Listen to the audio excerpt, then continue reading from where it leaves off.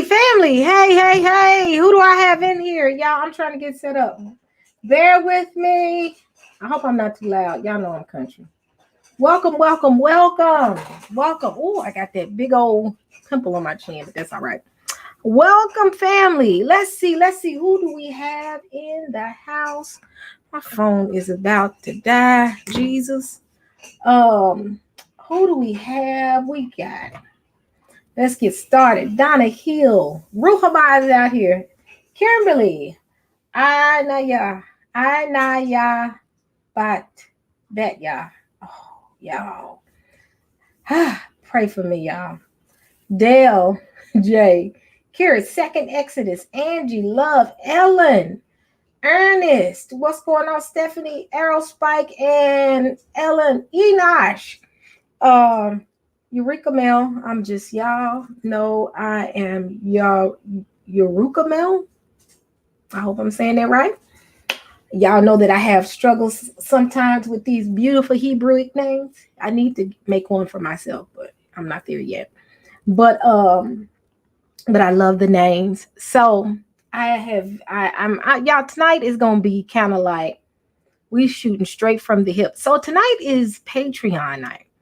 Patreon night consists of all my Patreons who want to join, and they have the link. If they're listening, you have the link in the Patreon site, and if you want to come up here, you can. It's like reading Chronicles out. Yes, Second Exodus said it's like reading Chronicles out here. Yes, but I still love the names. But if you are, the link is in there, and you're more than welcome to join. And y'all, I'm gonna do some stuff with the people that are not Patreons as well, like having an open question night. Just do that, but like I said, that's in the making. But for now, we're gonna work with the Patreons. They are actually up here, so let me bring them up. What's going on, Aerospike? Peace and blessings, family. How y'all doing tonight? Right, good. We got Ruhamah herself. I love your avatar, sis. Salama, Siami. No, I'm kidding. And we have Paris, Covenant Awakening. Man, you see how these people get when they try to steal somebody's role. I don't have much, but what I do have, they always try to bite off of something. You know what? I don't even understand. I don't know what happened up here, but okay, I missed it. No, I'm just joking. Y'all are being special tonight. So tonight is gonna be open dialogue. It's not gonna be anything like plan because y'all pray for me. I didn't get a chance to really plan anything. And Ruhamah brought up a great point. She said, Sister E, when are you just gonna have open? Did you say mic or open mic night? Open mic night. That means I got to get a phone number and some more stuff to let people go. Well, no, they can come up here. They just have to. Just put the link in the chat and just say, hey, y'all want to say something? Y'all want to try it tonight? You want to say a little something? Y'all want to try it tonight? No, we ain't going to try it tonight. Well, I'm kind of scared. Y'all want to try it tonight? They look like a friendly bunch. Let's see. Look at Melinda. She ready. Melinda ready. Angie Love, yeah. Second Exodus. I'm going to have open mic. And I'm going to tell y'all something. Yes, ma'am. If y'all get up here and cut up and I give y'all this link, I'm kicking y'all out. Know that. Rest assured, Sister E will kick you out in love. Will say, love you much, sweetie, but no. So, I go. I'm going to give y'all this mic. They're a great bunch of sweeties. I'm going to put, hold on. These are the same people that cut up sideways in that last conversation I had. Well, I had to say timeout. So. Was that when you had that fellow on there that Nah, Israel Doctrine. That I'm kind of scared he lurking and I'm just joking. But if I give y'all this link and y'all cut up. Now, my panel, we're going to stay up here. This is the patient. Oh, look, Robert's out there. Hey, Robert. Hi. Hey, Robert, get the boot too. You cut up if you want to. Get up here. You get the boot too. You are Israel as well. I treat Israel the same. You will get the boot. Man. So I'm going to send this link. Ernest, you are a new Patreon. Come on up here. Hey, Ernest. Hey. Thank you. And I'm gonna put a list of all my Patreons if they don't want their name Sister up there. Pam. Hi. So We have y'all, no chill. It's late. y'all, I'm telling y'all, Ruhama, if they get up here and cut up, I'm gonna blame you. Kimberly J. Hey, Kimberly J in the house. So if y'all have questions, y'all more than welcome to come up here. Don't ask me anything about my personal, like, are you married? I'm gonna say none of your business. I'm just joking. I've been getting those emails lately, like, are you married? I'm like, I'm private. Hey y'all. Don't ask no weird questions like, Ruhama, what is do you still eat pork shoulder sandwiches? That's no weird questions like that. Y'all don't like my jokes tonight? Ain't nobody laughing at my jokes. Dun-dun-dun. Where's that big shepherd's hook when you need it? Yeah. My jokes must be sad tonight. I'm tired. Y'all pray for me. So I'm finna put this link out for Saints. All right. We'll do like a Red Rover. Send Melinda 1973 over. Hey. Please don't let this be the last time I do this. Oh, this is gonna be so much fun. You're gonna love it. No, I'm not. I got a feeling you're gonna love it. Y'all gonna act right. Y'all gotta act right out there. They are just, these are Israelites. These are Israelites and cleaving to the Israelites. They are beautiful people. That's why Moses was mad all the time. Moses was mad all the time. Moses didn't even get to go into the promised land. He got so bad. I felt kind of bad for him. He went through so much. And then near the end, he just hit the rock instead of just speaking to it. And then he just got, you're like, man, you ain't going in. I'm sorry, you disqualified. Like, man, I went through all this stuff with these old crazy folk. And we be a stiff-necked people. I just couldn't imagine. Oh. I think read the story the other way around. I think Moses is like, man, I done brought these Negroes here. I ain't trying to get on out there with them cutting up. Man, I would say, take me on with you, Lord, because I'm done. I'm good. I'm good. They had Moses out there cussing and some more stuff. I'm like, y'all just. Yeah, I think he came up with the doobies, didn't he? Second Exodus says, Sister E, you're gonna be fine. Second Exodus, no, I'm giving him that side eye. Second Exodus is from Memphis, so he's from Nashville by way of Memphis, but I know they have no chill out there. That's why I'm looking at him like, don't you do me like that. So I'm just joking with y'all. Y'all are welcome to come up here and ask questions. Don't get up here and act crazy. They're not gonna act crazy. They're some sweethearts. Where y'all at? Y'all, I'm gonna hit that boot so fast. Let me see. Let me test and see. Do I know how to block a user real quick? Yep, ban from the studio. Hey, sister, what you don't understand is they're still chewing on their free donuts. They're just trying to stay silent.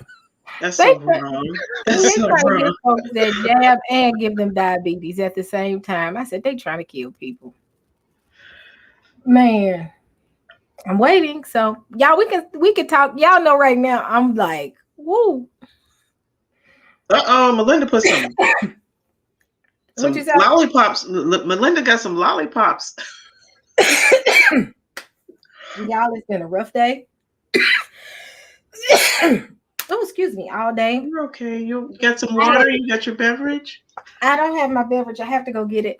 Then I've been taking my daughter is driving now, and we're working on, she just started trying to get her comfortable. So the rule is every day she drives with me for about an hour. We ended up driving for 2 hours. And by the 9th hour, I was like, stop. I gotta get out this car. She did very good until towards the end, and I started panicking because it's that matter of I want to park. Well, let me park. You don't know. No, I want to do it. It's like she turned into she was a 2-year-old again. I want to do it. I'm like, just let me park. This parking lot is too crowded. I just said park and just gave up. She did pretty good. Oh, that's good. I learned how to park with shoes. Yeah. Somebody said, why did she start so late driving? Because her mother is special. It's my fault. She had been asking. Actually, she would have started earlier, but COVID kind of messed us up. Because when I was going to take her to go get all her stuff together for driving and all that, the DMV wasn't doing a lot. Like, they wasn't doing too much of anything. So it took me a year to be able to get her here. And then we had to move here. Then when we moved here, that's when I said we're going to go ahead and get her started. Oh, Robert, that was sweet. Hey, Oh, y'all, where y'all at? Y'all come on up here. Come on in the house. Come on in the room. They act like they shy. Y'all, come on. The way y'all cut up in that chat. Room. I'm giving y'all got the link. Come on up here tonight. Come on in the room. The way y'all be cutting up. Second Exodus, you should be the first person. I know. You always saying stuff. You better get up here. Get up here, boy. Get. You first. You should have been up here already. See, I already know how second Exodus is. Why is he? You better come up with that switch. Why are y'all all of a sudden acting shy? Hey, Mr. Blacktastic, you welcome to come up here as well. He trying to act like he's shy as well. Y'all get real shy. And Mr. Blacktastic, won't you please join us? Can you come up, please? We're extending the right hand of fellowship. Come on in, Deacon. Come on. Stop being scared. The doors of the church are open. But I will shut the door. I will shut it quickly. The doors are open. The doors are open. Won't one just come? I feel like we're in the front of the church. You know what? Will someone just come? Oh, way back at Mount Carmel, Missionary Baptist, Episcopal Holiness Church at 3 p.m. Come here. There may be one. Come on. Just one. Because if you don't come now, Karis is going to take up an offering. That's all you have to do, second Exodus. For his chat. No, I'm dead over here in the background. I'm laying down. If y'all don't have today, Pastor Sister E, I can't get resurrected. You're gonna stay there, huh? Y'all are hilarious. We're gonna raise an offering for him, or he's just gonna be there. He's got a family. He's gotta be resurrected. I don't do no Israelite pimping. You know, I bring out the word. You know. I'm going to put you in timeout. What are you talking about, Israelite pimping? I walk. He said he does not. He does not. Who is up here? Who here? That connects to us. And the crowd goes wild. Hello, everyone. How you doing? I'm doing well. We brought him on out. You got him on out. Yeah. Talk about them books, those posts. He is the main one. He will put on, I think, at least like 10 or 15 posts in the Hebrew sphere in less than a minute. And I'm reading. I'm trying to read through it. It's just like, man, that's almost like 3 hours worth of reading material.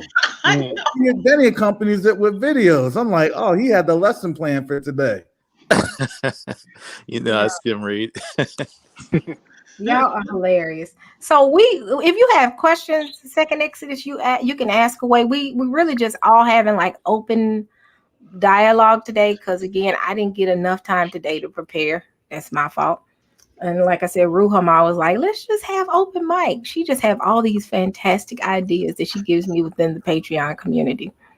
And that's one of her many great ideas. I'm just messing with you, Ruhama. And it was a good idea. So Nice. Let's start with the Septuagint. hold on. Where is Jacob? Jacob's up here. He can answer all those questions. Jacob here. Whew. I can answer all those questions. Okay. No. You don't understand. For Jacoba, you need to make sure that he can answer all those questions without yelling. That's the question. And that's I can't do that. But try. Let's not get And him that's started. his opinion. Okay. My opinion. That's Okay. his Sister E, opinion. blame Karis for bringing out Yakoba. Look, don't be talking about the Corvette. Don't you do it. Don't you do it. I'm talking about the Peace Corps. Get it? You getting ready to get put in timeout. You're gonna need to get resurrected. Corpsman up. See, If I'm gonna tell y'all the truth. See, the reason why Yakoba be fussing, it be because Karis, he be behind the scenes texting me and emailing me, and that's why I be going off like that. Stop doing that. Look, I'm just trying to figure out how I can upload stuff on Hebrew Connect, and I'm trying to be lazy about it. I'm not trying to download videos, because then you have to stay at your computer. Look, I got things to do. That's what I got to deal with. Second Exodus didn't even get to ask his question. Come on, Second Exodus. They will be going all night. We sorry, Second Exodus. We sorry. It's Karis' fault. No, you're all Karis. good. Sip your tea, Karis. Sip your tea. All right, so okay, so when I say a lot of stuff about canon and things like that, right? Mm-hmm. What I mean by that is from Genesis all the way up to John the Baptist, meaning that's when pretty much all the canon ends. It ends at Malachi. But I'm not saying that the Apocrypha should be ignored or anything like that. I just think it's very historical. But I believe just like the Masoretic text in the King James Version was tampered with, it's possible that the Book of Enoch and the Book of Jasher and the Book of the War Scrolls, things like that could have been tampered with as well. I didn't even hit that. I'm sorry, accident. I was trying to see you message me. Finish what you're saying. I'm so sorry at Second Exodus. Oh no worries. So that's that. I've been reading the Bible since I was 10 years old, and I read the entire Masoretic text, and then I read the Lost Books of the Garden of Eden. Wow. That's 10? Yeah, 10. So the reason why it started was because my dad, he's a minister, and he went to Ghana, and he met a man who was very dark-skinned and tall, and he was wearing a breastplate. And he said he was from the tribe of Judah. Wow. So I knew back then. So I wanted to see if that was true. So I went through all the Strong's dictionaries and concordance, and that's how I started learning about Noah and his sons. I'm trying to figure out, okay, if all people come from these three, why can't I trace back the Native Americans? Why can't I trace back the Chinese? All these different groups of people. And in the Bible dictionaries, it didn't have any answer for that. So I was left stuck for a very long period of time. I knew about the 400-year prophecy since I was 10 years old as well. Wow. Yeah. So I read through the whole Bible back in college, consistently. It took me about 4 years to do that because I was sitting there trying to figure out each word, and I would eventually look for contradictions in the Bible as well. So that was my main point. I guess I'm kind of a textual critic. If it contradicts, I need to investigate it. So that's my little story in a nutshell. Wow, that's amazing that you went through that journey. Now go back to what you said. You said the Septuagint. You said that it goes from. Go back to what you said, Genesis to Malachi. Repeat that statement. Yeah. So according to Jesus, he talked about how the law was given from all the prophets. The last prophet book is Malachi that we have. That's the actual last prophet. However, John the Baptist was the final prophet, and he was the one that was telling the children of Israel to repent for their sins so that Jesus can come and do his ministry. And every time they referred to the law and to the prophecies, they always referred back to Torah. So the question is, why didn't they use any of the apocryphal books or any other books to refer back? Jesus hadn't used any of those books to to talk about prophecy or anything else. Now, there are instances where Jesus did celebrate, the feast of, what they call it, the Feast of Lights or Hanukkah. Yep. So he did do things like that, but Or say back in Maccabees. Yep. yeah, exactly. So, and that came from Maccabees. So that's why I think those books are very important, and I wouldn't disregard them at all. I mean, I'm reading John Ogilvy's book, so why would I not read Maccabees or the Book of Jasher, and other books like that? Wow. Wow. I can't answer that question why I would think that he didn't, because you brought up a great point that he did celebrate, what is it, the Feast of Lights? I think that's what they call it, and it came straight from Maccabees. So obviously there were things in the Apocrypha that dated back to the Maccabees that I possibly think that he could have, and they just didn't include it. Because you see several instances, not necessarily with Christ, but other books that mention the other books that we don't have in what they call canon. Like, I think it was it Jude when it talks about the book? Who talked about the book of Enoch? Was it Jude? Or was it which book that mentioned the book of Enoch? Oh, I think it was. Jude, I believe. Yeah. Yeah, it was Jude. They mentioned the Book of Enoch, where they said that and God will come with 10,000s of his saints or something like that. I have to go back and read it. But yeah, that's a prophecy. Right. So, but my thing is, where did they corrupt it? Like, if they corrupted the King James Version and the Masoretic text, is it possible that they corrupted, the Book of Enoch? Although the Book of Enoch, I believe, is historical and could have been in the canon, where we don't have much information on, how much they changed out of that historical book. That's interesting. I can't answer that one. Like I said, I think possibly that probably were instances, that if they did mention, or if he mentioned it, it was certain, I think, aspects of Christ's words that they probably didn't add in. That's just my assumption, not my opinion, not nothing. It's my opinion, but really that's just saying possibly it could have been left out, or it wasn't relative to what he was trying to say. That could be another thing. But again, when you look at what he practiced, it did date back to the practices. One of the particular practices dated back to the book of Maccabees. So, but yeah, does anybody else have any insight into that? Well, I think this is just my opinion that some of this we need to reevaluate how we think about things. I like when he says that. What's that? I said I like when you say that.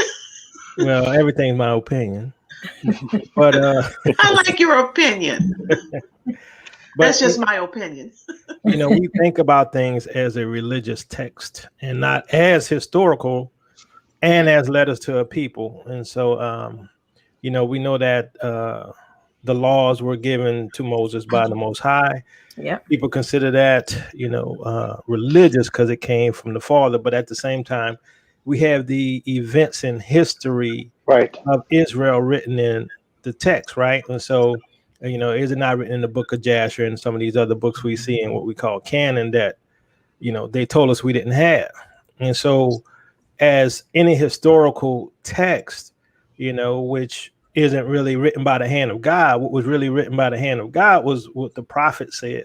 But some things were just historical. And I think sometimes we got to look at it that way as well, which is why maybe some of the, like Jubilees and stuff was in there, because there's a lot of history in there. Just my thought, maybe we think about this wrong because of Eurocentric Christianity. Yeah.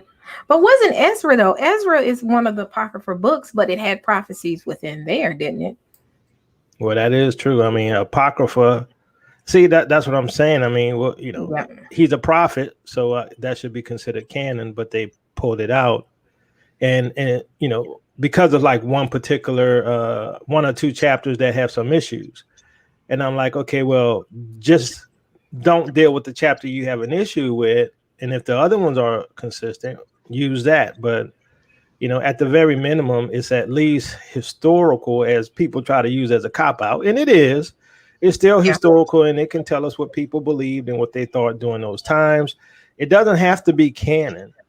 right? It's still historical. And I think too, that's one of the reasons it was part of what we call canon, because the church had it back then, and it was not necessarily considered as maybe the word of God. Maybe it was just history of Israel. You know, I mean, I'm not talking about second Ezra, but I mean, just in general, some of the pseudepigraphia, things like that. Maybe some of those were just historical. I don't know. I just think we need to reevaluate how they saw it as opposed to how we see it. Yeah. My question is, it goes back to that. I think it segues into what Second Exodus asked, why didn't Christ talk about or mention those books? And like you said, Christ always referred to the prophets in most cases, but Ezra being a prophetic book, very prophetic if you've ever read it. And I mean, not y'all, because I know a lot of y'all, I know we have read it. Well, let me ask you this. Did he not refer to some of that indirectly? Because he said, you believe you have eternal life, but that of which you think you believe testifies of me, which was the Old Testament. So all of that was prophetic of Yeshua. So, he didn't specifically, mention the prophet, but I mean, he's talking about all of that, right? And even the sacrifices, he was talking about all of that. So, at the same time, if you look at what Yeshua's mission was, his mission was to save his people. That's why he came. And so that's what he was doing. And so only when they asked him, what should be the sign of that coming in the end of the age, is when he started talking about prophetic things, which is in Matthew 24 and 21. And then you got John in Revelation, which is later on, right? So, I just think sometimes we ask the wrong questions too. Why didn't he do this? Why didn't he do that? It doesn't matter.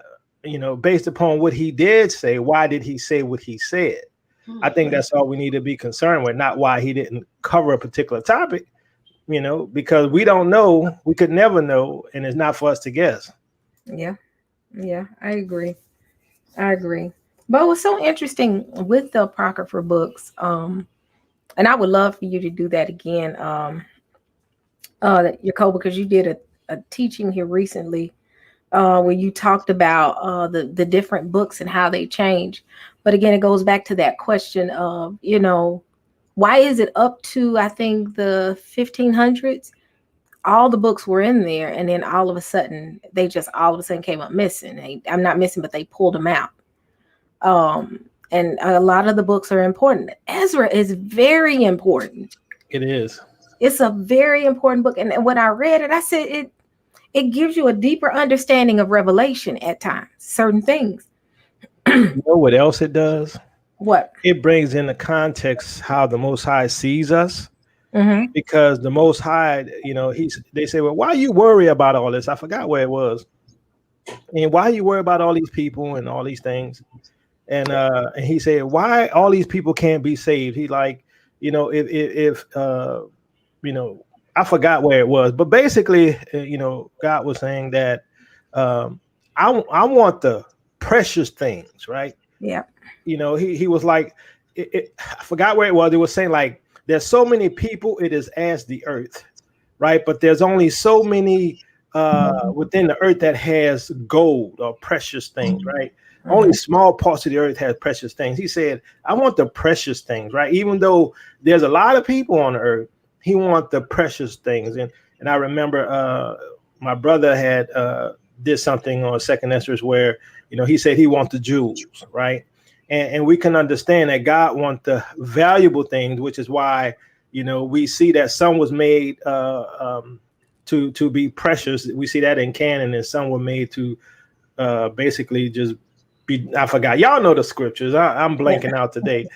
But, some things were meant, some people were meant to be precious, right? And that's what the Most High is looking for, the jewels, right? Yep. And we get that from the what we call the Apocrypha and the pseudepigraphia, the context of God wanting these special jewels, these precious people, the ones with faith, who trust in Yeshua, who's looking for righteousness and holiness. That's who he's looking for, which is why everybody doesn't really want that.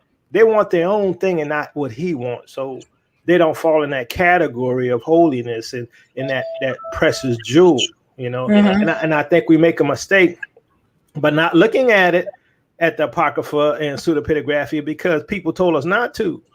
You know, I mean, that's not wise.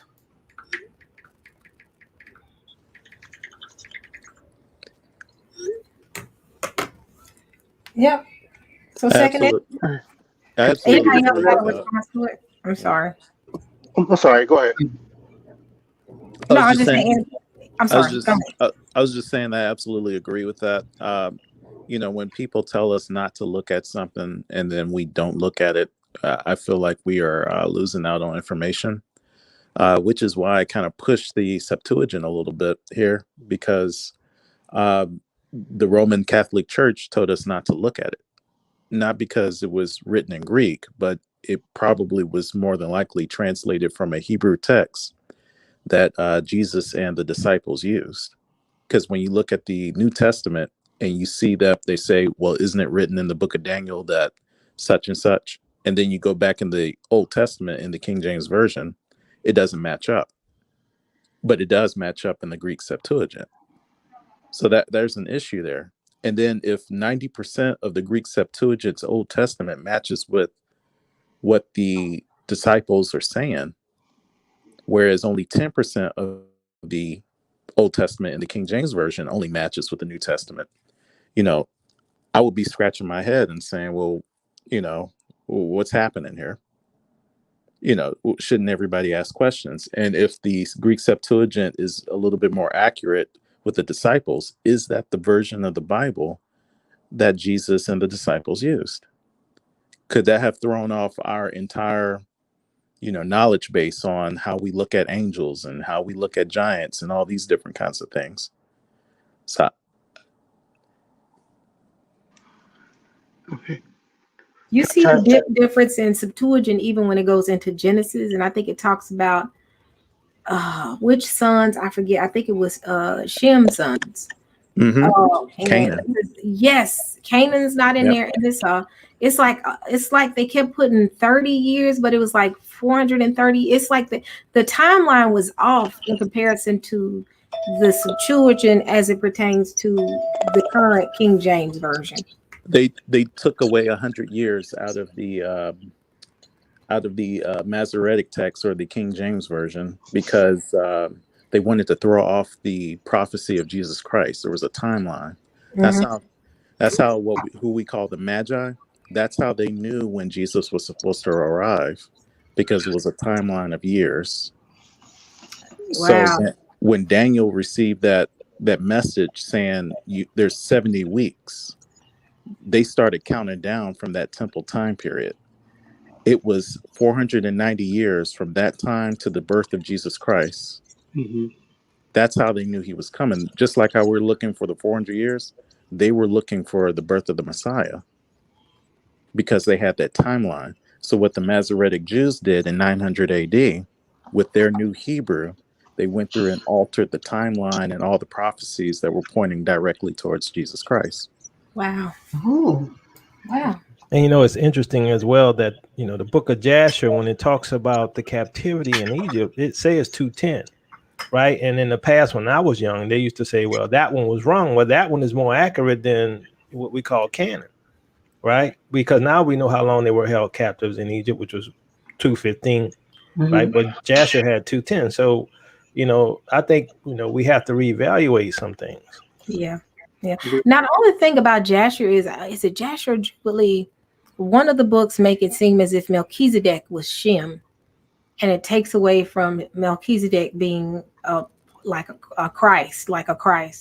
And that's the only thing. And I think that goes back to Jewish mysticism when they look at Shem as being, I think it was Shem that was Melchizedek. I got to go back. But I remember when I used to do that type of research, I said, it's interesting how they made it. Was it Jasher that made it seem like Melchizedek was Shem? I can't remember. Hold on. I think that was Book of Jubilees. It was Jubilees? Okay. If I'm not mistaken. But here's the thing, just to take note, understand, and I don't know if this is the case.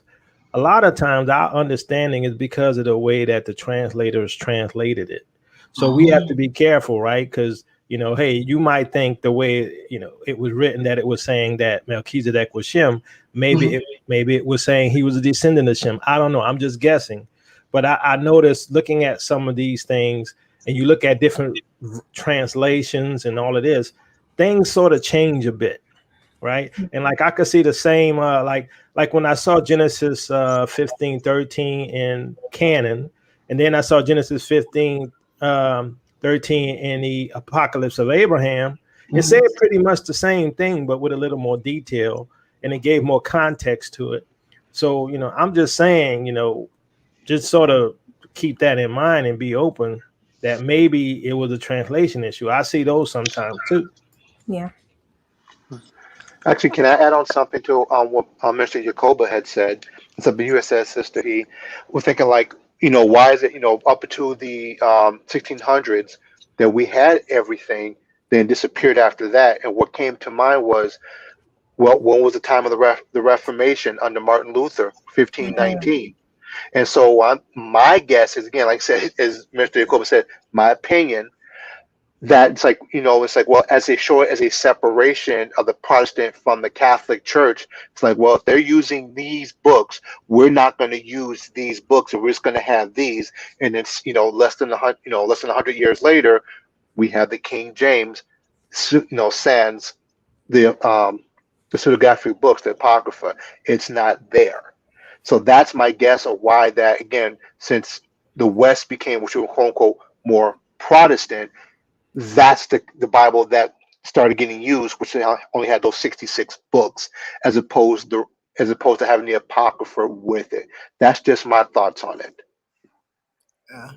If I can add on to that, I kind of think, just looking at these other books, I kind of feel like what Jacoba was saying about having your opinion on it is that we have the 66 books, and a lot of us have been studying that for so long that it really helps us to have a strong base on what we feel the nature of the Most High is, and how he's leading us. So a lot of these other books are now helping to fill in the blanks. And so looking at things, if something doesn't really fit with, or it just messes with your foundation, a lot of times I feel like we can kick that out or just use it as something to ponder on. But then it's like continue to fill in the cracks, because we know they've taken these books and hidden a lot of them, because it gives us information. Like Maccabees tells us that the heathen used their image to paint. So it gives us further information to show what's been hidden from us. So as long as we use it to continue to build upon and help us to walk in love and to treat each other right, then it's like we use a lot of these tools to strengthen each other. And also, let's think about the fact too that, we're under the Western Church, right? But the Eastern Church has all of these books, and the Eastern Church is older than the Western Church. So why do we give more value to the Western Church than we do to the Eastern Church?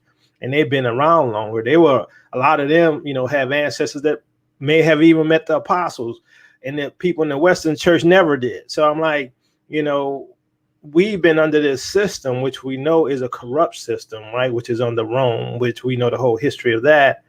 Why don't we look at the Eastern Church, right? We don't give any authority to some of those quote unquote popes, but we give authority to the Western Pope. What's right? That? Right? It's all white supremacy. That's what it's about. I would agree, because like I said, we think about the Coptic Church that's been around since, let's say they trace their lineage back to 43 AD under Saint Mark. So I'm like, yeah, but people think like, oh, they're just, this primitive, or just not that, they are not as relevant as you say, again, what the Western Church would be. And like you said, that's coming from white supremacy. That's all where it's coming from. I'm on mute. Hey, Sam, man, welcome. I think also it deals with who is the controlling class. The Western nation, which is here. When I think of Western theology, I think about Americanized theology. In fact,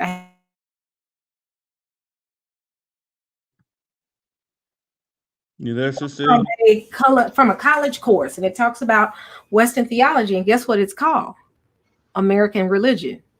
So when you look at it, when I think about Western theology, I think of the antebellum, the Americanized religion and the faith, because you got a lot of the denominations were here, and correct me if I'm wrong. You got Methodists, Baptists, these different faiths that it's ultimately whoever dominates. Now, I forgot what they call it, something franca, when you're dealing with a ruling language. I forgot what it's called. Lingua franca. The lingua franca, yeah. That's the ruling class. So if they control the language, they control the culture. And what's the controlling language? English. You can't go anywhere without speaking English. So Correct. that dominant culture is gonna rule the religion along with everything else. And that's the point that Jacoba brought on up with Gad the seer, that we will be having our pure language, which is our original language. And I think a lot of folks, when they don't read Gad the seer, they just think of pure language as it's going to be some heavenly language that the Most High is going to bestow on his people, and we're going to go from there. And I really believe that we're going to actually understand our Shemitic origins and be able to speak the language, which is probably a little bit more conducive to our linguistic oral structure, and I think a lot of people don't understand when you do have a lot of there's a difference in the jawline when you deal with the Neanderthal and the Denisovans, and even our jawlines. We're all different, and which allows us to structure words very differently. So if I'm trying to pronunciate something that's an Asian word, it's going to be different and difficult, and I may not even be able to pronounce it. So that's kind of what we have right here. And that's the problem of transliteration when we're looking at what and how they decipher things. They may decipher words that we can probably, pronunciate, but for them, they may not have that actual jaw structure to be able to do that for the lingual patterns. Because remember, think about this. I guarantee you, probably, I'm going to say 90% of us had to go to speech therapy when we were in school as kids. Yep, I did. We all did, because you want to know why? Because we don't have that lingual pattern or that jaw construction. So basically, we have a physiological detriment in speaking English, because that's not designed for our oratory and it's not designed for our tongues, for our mouths, for the most part. So I see your point. Yeah. So so this is what you're seeing. So it's kind of these things. I pop out these surveys, these rhetorical surveys and questionnaires, because here's the thing: a lot of Black folks like myself, we go through these things and we're just like, well, you want to know what? I got my S's and I got my M's and the T's, but that's just how we have had those things said to us, and we just think, okay, well, you want to know what? There's it was me and my friends, and one or two and one or two white folks that would be up in there, and that's what we didn't really understand in terms of how those lingual patterns were given to us. And so this is why English is a very difficult language for us in terms of being able to pronunciate things. And if you don't articulate it very well, you're going to be, just kind of running up, like mush mouth, and that whole Bill Cosby thing. Because, that's what we do. We'll slur things together. We'll kind of push words together, but that's in our linguistic structure. But when you're from the South, the linguistic structure is a little different.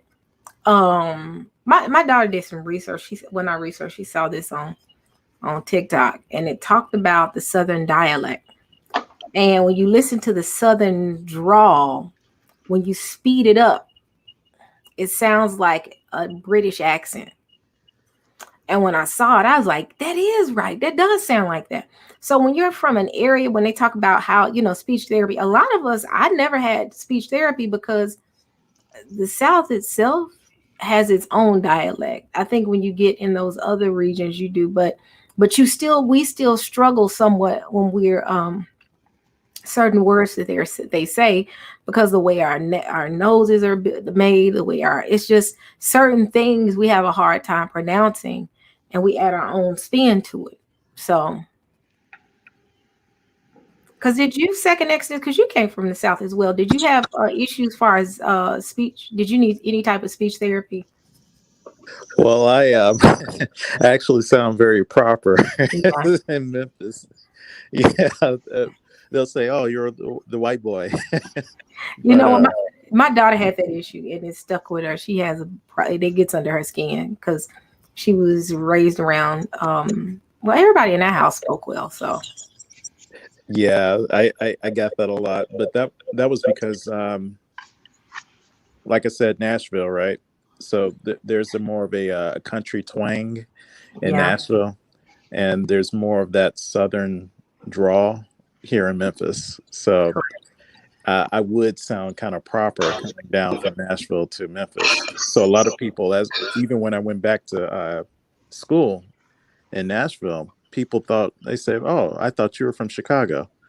Wow. So I get that a lot. So yeah, it's interesting. But my dad, nobody can tell where he's from. He's straight from the Delta. So yeah. Other than that, that's very interesting that that Brother Karras said that about, or was it you, Sister E? Somebody said that British. Yes. Yeah. So I actually have British in my DNA. And I wonder if that's in relation to most of us in the South. So would a lot of us have British European DNA? Yeah, most likely. Yep. And when I saw it, she let me look at the TikTok. And when the lady, she kind of slowed it down, and it sounded like she was just like how they talk, that.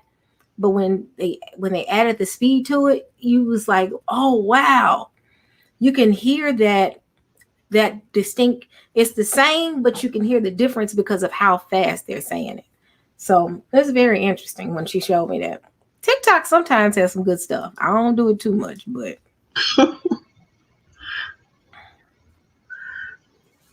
any questions? Sam, anybody got questions? Sam, man, you up here? What's up?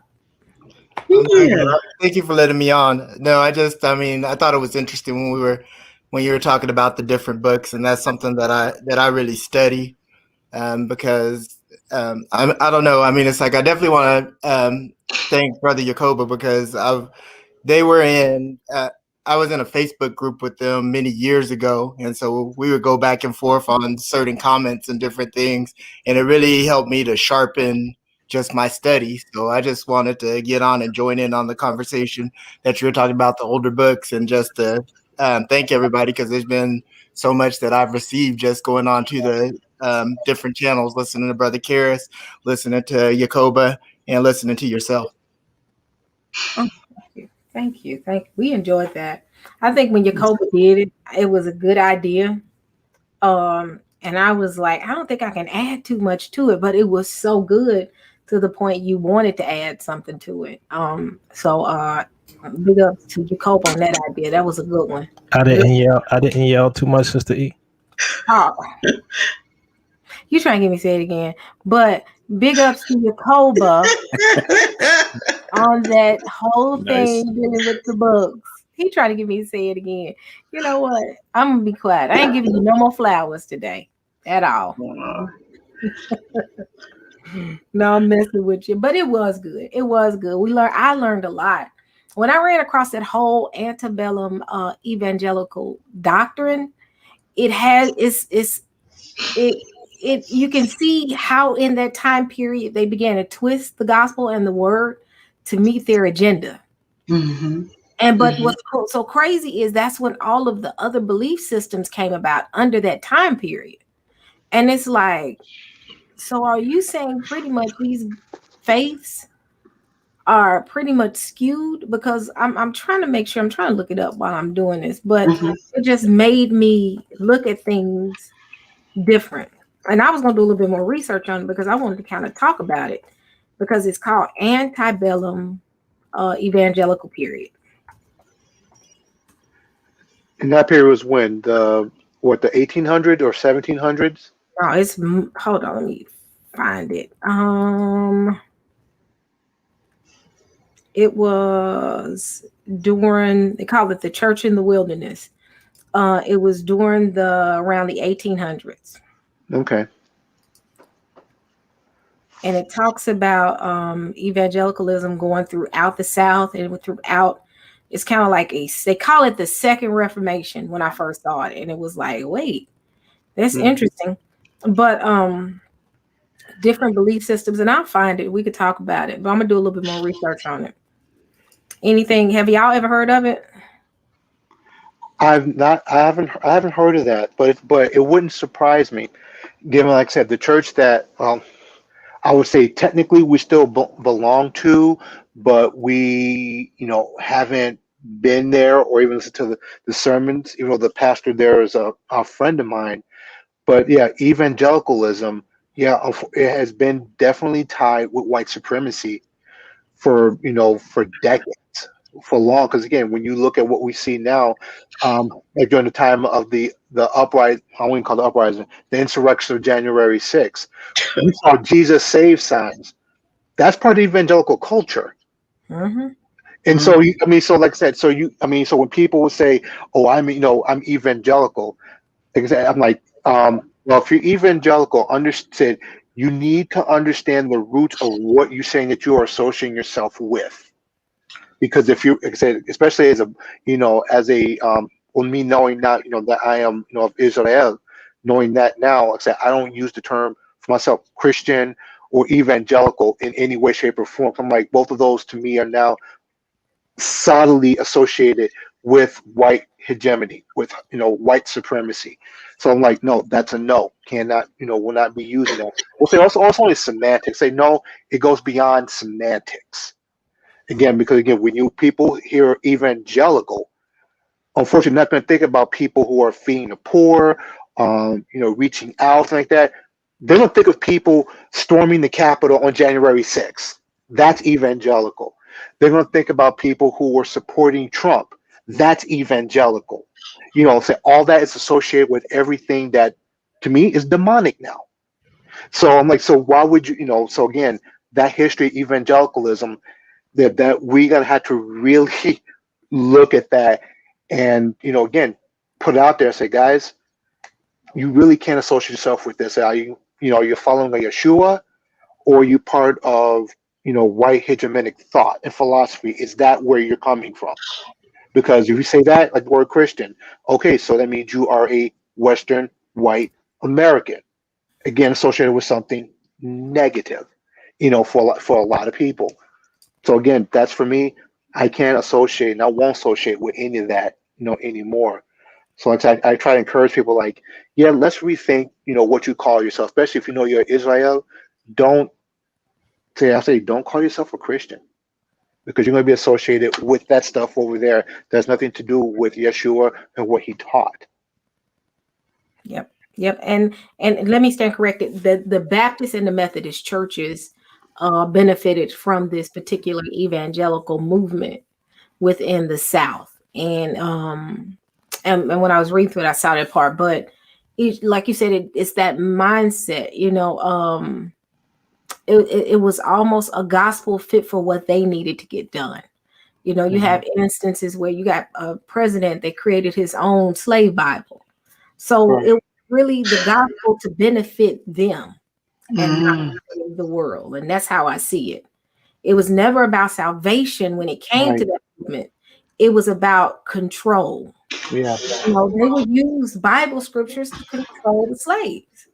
But that's how the expansionary conquest really started. Right after 1492, that's how they went through to go through. It was based on, really, I can control your resources by controlling your spirit. And that's how, you know, they came through here in the Americas, and they went through and used that same model throughout the world. Now the model has been so effective. It's just that they never had to look at the model and try to understand what it is that they're really providing. And that was the white supremacy theology off of the Eurocentric perspective. And now that we're calling them on out, okay, well, guess what? How come all of these traditions are there in Africa, but you're trying to say that somehow, some way, all of this just got teleported to Europe in the 1500s? And now they have no, they can't reconcile that. So if you've noticed that in the same time that our awakening is happening, they're now leaving the church and they're doing the paganism. So, you know, I don't know if anybody was familiar with that article that, you know, the pagan church up in somewhere in Minnesota was catching flack because of what they were doing, and I guess the building that they were using, and the town people were very skittish about it, and I think they had to like sue. It was about 3 or 4 months ago. But what it did tell you was that this movement is growing, because you have to remember, when we're stepping into who we are, they're trying to step out and run away because they're reading the word and they're seeing what we're saying, and they don't want to confess. They just want to hide. Right? Fall on me, hide me. They're trying to look for those rocks. They're trying to look for those caves. They're trying to look for those clefts, because they understand that those judgments are here. So now they just leave something that's somewhat of a light, and now they're just going right back into abject darkness. And that's where you have it going on right now. So, you know, is this thing going to get worse? And I think with the evangelical, you know, the church, they're trying to now redefine who they are, because they're trying to really address white supremacy ideology within their context. Yeah. You know what gets me is when I look at stuff, you know, they want to frame everything that we talk about around race, and they get mad at us if we bring up race. You know, they make shows called ethnic hierarchy when nobody talked about an ethnic hierarchy. We're talking about biblical hierarchy. They ask us why we upset, you know, and we don't trust, quote unquote, the white man, but yet don't look at the history of the slave Bible. They get upset when we question the doctrines that they've been teaching us, when we look that they wanted to control our thinking, right? All the way up into seminaries, right? They think it's wrong for us, a people who have been persecuted, slaved, beaten, lied to, manipulated, medicated, experimented on, to ask questions about the motives of the people who have been teaching us our doctrine. And so when we get to the point where we can educate ourselves, because I'd have to say the Israelites are probably the most educated in the history of the world in terms of biblical doctrine, exegesis, history, all of that, right? And so now that we've awakened, right, they're usually the ones to paint it as a racial thing. But once again, I ask, do we not have to ask the question, are they our friends or are they our foes? And if we look at our history, they've been our foes. And so when we come back and say, you know what, that's my family right here, I'm looking out for the Jacob family, right? I'm not looking out for your family. I'm looking out for my family. There seems to be a problem with me looking out for my family. I'm not falling for it. And I think we are not falling for it anymore. Correct. And it goes back. Agreed. Into, when you look at the history, like I said, of evangelicalism, especially during something they call it the Second Great Awakening, that's when you had the whole Protestant movement, especially in the South, where they were teaching, but then you saw these major divides within the church. You had the Baptist church that divided about slavery. You had the Methodist church that divided about slavery. And here we go with the evangelical movement. You got Southern Baptists who wanted to keep slavery, but American Baptists who didn't want to keep slavery. And you see that divide, and look who's active now, Southern Baptists. Look at the history of the Southern Baptist Church. Why did the Southern Baptist Church separate from the American Baptist Church? Because one wanted slavery and the other one didn't. And I think that shows a picture of exactly what, I don't know about the antebellum time frame, but I think it's a pattern of history repeating itself, where those that are in control as far as government's concerned will mix that with religion to push forth whatever agenda is there. Even the Most High said that they will kill you and call it as a service unto God. So we're exactly seeing that, and it brings it to what's happening in Israel right now, that a lot of us are now pressing in to find out for ourselves, getting into the Word for ourselves, developing that prayer. And it's just like, I mean, we always fall in deception when we allow somebody to lead us. That's exactly, even with when Moses was going before and he was getting ready to go up and the people said, let Moses speak for us. Those people never got his spirit in them, so everybody died in the wilderness. And now it's a time for us to really press in and get that relationship in for our own, because the false religious system will always cover itself and try to cover its wickedness up. Even with when Eve ate from the tree, she covered herself up with fig leaves, and the Most High had to go look, and he says, where are you at? When Cain and Abel brought the sacrifices before him, Cain was the one that brought one, but his sacrifice wasn't acceptable. So the Most High said, if you do well, what's going on is there's an uncovering that's happening in these last days, where people are looking in their hearts and they're knowing, I'm not doing well. And we're coming out saying, you need to follow law, statutes, and commandments and press into the Most High of the Word. And we are Israel. This is what's happened to us. And people that don't want to repent aren't going to line up with that. So they're putting this false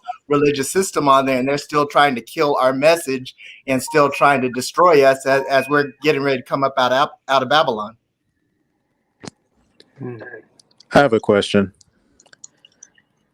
I recently created a petition speaking about how we need to change our ethnic identity from that of Black to Judean or something similar to that.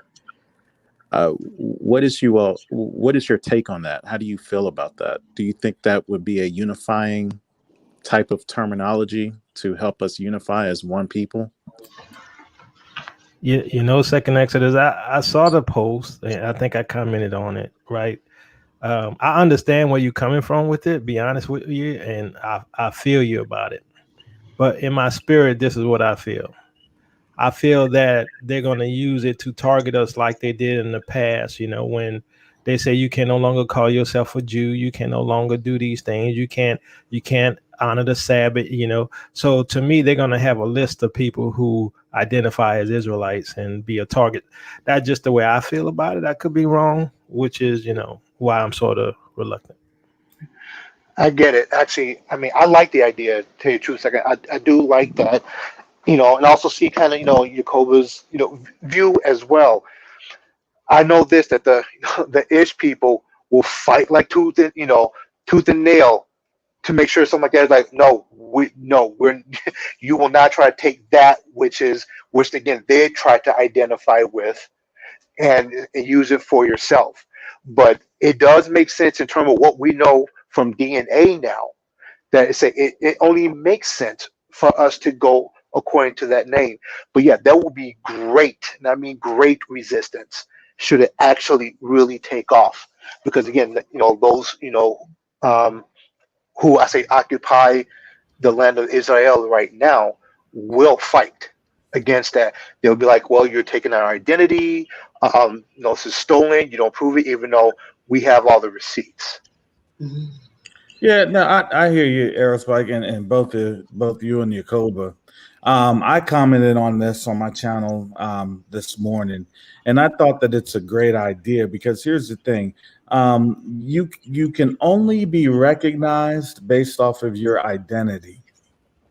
And because they've done a great job of not giving us our real identity, you know, you don't have any type of a legal argument or a legal precedent that you can really identify with. Okay, you have Japanese, right? You have Chinese, you have Vietnamese, you have, you know, all of these other nationalities that are here, and they definitely identify with their nationalities, and they will let it be known if there are issues, because then they can say, look, we have something directly targeting us. Now, what Second Exodus brings up is the fact that the DNA is on out there.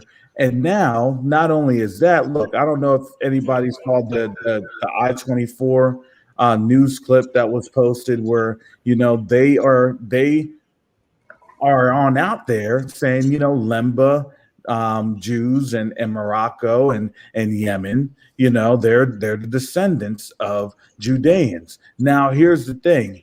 Now that you kind of have that and working in that industry, before you have things start to really formulate, you actually have to have a common knowledge in that sphere of influence. That's just how basically psychology 101. That's how things go. So now that they have said these things, and now that they have attested to it, well, what do you have? Well, here's the DNA. And so now I look at it like this. Technically, that's really one step closer to reparations, And so here's the thing. Look, we're not claiming anybody else. We're claiming we're Judean. They're claiming that they're Jewish. Okay. All right. Listen, they have the golden arches. We have the golden arcs. But you know what? I would connect more with as the Nazarenes, because the Nazarenes were the ones that held on to the belief system coming from the Hebraic faith. And this is something that I knew about, but I just recently really learned listening to different teachers and coming from Blacktastic and Teo and the guys. The Nazarenes look like us, and they were the problems because they held on to the beliefs and the customs coming from the Bible. And that's why the church just didn't want to receive them, because the church didn't want to be too Jewish. And they turned the term came about Judaizers. I would agree. I would agree with the petition, because it's like, I think, because thinking at it from what did they take away from us? They took our name, they took our heritage. When you take someone's name, you're actually taking their power. When Judah went and he was, when Tamar went and he gave his signet and he gave his robe, that was signifying his authority, his power. And so we've literally been stripped from that power and authority. And so by declaring this is who we are, I feel like we're stepping back into identifying with our name and with our power. Yeah. But on the other end of the spectrum, the Most High will give us our name. And that's why I'm just like, I'm kind of split down the middle. I think it would be great because I do not want to be under the name that they've given us. But also I want to make sure that we're not stepping ahead, because, he's the one that is supposed to call us who we are. So here's my concern. The scripture said that they're going to be drawn to our light, right?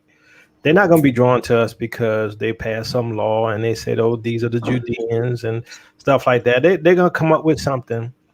My concern is, and it's just the way I see where we are right now prophetically, that we are under the most terrible assault globally, knowing that we are the true targets, even though, we know other races are being targeted as well. We know that we're the true target. So with that, as the focal point, and trying to get recognition from a group of people who don't care who we are, who wish we disappeared, right? And so we're trying to get the system to recognize us and say, yes, you are the people. That ain't gonna never happen. Yeah. We're never gonna get validation from them.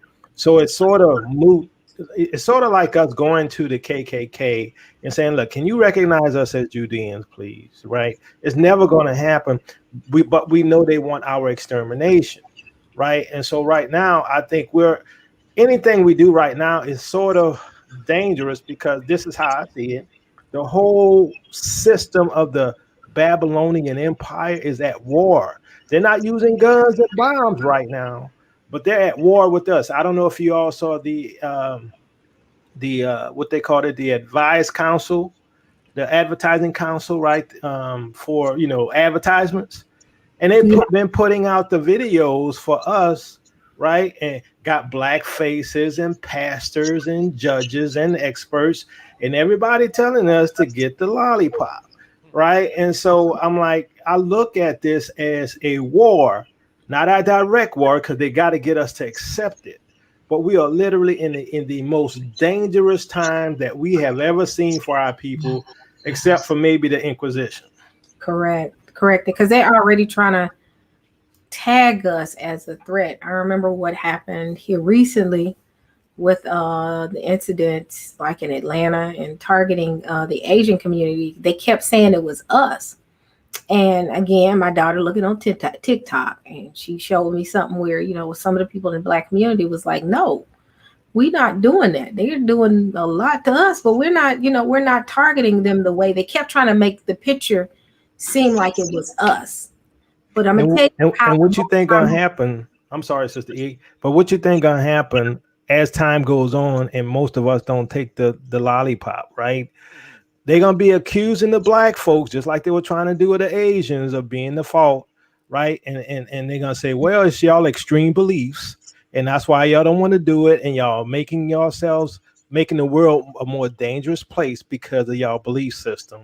That's why I say I think it's so dangerous, right? That it just uncharted, in my opinion. And I didn't mean to interrupt you, Sister T. I'm sorry. No, you good. You know, I'm not big on that. I was just saying that, you know, they were targeting us, but show you how the Most High move. Everything that's been transpiring has not been us. It's like he's saying, no, this is not my people. I'm gonna show you who doing what.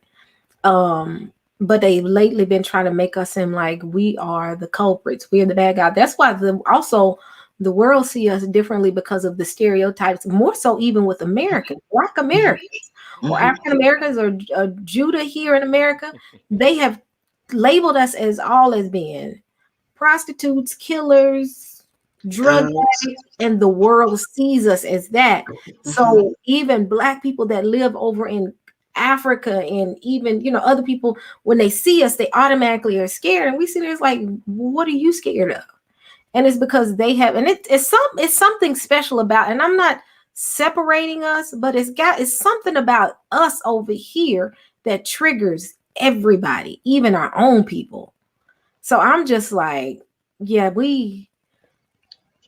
a label, I think, would even make it more of a target. So I see your point, more of a dart. That's why I believe the Most High has to come and put that, put the name on us. He has to say, these are my people. And that's a part of him returning. The big thing of, you know, he's saying that, you know, you're saying that they're not, but these are my people. So I think we got to give the Most High room to do what he needs to do. And you know what's interesting? Not only do they hate us, we hate us. Yes. A lot of our own people hate us. You know, I mean, they're fighting against us. It don't make no sense. Correct. I told someone, I said, my battle in my community, I said, one thing I'm not is racist. I'm the type of person that I'm cool with everybody. I'm friends with everybody. My battle, since I've called myself Israel, is people that look like me. I hadn't had a problem about anybody else but my own. So if that's far from racist. Well, that's why we're all up in the prisons and the jails. We all keep shooting each other. What y'all worried about that? Focus on the gospel. I can't even go to the grocery store without somebody having their pants sagging and going all crazy. You know what, Pierce? I can't either. When he starts, I just be like, here we go, Uncle. No, I'm just joking, Pierce. I like Uncle Ruckus. He is hilarious. I mean, it's just interesting to see the turn that we're making now and where we are as a people that our own people consider us to be a threat. And I'm just like, wow, you know, they don't have to do nothing. The other people don't have to do nothing because they'll send their pit bulls at us to get us to be quiet. You know, same thing during the slave trade. You had those that pretty much snitched on the slaves that was looking for liberation and freedom. And they made it seem like it was wrong to be free. Like, get back in the field because Master said freedom is not for us. What we are for a reason. And that's how, when I hear them talk, that's how I think they talk sometimes. That's just like Master told us to get back out on this field. Y'all out here cutting up. When I hear them talk, that's what I hear. That's what I hear. I don't hear someone who thinks logical, who thinks for themselves.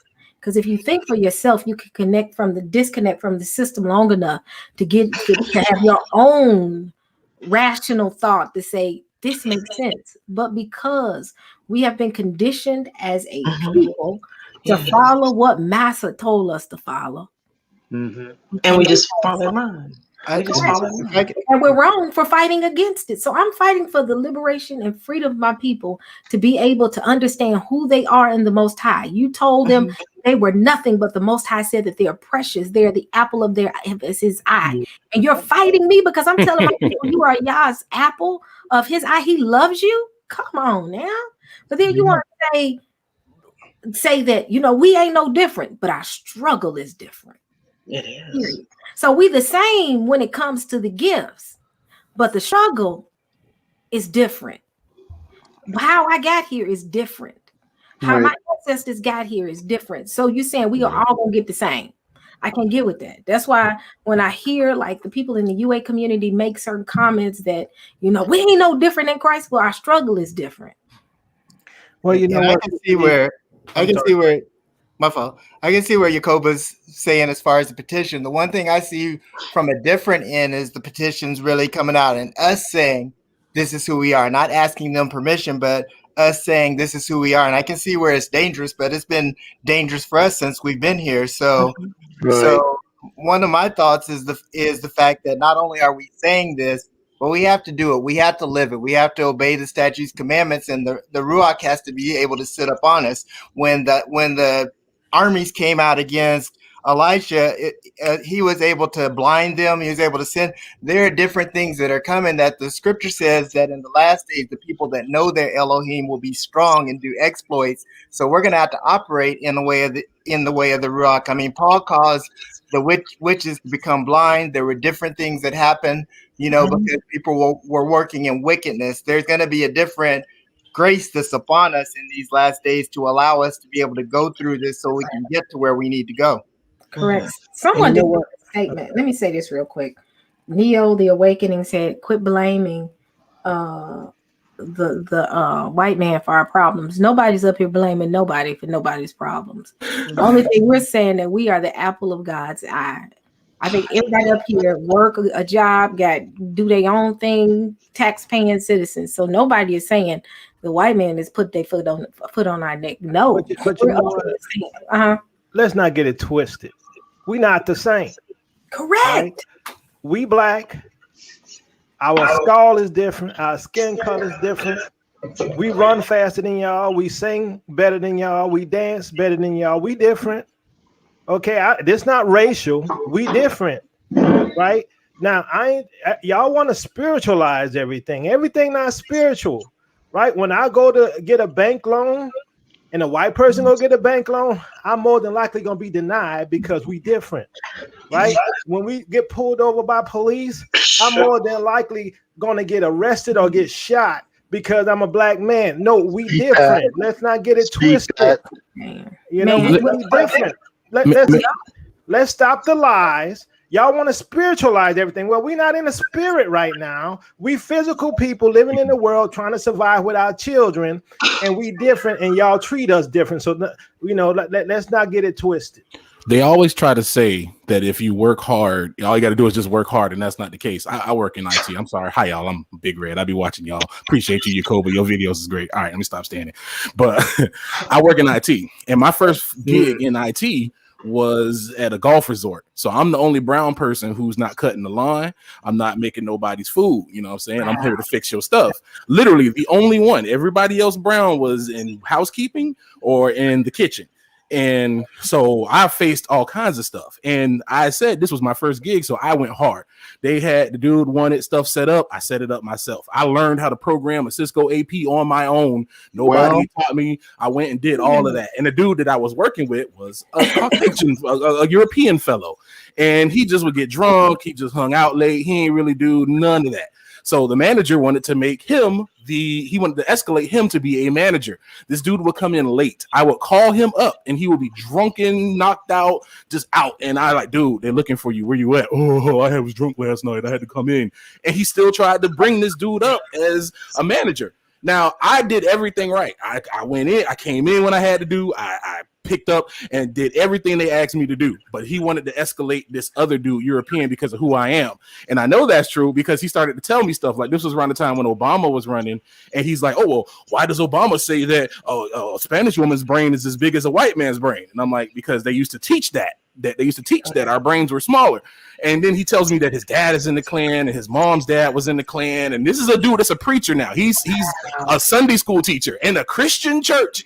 He teaches Sunday school in a Christian church. And he's telling me all this stuff, a young black man. And he wanted to escalate this drunkard who didn't even do his work right. Like when I left, another guy who never did IT before came into my position. He was a manager in like 3 or 4 years. I just became a manager and I've been doing this since 2004. And I just became a manager last year. So they can't tell me that, oh, if you just work hard, it gets there and everything's equal. It's not. We are not equal. I helped another friend of mine who was white get a job, and he became a manager before I did. So tell me we the same. Please don't tell me we the same. You know Thank you, Big Red. And guess what? That's all of our stories. Every single one of our stories. Sure. So don't freaking tell us that we're hating. It's all about the spirit. You need to teach about the gospel. But guess what? We teach about the gospel. But when we point out what y'all do to us, y'all want to go change the topic, right? We're not putting up with it no more. I'm going to point out your evil. I'm going to point out the fact that you don't stand up for me when you see them discriminated against me. I'm going to tell you right now, everything Big Red said is everything I've been through. Everything. Not only that, when I was in school, I had this white teacher. I was in law school. White teacher come right there before we take the exam. You don't have no test until you have the final exam. He tell me, you want to settle for a D now? I look at the white girl next to me. I say, did you hear that? She put her head down and act like nothing happened. That's what we got to deal with on a daily. So don't tell me nothing. Yeah. And you know what? The favor of the Most High will give you room in areas where you're not supposed to have room in. And that's where you'll see the difference. You know, I came from the same thing, Big Red. I have been in IT now you've been in it longer than I have, because you started before I did. Yeah, I graduated in 2004, and then I started working at AOL tech support. So I was teaching old people how to get on the internet back when people didn't understand how cable internet worked. Like I'm teaching them, like, yeah, you don't got to dial in. Like, that's how old I've been in it. Man, I didn't step into the IT industrial world until 2006, and I was a help desk shop. Even then, I had to work hard to the point I'm older now, and I'm like, I don't feel like working like that anymore. And you're a woman, so they're gonna look down on you for that too, because they always do that. I get tired now. I'm just like, I'm not working like that anymore. But there were days that, you know, the company I worked for a long time ago, I would work until I would fall asleep in front of my laptop, wake up, get ready for work, go back into work, give status reports, stay all day, have to do a late night implementation, get right back up that next morning. And I did that for like 2 years. Most people would have had a nervous breakdown. You know what I did? I said, I got to do it for us to eat. It's the difference. And then when it's time for promotions, they saying, you're not ready yet. You're not groomed enough yet. We got to work on this. They always find the smallest little thing to say. Your delivery. You got to work on your delivery. Your delivery is a little too harsh. It's how you present yourself. You just gotta try to be a little more friendly. Like, what do you mean be friendly? Like, it's not my fault that I walk in. I'm always been the lead technician on deck. Like, I ain't trying to, like you said, us Hebrews, we are educated people. And that's how I walk in that thing. Like, I teach myself stuff. I'm a self-starter. So when I walk in there, I'm the lead technician. And I walk in, I talk to company owners, CEOs, $1 million owners, all that crap. And they always looking at the white guys that are under me. These dudes, I'm here to help them. I had one project where I came to help the dude. He was stuck. He couldn't figure nothing out. And I came in there to get everything straight. This dude would not look at me. Let me ask you a question. Can they even walk in our shoes? I'm just asking. I know, like, for me, I was the smartest. I knew everything. I mean, I'm like, we just, the standard ain't even there. They can't even walk in our shoes. They got to come to us for everything. I'm just asking, is that what you deal with and still don't get promoted? Or like you said, you get overlooked?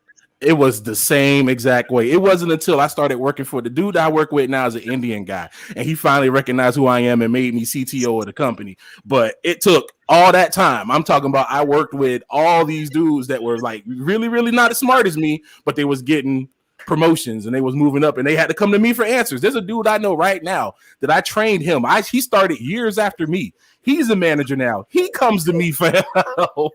Right. Can I share something real quick about my own sense? Because I can't believe, like you said, Sister, few weeks ago, you said that a lot of Hebrews are in technology fields. Yep. And like I said, I have been officially working in technology since basically 2003. Before that, I was cross training. So altogether, I got about 21 years of experience working in IT. I'm not a manager, but I've trained people who became managers, who eventually became directors. I'm the one that showed when I was in desktop support, I was the one who was showing our manager. Okay, let me step it back a little bit. Before we had a desktop support crew, there was a help desk. I was the guy who was running the tech bench. People would bring their systems in. I was the one who was fixing them, and I would actually train others to fix machines. When they formed the desktop support team, I said I was going to try basically for that team to be the manager because I was basically already doing that anyway. Tell me why that they started flipping the script on me and kind of say like, well, you really shouldn't try. And they hired this other guy, and eventually I ended up on his team when we had to do remote access. If you guys who have been in IT for a long time, do you remember Novell? Yeah, Novell. I remember Novell. Oh yeah, Novell. I had to make disks that basically allow. I figured out how to be able to do remote access off of a disk into Novell servers. I had to show my manager how to do that, the guy who was my boss. So, like I said, all this time, having what is needed for these jobs, I still get passed over. I had a friend of mine who was literally, people we call a quiet genius. This brother has been in technology for I don't know how many years. He custom wrote programs for his entire department. When they broke that department up, can you explain why they put him, who basically wrote everything in desktop support, and the other white people to do third tier? And that's just jacked up. People don't understand the racism that you experience when you walk into some of these companies and you have a label that you're not good enough before you even open your mouth. The microaggressions. Facts. I remember walking in a place and, of course, white lady owner, I'm there with two other engineers and she goes, oh, look, it's Beauty, Brains, and Brawn. Guess who was Brawn? Oh, wow. Yeah. had a manager tell me to my face, my mom was sick in the hospital with cancer. I never took time off. I took a week off to be with my mom in the hospital. This was right before she died. And I came back in and the dude's like, oh, you used up all your sick time and stuff with that. I just want you to know that, if you keep doing that, it'll be a discipline. And I'm like, my mom was in the hospital. I went to go see her. He said, oh yeah, I know sometimes mothers, they want that time. I had to tell my mom that, I got to work. I got things to do. And I'm like, are you serious, bro? My mom's in the hospital dying, and this is what you're telling me? Like, I give a crap about this? Yeah, okay. That's the kind of stuff we go through. I mean, I could tell you the stories that I have and my brother have. I'm like, it is just ridiculous. So they can't tell me nothing. I'm telling you, y'all could tell me we hating. Well, when you gonna stand up for us when all this stuff be happening against us? Y'all sitting there quiet and y'all call yourselves Christians. You be sitting right there, or you be partaking in the discrimination. I think we tired of it. I know I'm tired of it. I don't even want to go into IT anymore. That's how much I'm tired of it. Yeah, I think all of us hit that brick wall. It's like, I think the last two corporations prior to where I am now is cool. I'd say it's a cool place. I got a cool team. But prior to, I was worked like a dog, where by this time, I'm like, I don't have the energy to do all that, and I'm not. I've gotten now where I'm just like I've been. Have you ever been burnt out so many times that you know when you're about to hit burnout before burnout comes? There was a time that you would hit burnout. People like, you burned out. You're like, no, I'm not. You're in denial. I've got to a point in life where I know burnout is coming, and I'm like, wait, let me tip on out this door. And this last burnout was when I used to be on Bereans. You can see a big difference in me than I am then and than I am now, even with the way I look, everything. Look at me in them past Berean videos. I was burned out. Let me ask you a question, Sister E. You ever got to, I don't know if women like this, but maybe guys are. You ever got to the point you say, you know what? I'm out, and just walk off? No notice, no 2 weeks. I'm out. I can't take it because you're about to burn out. I've done that before. But then I had to change my mind because, and get another job. My wife say, well, we got to pay bills and stuff. And so, you really hurt us like that. And so, you need to make sure you stick it out. I know it's hard. So then next time it happened to me and I got burned out, I stuck it out. I was about to crack. Man. I would sit in my car, my last one, and cry. That's how bad it was. I would say, Lord, I'm gonna tell you something. I ended up, my job ended up downsizing, and right before they downsized, I had pneumonia. I was sick, and I really think that I had a form of but it was right around the time right before it hit, and my body started breaking down on me. But I had to realize it was years of running myself like this. Running in burnout mode constantly, and I hit that burnout mode. And I remember I was still sick, and my manager called me and said, you need to come to work or bring me a doctor's statement. You've been gone for a week now. Now I'm still sick. So I come into the office only to find out, because my friend had already told me, that I was laid off. I was not upset. They were so shocked that they thought I was going to come in there and cut up. I was like, how much is the severance? And I took Sister E, that is so funny. You know why? It's the same thing for me. They told me, they say, don't come back. I'm like, thank you, Lord. When you praying that you on the layoff list, that says, I knew the layoff was coming. I said, Lord, please let me be on this list. And I got a good severance, because I knew I was at a breaking point. That was me 2 years ago. And when they said that I was on that list, I ran out of that place so fast. My mom said, you upset? I said, no, I'm going to spend I promise you, for 2 months, that's all I did was sleep. I believe my mom thought I was crazy. My mom was like, what is wrong with you? I said, my body is exhausted. I've been doing this.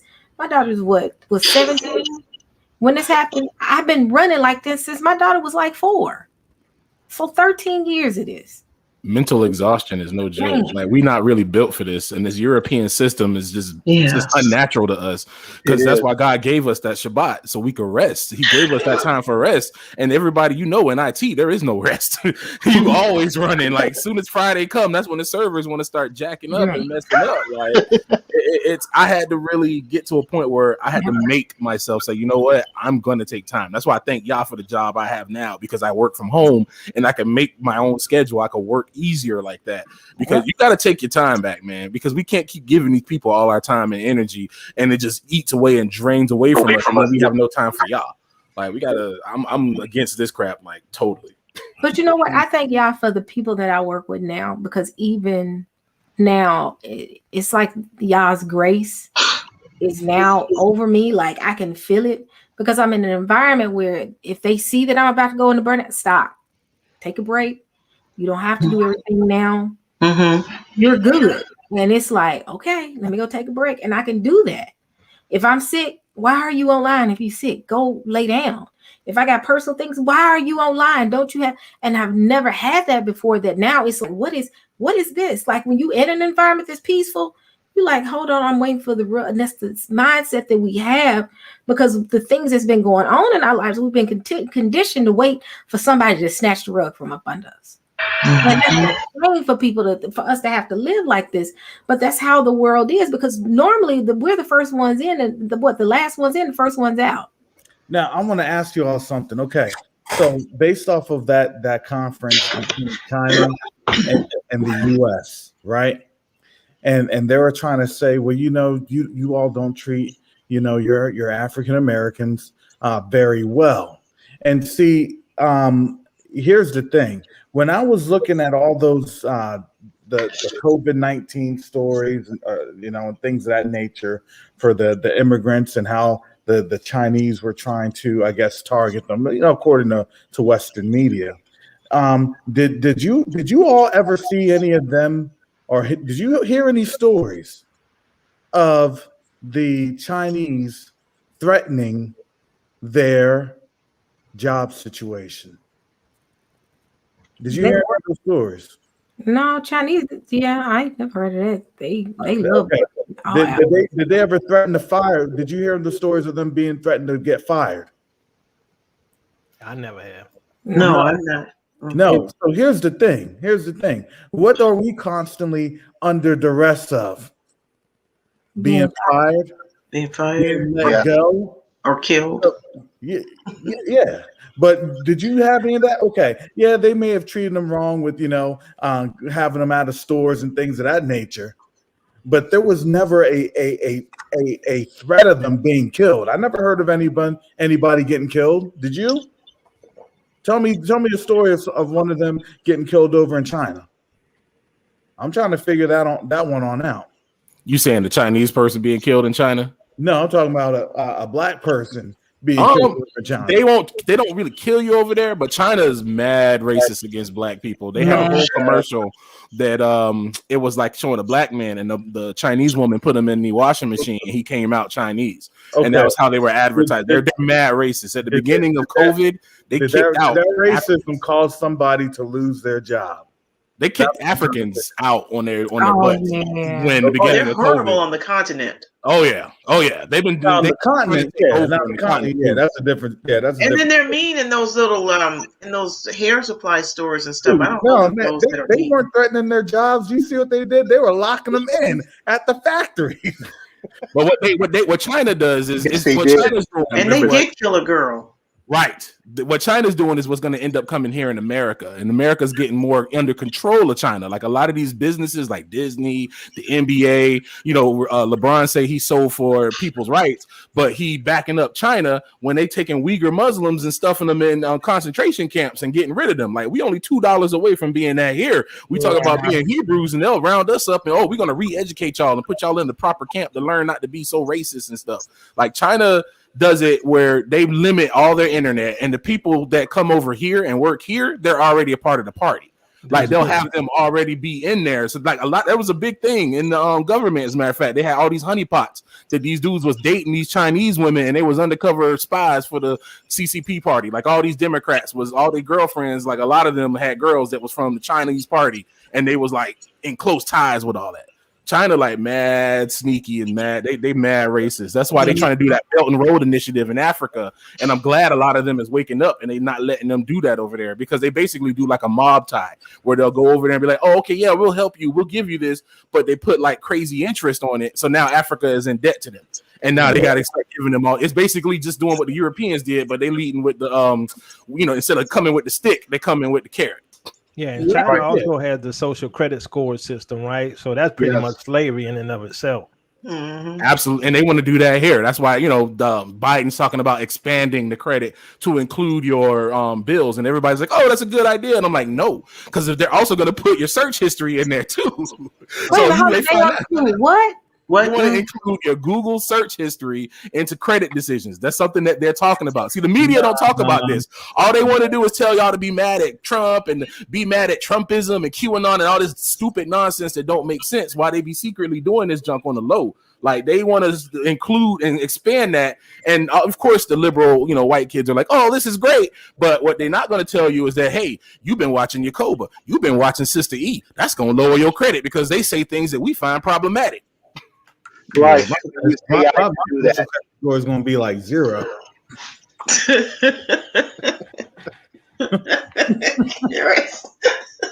Man. But you think about how they're doing us here. Yeah. They are literally censoring us here. Like we got to be careful with every word that we say, everything we do, because these channels are a problem because we popping up. And I tell people, I said, our community, people like me, you all, Yacoba, Dante, we're the biggest threat. Camps ain't no threat, but we're the biggest threat because we believe in what? Christ. We have sense. We know how to talk to people. We ain't racist. And you know what else? I don't want to be a melting pot. I don't. I want to be around chocolate. I want to be around my own people. That's the way it always was. You know, the Hebrews was around the Hebrews, the Amalekites were around the Amalekites. You know what I'm saying? The Phoenicians were around the Phoenicians. The Greeks were, well, the Greeks were mixed up with everybody, but you know what I'm saying? That's why the world all messed up right now, because we got all of this mixture going on, and everybody got different goals, right? Different wants, right? And guess what? They still fighting for their own, but black folks the only one fighting for everybody else. Black folks don't fight for black folks, but everybody else fight for their own community. I know y'all gonna say Yacoba hating, but I'm realizing what's happening. I'm realizing y'all taking our effort and using it towards y'all, and y'all don't give it back to us, and we don't take care of each other. So we need to take care of each other. Tell me what's wrong with us taking care of our family. That's what I'm wondering. There's nothing wrong with that. Malcolm X said integration was one of the worst things that happened, and I totally agree with him. I mean, look at what happened in Tulsa when we was doing our own and lending to ourselves. We thrived. We did great. And then what happened? They used a little penny ante excuse to come in there and tear up all crap. They killed the whole city worth of people, and then all the people around it, and nobody said nothing in the news. They was more worried about some white dude that was actually going to get killed for killing somebody than the thousands of Negroes that got killed. But you know, we should get over it. You know. Yeah, you know what they're gonna say? Yacoba said we shouldn't be mixing. He hate and he a racist. Nah, just because I want to care about my family, ain't nothing wrong with that. Yeah, and the thing, and my whole point is this: the worst thing that happened was when we integrated, we allowed them to take our wealth. Our wealth walked out the back door. When we had, you know, my mom and my dad grew up in a city where it had a very well-off black community. Bill Street was owned by black people. Black people own Bill Street within Memphis. When you get over into that Vance and Peabody area, if you know anything about Memphis, those were not wealthy black people. Black people in Memphis had money, and they realized, wait a minute, that dollar is staying in that black community way too long. These people are thriving. We got to figure out what to do. Let's introduce integration. Let's make it. Let's get some people in place to push this, because now that dollar is not going to stay in their neighborhood. That dollar is going to go outside of their neighborhood, and it's going to stay outside their neighborhood.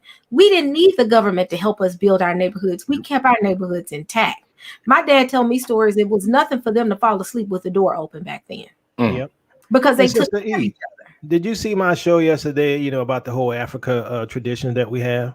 Yes. And see, one of the things they said about why you marry within your family, so that the land and the wealth can stay in your family. If you marrying all outside and marrying all these other people, our people ain't gonna never have no wealth, because we keep giving it away to other people. Yep. No, that's facts. You kept it. I mean, it's just it. And they what's crazy is when they destroyed Bill Street, it wasn't the black community. It was the white vendors. They was mad because the black stayed there. The United Negro College Fund. My bad. Go ahead. The United Negro College Fund got their first black president just this year. What sense does that make? The NAACP, when it first started with W.E.B. Du Bois, they first was they was together and they called the Niagara Council, but they had organization problems. In comes the white people. The first 3 presidents of the NAACP were white men. They had a whole white woman that was pretending to be black running it for a long time. Like, This is no coincidence that all of our institutes were infiltrated. Even Martin Luther King, his number one dude that helped him with the whole peaceful walks was a gay black man who had ties with a lot of white communist groups. They helped him build the framework for his marches. Like when we were saying, oh, the gay people are taking our thing. No, they've been integrated with us and they've been using us as lab rats for all of their stuff. And black people just go along with it without asking any questions. Go along to get along. And the thing is, right before he died, right before Dr. King died, that's when he said, I'm getting ready to make this shift. I'm going to get our check. At the end of the day, he literally said he put his people in a burning building. He knew integration did not work. Quick question, Red. Quick question for you. You think that's why Rachel Dolezal ended up pretending to be black? Because she ended up being over NAACP under one chapter. Absolutely. The NAACP what has the NAACP done for black people meaningfully?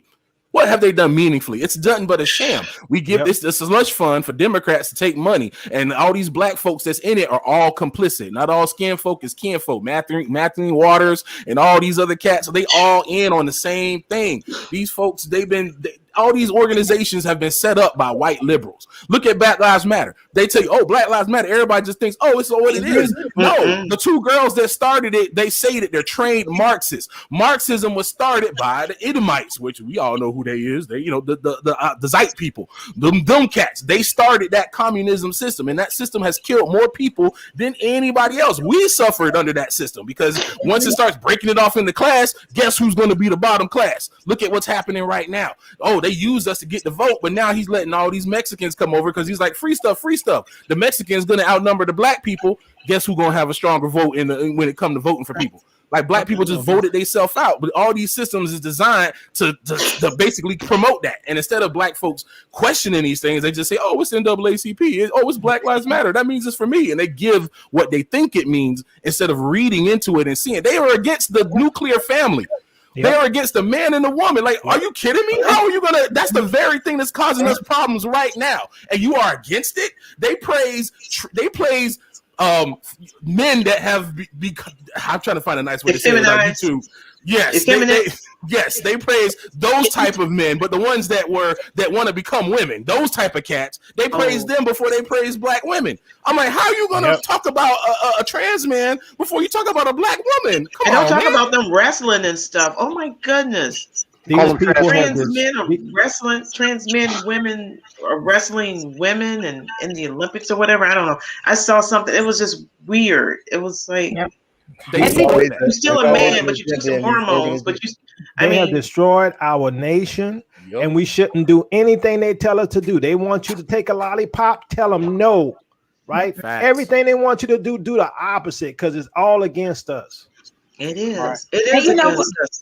It's mental terrorism to be here. I mean, I know this isn't IT stuff or whatever, but a few weeks back, my grandson had a birthday, and I really wanted to get him this little crossbow.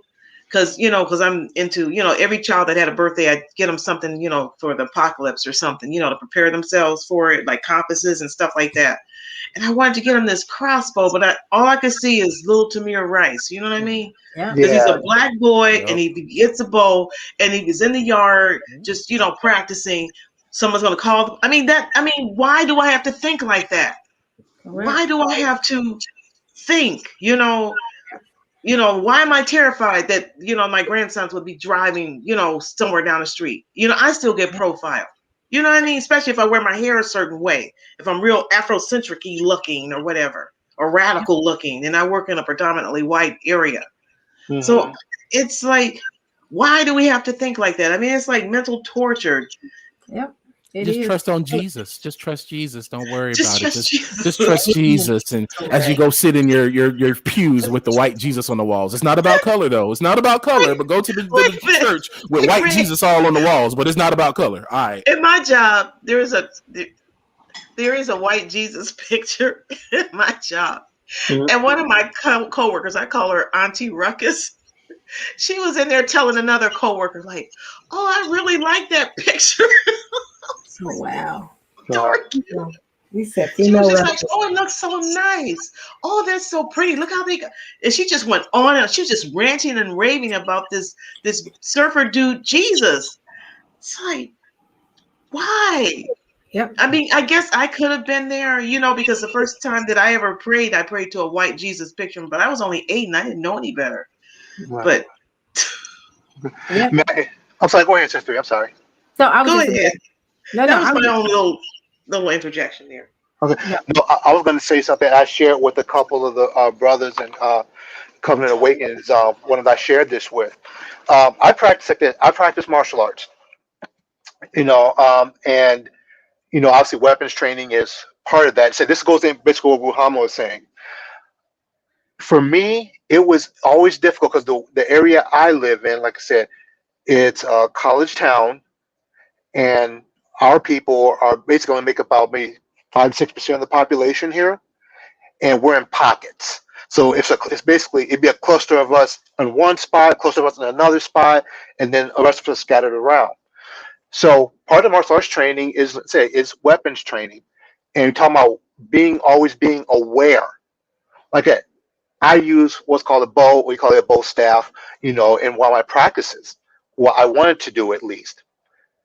I went outside a few times with it, but there was a knot in the pit of my stomach that said all that has to happen is the police to come by through our complex one time and see me spinning a bow staff. What's going to happen? Bang, bang. That's it. Because even though it's a stick, 5 feet, and I'm away from them, all they have to say is, I felt threatened. He had a stick. I thought he was going to hit me with it, even though I'm 50 feet away from him. And you were running, and your back was to them. Right. And that's it. So it's like it's like the fact that we've had to think that. I wouldn't let my son play with toy guns outside, even though I saw, other children of other people out there, playing with their little guns, playing against.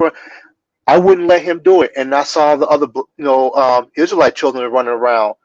I would try to talk to them because they're not my kids, but I was kind of like the playground dad, and kind of warn about that because again, if the police come by there, they're not going to see our children the way they're going to see those other children. They're going to see little adults, even though they're 7, 8 years old. They're going to see them as threats. But the little other children, they're just kids playing with green guns that don't even look real. But no matter what gun that our people have in their hands, even though it's red and orange and rainbow color, all of a sudden it comes a 50 caliber Barrett rifle in the eyes of law enforcement. And so, like I say again, we shouldn't even have to think this way. Learning martial arts, you shouldn't even have to worry about are they going to come after? Because again, if I was a white dude who had a gi on out there practicing, the cops come by, they'd be like, "Oh, that's cool," and have a talk with them and probably just leave. Me, it will not be the same situation. Hey, Aerospike, when you sent me that email a couple of weeks ago, and I responded to you, I was thinking about I'm gonna get you, sucker, Karate Man.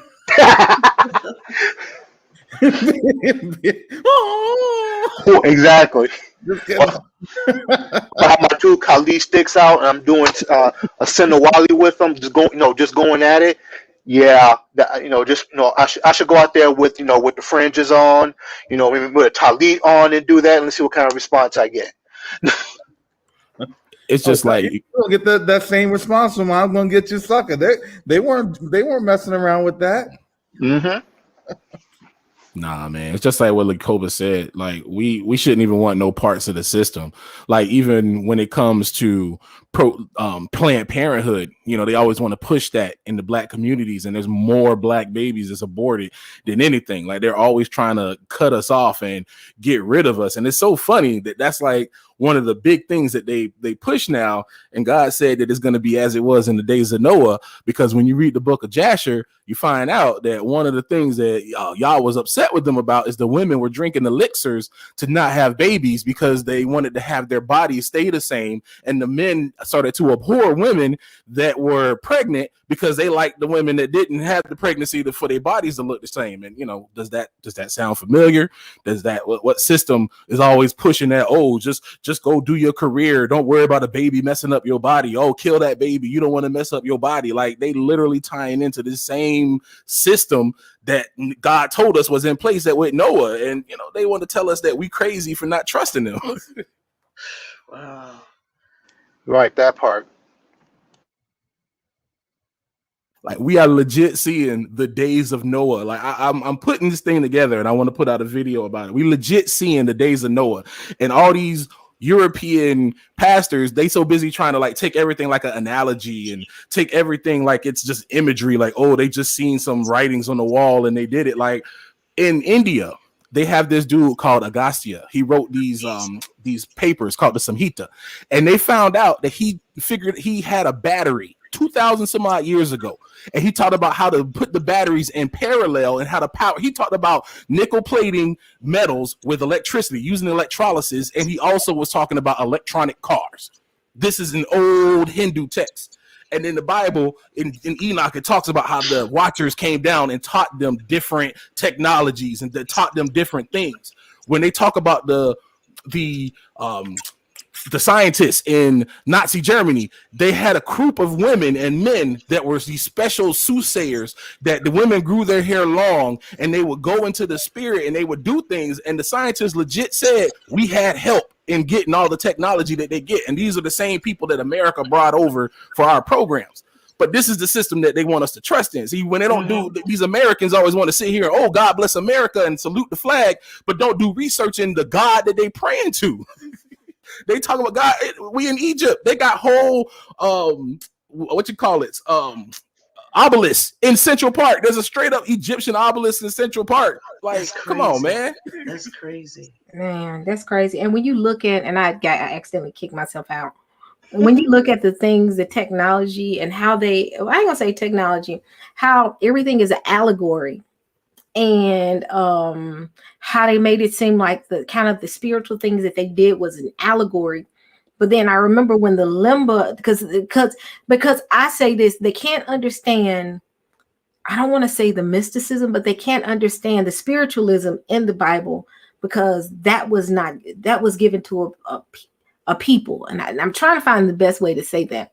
But I remember when the Limba Kohanim came on, and Dr. Tudor Parfit said this, that there are a group of people in the Congo that tied to the Sena people, which are the people that they speak of are ancient Israelites that possess a magic that they can't even explain. And it's over in the Congo. And I remember Dr. Tudor said that. And Chad, I know y'all listen. Do y'all remember? I think that's what he said. And I said, wow. That is true. That's how it was. Even again in India, one of the ladies said it that I was watching. They basically break down their different Vedics, and they found out that they have a way of, they explained how atoms work. And I'm kind of going to get a little nerdy when I talk about this. Like everybody knows, like, you know, we were taught in school the periodic table atoms where you had your electrons, neutrons, you had your electrons that went around the nucleus, which was composed of protons and neutrons and stuff like that. That's our language. That's how we understand it, and that's how we talk about atoms. You know, we call it electrons, neutrons, protons, valence, stuff like that. How they learned, or rather how the angels taught them, and this is why it was so twisted and why God was upset with them, was they taught it and they turned it upon themselves. They made it about them. See, they say that, oh, Vishnu is of the universe, and then the Europeans teach you, oh, they're just talking about some mysticism. No, they were actually talking about cells, that the universe is held up by atoms and whatnot. And they used, instead of calling it protons, they called them the names of the different deities that they had. Then they used the way the deities used to act as the ways of explaining how the atoms work. Like Shiva was neutral, so he was always chilling. He was always, that's why when you see pictures of him, he's in the neutral position. He's praying, he's quiet, he's laying down. There's a picture with him laying down, and there's a lotus coming out of his belly button, and there's another deity sitting on that lotus. That deity represents electrons, and he rotates around Shiva while he sits and rests. And then the electrons, they call him Shakti. That's the name of that deity. And she dances around Shiva while he's resting. But when Shiva gets excited, she leaves him, and then she becomes Kali. She becomes a calamity. They were explaining how electricity works. When electricity, we get electricity basically by sharing electrons from one thing to another. And when that electron jumps, that's when it becomes electricity. That's where that power comes from. So they're reading these old, ancient, 1,000-year-old texts and saying, yo, these people were explaining to them how electricity functioned. But Europeans tell you, oh, this was just imagery, and they were just making analogies and stuff. but this is what God told us that they did.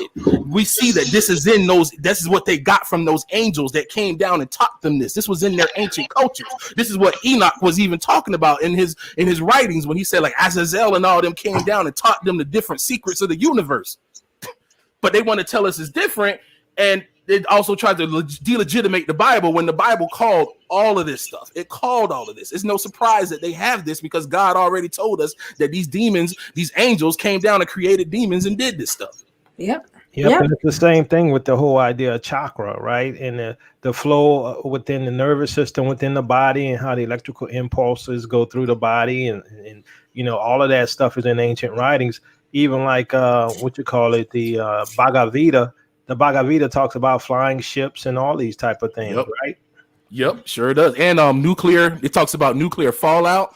They actually have even old Sumerian presses that show atomic bombs. It shows like an explosion with arrows coming out of it. Because you got to understand, these people didn't understand that technology. They didn't know what a rocket was. They didn't understand that. Even I used to always even read about how when Elijah was taken up with Elijah was taken up by the chariot of fire.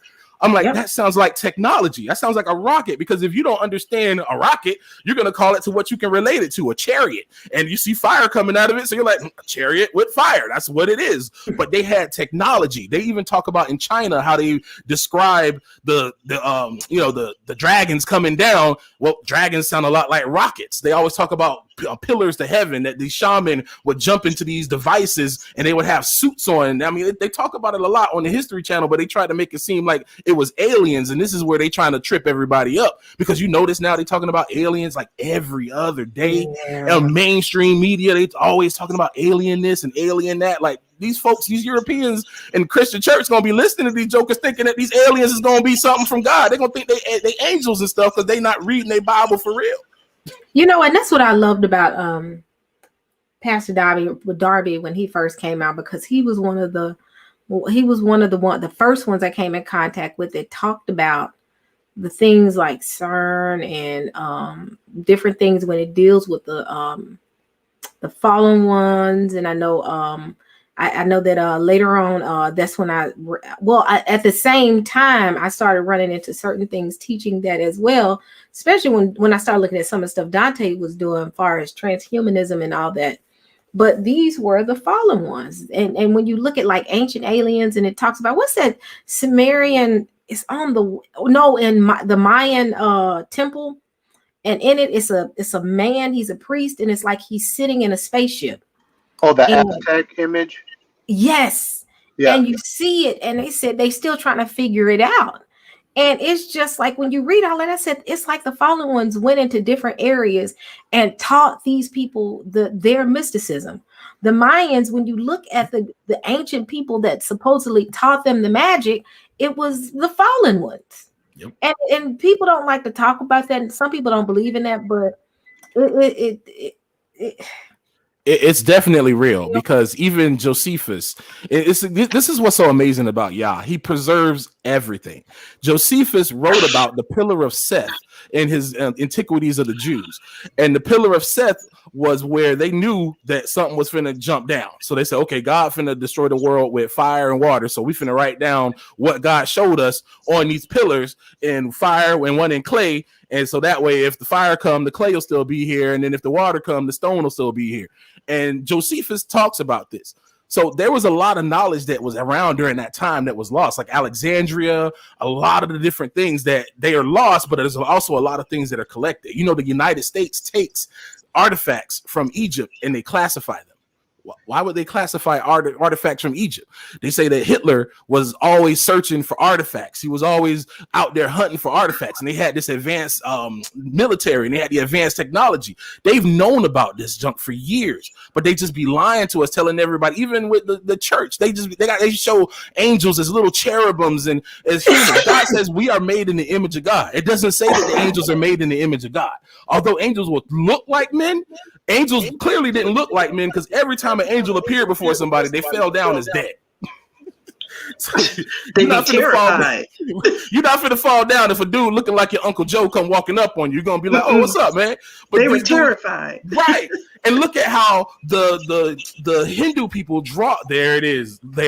And look at how the Hindu people draw their deities. They were big and they were blue and they had multiple hands and stuff like these. They weren't regular beings, and they're teaching people that these things are aliens. And even some of these folks, they talk about seeing angels and stuff. No, you ain't seeing no angel, because God. What reason does God have to send an angel to you? What reason is he sending? They be seeing little cherubs and stuff. Like, they don't read their Bible. When God sent an angel, they were on a mission. They had a purpose. They weren't just coming to make you feel good and to make you feel happy. He said, I sent a comforter for that. That's what the Holy Spirit is for. Like, correct. But that defeats the purpose of, highway to heaven. And touchdown angel. Touchdown angel. Oh yeah. Yep. The reason I pulled this up is because when I first saw it, I said they don't see the very thing that Enoch was talking about and what they were seeing at that time. These are some of the things. Look, I mean, what type of imagination will see this stuff? We have to have that type of imagination built in us to see things like this, to mimic it. Come on. A lot of the things we see are the I wouldn't know what a Jason looked like unless I saw a Jason. So how is it that they can sculpt and build things to look like transporters and aliens unless they have seen them? I just can't make this up in my head. This has to be a reproduction of what I've seen. Wow. They have drawings in Egypt of them using light bulbs. Like, you'll see a giant bulb. It has like a snake in there where the flint should be. And then it comes out and plugs into a box. And they're now figuring out that the Great Pyramids were actually giant chemical batteries. There's like a basin underneath it where the water would flow. And the outside was covered in the top was covered in gold. And the outside was a very chemically reactive substance. I can't remember what they covered in it. Limestone. Yes, it was limestone. And there were nearby structures that they were calling sepulcher. Again, Europeans saying stupidest stuff. These freaking boxes were huge. They were giant boxes. Like, unless they was burying giants in there, them things are not nobody's grave. But the composite of them make up a chemical battery. They were using you can take the ionosphere and energize it and transfer energy wirelessly. The dude who was studying this was Tesla, because Tesla was obsessed with Egyptians, and he was obsessed with Egyptology, and he learned all his electrical knowledge from going through the Egyptian texts, because the Egyptians had all that stuff years ago. But they tell us that Greece is where everything started. And is that too, Big Red? Is that too why they had the women would wrap their heads to emulate those fallen who were instructing them, because they had those kind of elongated heads? That's a good point. I'd never thought about that, but that is actually another thing too, because it talks about in the Book of the Giants, they talk about a lot of the monsters. Because again, in Enoch, he talks about how they went in and they sinned against the flesh. They sinned against the animals. So they were mixing humans with all kinds of stuff. That's where it's like all this stuff is coming out. They've done a study you could Google where they say that humans made it with an unknown species. There's certain people that's still walking around right now carrying Nephilim DNA. That's in they genes and stuff. They don't know who it is. They say it was the missing link, or that's what they try to throw it in with evolution, but we know what it is. We know what it is. Man, I know. I'm sorry. I'm gonna just say if Dante's in it, I would love, because I know Dante has real big on what is it? Ancient no, he has, like, I think his background in that, because angels and demons. He got a book on it. It's amazing. Man, understanding that concept of what an angel is and truly what a demon is, and how the fallen ones had played a part in it. The Western belief system doesn't understand that. Now, Eastern, they're a little bit more privy, especially with them having the Book of Enoch. but westernized is like we can't fathom that. That's an allegory. No, that was sin. That wasn't that. That wasn't, men were messing with women and it was sinful. No, it had to have been something going on. If Philip can transport, some stuff was going on that if we saw now probably would freak us out. Philip was in one spot one time talking to the Ethiopian Enoch, and then all of a sudden he transported and he was somewhere else. And it's like, wait, these people were doing stuff. I mean, Elijah raining down fire. Yeah, They don't. Can you share my screen? Huh? Can you share my screen? Yep. If an El Negro, like Benaiah said, was standing on top of a building, raining down fire, what? The Bible is way more fantastic than the Europeans. That's it right there. The Baghdad battery. Yep, that's it right there. Those were the stands for it, and the little snakes in there is how they made the flint. And if you look out the bottom, you'll see a cord that's coming in and plugging into a box. They even say that they know that it's that way because when you go, even in some temples in India, on the inside, the carvings are too immaculate. They said there's no way you could have did this with torchlight, and there's no soot on the ceiling. If you were lighting it with a torch, you would have soot. There's none of that in there. They had lights. They had electricity. That's how they built the pyramids. They had electricity. They had power. They made jewelry and they made pottery out of a substance that we can only cut today with a diamond tip drill. And they were making pottery out of it. Like nobody even does that with it today because it's too expensive. And they was using it for a fork. When I was actually on over there, and you see how the blocks are, it's just incredible. Look at that. It's incredible. And the top of the pyramids were some sort of a semiconductor made from gold. Yep. And because they didn't know what they were doing, they obviously, when you've been degraded, you're going to strip out everything, and gold was the very first thing. And so my question is, when we actually know who we are and we have been away by ourselves, how much technology will we create? Because here's the thing, I don't think that technology is bad. I just believe that when the wicked have technology, that's when things get bad. And remember, a lot of the technology, at least 20,000 inventions by us here in America, they are good for the concept, but then what always happens? So this picture here is Abydos in Egypt. Look, helicopter, flying planes, all that stuff. Right? See, all of this stuff already existed. There's nothing new under the sun. And remember, people used to live with 900 to 1,000 years old. You think they wouldn't have been able to figure all this out, let alone some of them work with the fallen. So, and a lot of this was probably pre-flood, which is what they be telling you in the stories with Indiana Jones and stuff, trying to find the lost technology and all that. Okay. Yep, that was all. People don't understand it. There was two kingdoms in Egypt. The kingdom that we know about that our ancestors was in the second kingdom. But there was an ancient kingdom, and a lot of the stuff like the Sphinx and even some of the pyramids was left over from that time when they had the actual watchers there. Because you got to understand, at that time, the watchers came down. And they were the ones that was doing things, and they started having kids, and their kids, the demigods, were the inheritors of this knowledge. That's why the Sumerians, they call them the Akkalu or the Anunnaki, they that came from before. They were always shown as with fish, because people are like, well, how did the Anunnaki come back, or how did the Nephilim come back? Well, look at the Sumerians. They show fishmen. They came up out of the ground because they were messing with DNA. That's why when you show those pictures on in Egypt, they say, oh, well, this is just their imaginings of the gods. No, they actually built bodies like that. That's how they looked. They would do that. They had mastery over the dead. God said Azazel gave the secrets of the universe.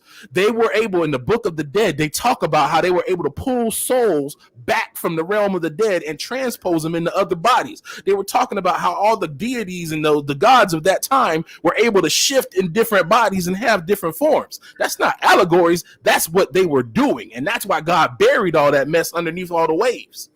So what I believe is that, how a third of the angels fell?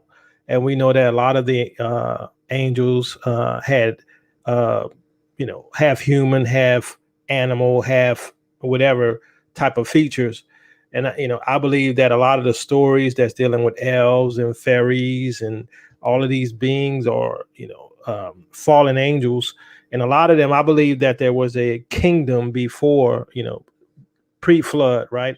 I believe even before, really, before Noah, in my opinion, I think there was some type of civilization, because if you all know about the gap theory, that's a whole nother story. But I believe that there was civilization before Adam, that Adam was the first man, right? But I think before then there was some type of fallen angelic society that probably existed. Can't prove it, but there's a lot of stuff in there that sort of hints at that in the scripture. So look at the gap theory, and look at George Pember. I think it's Pember. Earth's Earliest Ages. Go read that. Is very good. I agree with that theory too. I've always my mom used to kind of teach that, because there was a gap between in the beginning where it says God created the heavens and the earth, and then it's like then it was null and without form. It's like, okay, well, why would God create it and have it be void? He usually creates everything with life. And then when you even look at stuff like the moon, and you look at all the different marks on the moon, it looks like a whole war was fought up there. Like, where did all it was hit by it was meteorites. Well, how come there are no more meteorites hitting it no more? How come that's not happening anymore? Like, where did all those different things happen? There's a lot of stuff that, the Bible kind of skips over, because if you notice, he creates men and women before he forms Adam into the earth. So we were already existing before we were created in the earth through Adam. So there's a lot of different gaps, like you say. There's a lot of gaps in there that the Bible doesn't go into. I know one thing that stuck out to me was the book of Ezekiel. The book of Ezekiel has so much, like when he talks about the throne of God coming down, and he was talking to Ezekiel and describes how it looked, and then the creatures that was on it, and at the very top was the light, and it was him beaming, and a light glimmering, and it was the Most High, the presence. And I said, they took so much of that out of the Bible, like it was an allegory in some cases, that when things do go down, because I thought about that about a week ago. Yeah. And I was outside and I was walking my dog, and I said, we've become so carnal that we don't understand that there is a whole spiritual realm out there. Yeah. That when it manifests itself in this realm, people are going to be shocked. People are going to drop dead from fear. Because we've made things like, oh, that's not real. Oh, that's not real. Oh, that's not real. And you're sitting here saying, yeah, it is real. We just don't see it yet. Think about it. It says the sky's going to roll back like a scroll. How do you think people going to take that?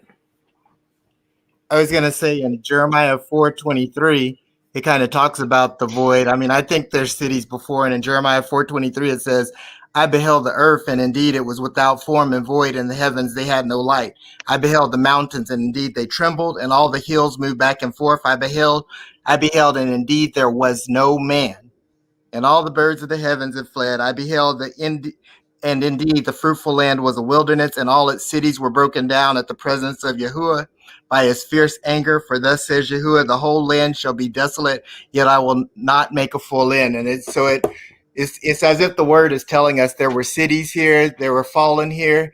And if you look in Genesis chapter 1, where you look at the word whale, or when it says there's great creatures or different things, and he divides the seas and he just divides the land. When you really look at whale and you go back in and you look at it in the Hebrew, in the Hebrew, it's tanin, which means serpent or dragon, suggesting that the serpent was already here in the seas. And so it shows a separation between the seas and the land. So it really confirms a lot that it does appear there was a city, there were cities and things here before we were here. Yeah, and it says there was no Adam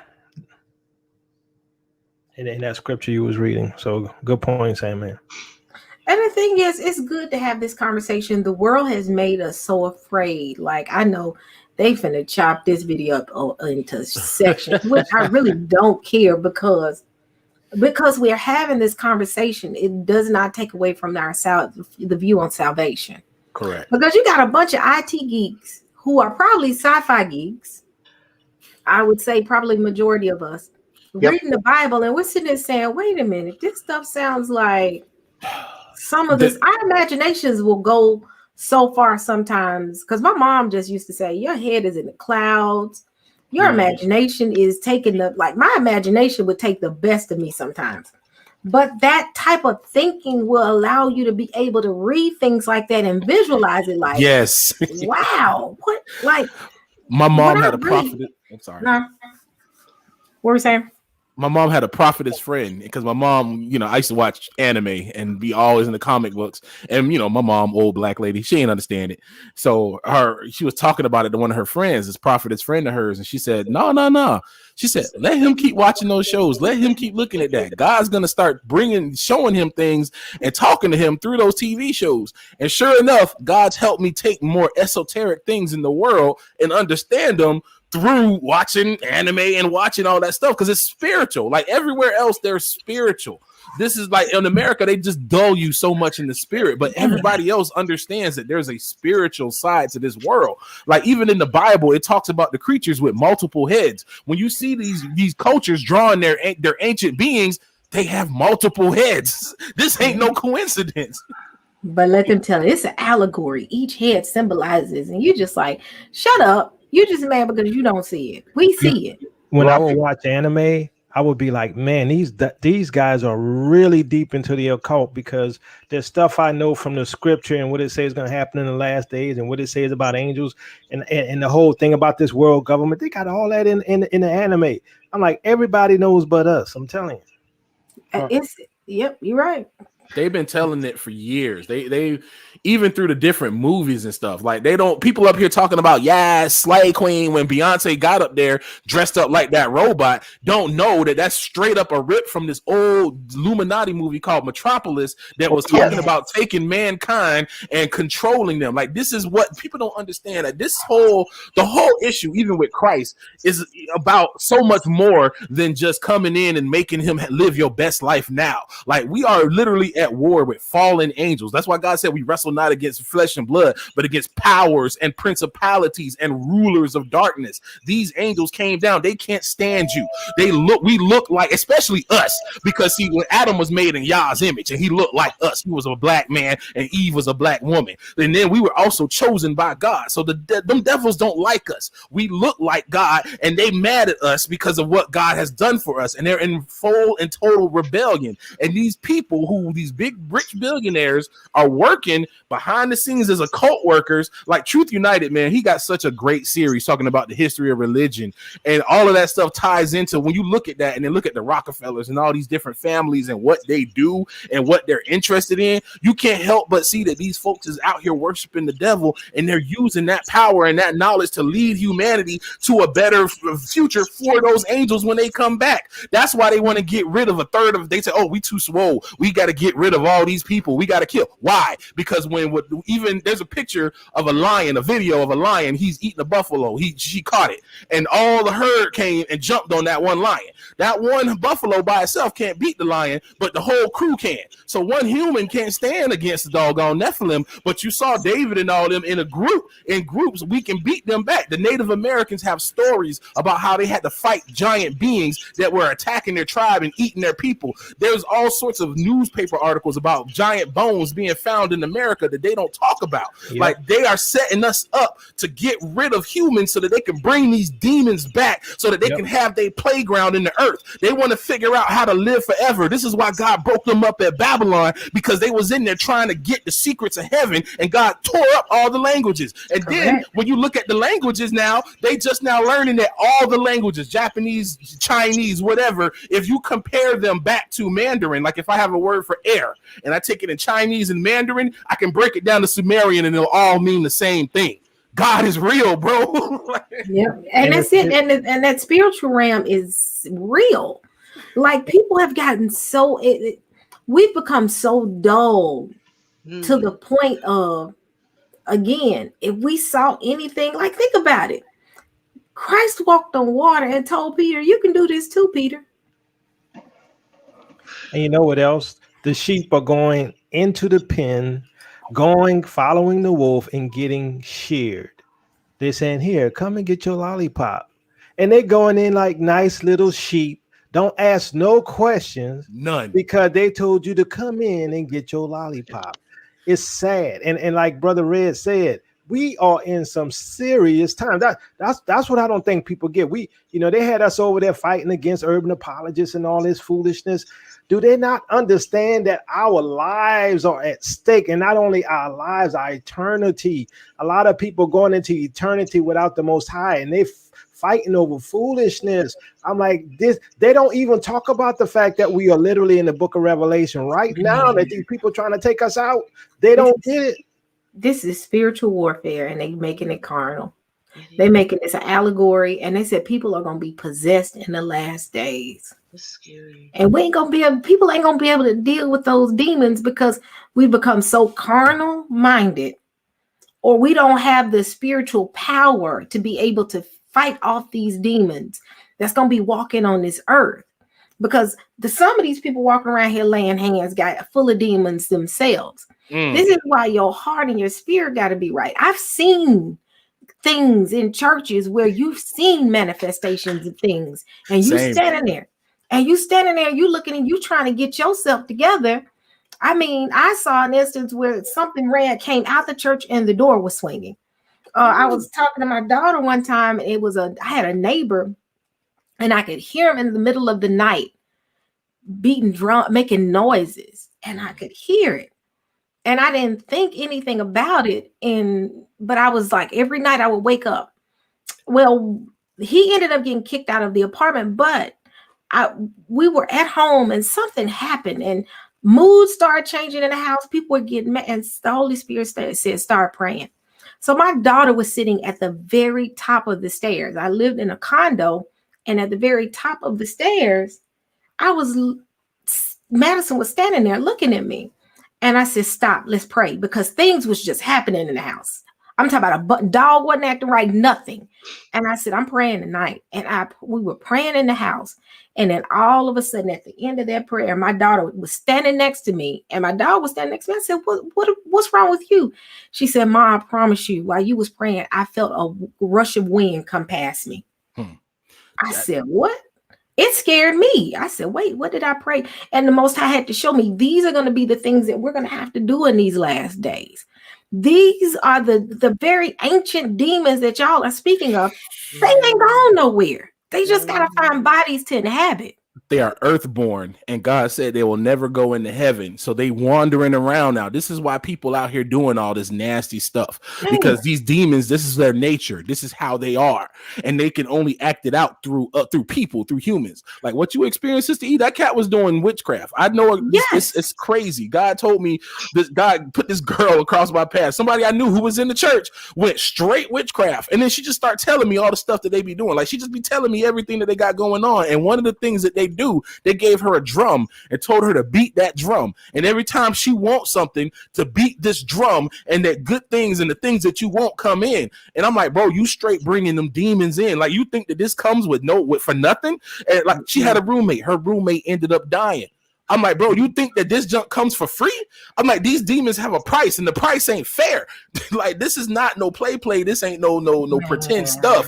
And these folks is running out here to all this demonic crap, don't know that they're being groomed for these demons. For when they come back, they're going to be hurting people and putting people away, and they're going to treat you like slaves. This is what they used to do back in the time. So much so that in the book of Enoch, it talked about how they were crying out that even the heavenly audience that was watching had to turn to Yah and be like, yo, what's going on? These people is wicked. They're ridiculous. What are you doing? What are we going to do about this? It's it's going to be spiritual warfare. I'm sorry.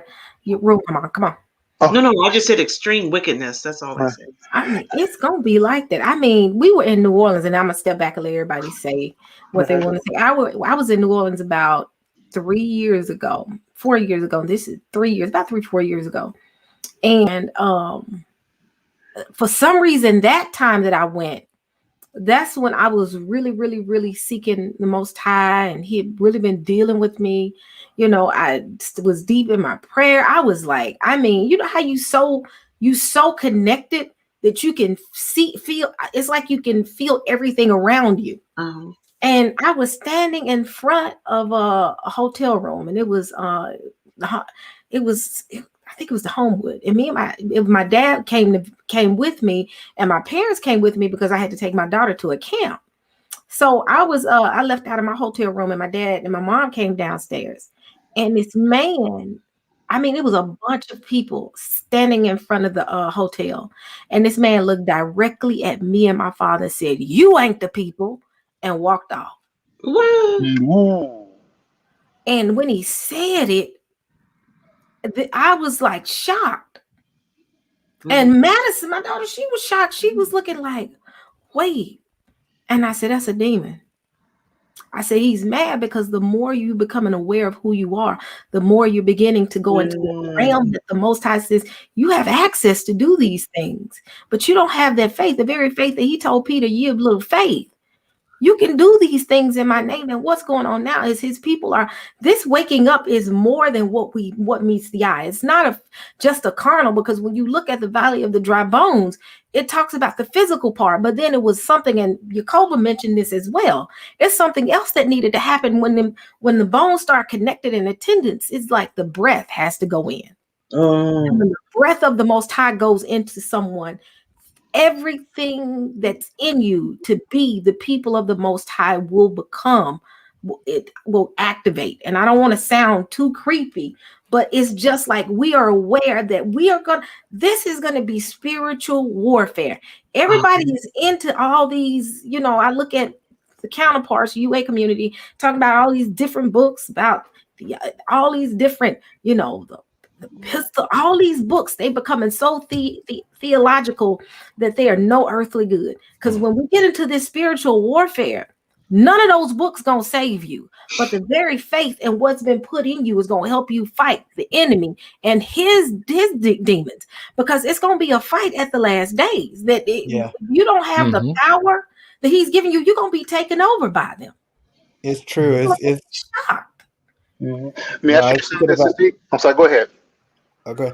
Now I was just thinking about Minister Jacoba and how he came out with talking about the jab and how it's changing people and different things, that it's really prepping us that we're getting in this place to press in, and that he's pulling us all together really to be prepared to fight these enemies that are there. So it's crucial for us to press into the things in the Most High so he can give us all the weapons and all the warfare that we need to counterattack what the enemy is coming in his areas of darkness, because it's a true war. And it's spiritual, but it's literally manifesting in the earth. And it's going to be physical. Right. Actually, I was going to say the spiritual warfare. Again, like I said, my background, like I said, we're talking about when I first became a believer, was was Pentecostal. Again, I didn't understand anything about the speaking in tongues and all that, but it was taught. I just didn't understand what it was about. But anyway, this is only going, and what I want to say actually is only going back only a few years, about several years. I had this dream. It was a nightmare, and I knew it was something demonic because what I saw in there is not something I ever seen before. But it's going to tie into something about a movie that came out later. Something, again, I didn't see it before. It was a dream where I was back in my old junior high, and I was walking through a hall. And there were these posters on the wall. Remember, back in the day, they had the old movie posters, like Marilyn Monroe and all that kind of stuff, back in the 50s and 60s and so forth. I was walking up these stairs, and I was looking at these pictures, but there was something wrong. And I'm like, wait a minute. And I'm starting to get scared. I'm like, something is extremely wrong here. And I'm like, I can't figure it out. So I started looking at these posters, and I looked at it, and I looked at the eyes. The eyes were wrong because they all had 4 pupils in them. What? And 2 pupils in each. I had never seen anything like that before. I mean, never. It was like, this is wrong. And so I keep walking, and I go to this door, and I open this door, and inside are these creatures. Like I said, I can't really describe them other than they also had the 2 pupils in each eye, but I know that they were demons because they were standing over this table, and I know only way to describe them is they were dead.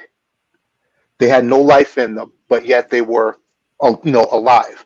I ran out of there, and I ran. And you know how James, you could jump and get far away. I jumped, This thing came after me and it grabbed me. And I called out to Jesus in my dreams, in Yeshua. And I distinctly remember a hand coming down and pulling me into this light, and then I woke up. Wow. A few years later, did you guys ever see the remake of The Mummy with Tom Cruise? No. Yeah, I saw that. Do you remember what the mummy looked like? Yeah, when you said that, that's legit. One of the I was like, man, that sounded like that mummy had the eyes with the multiple eyes and stuff. That's exactly what it looked like. That's what these beings look like.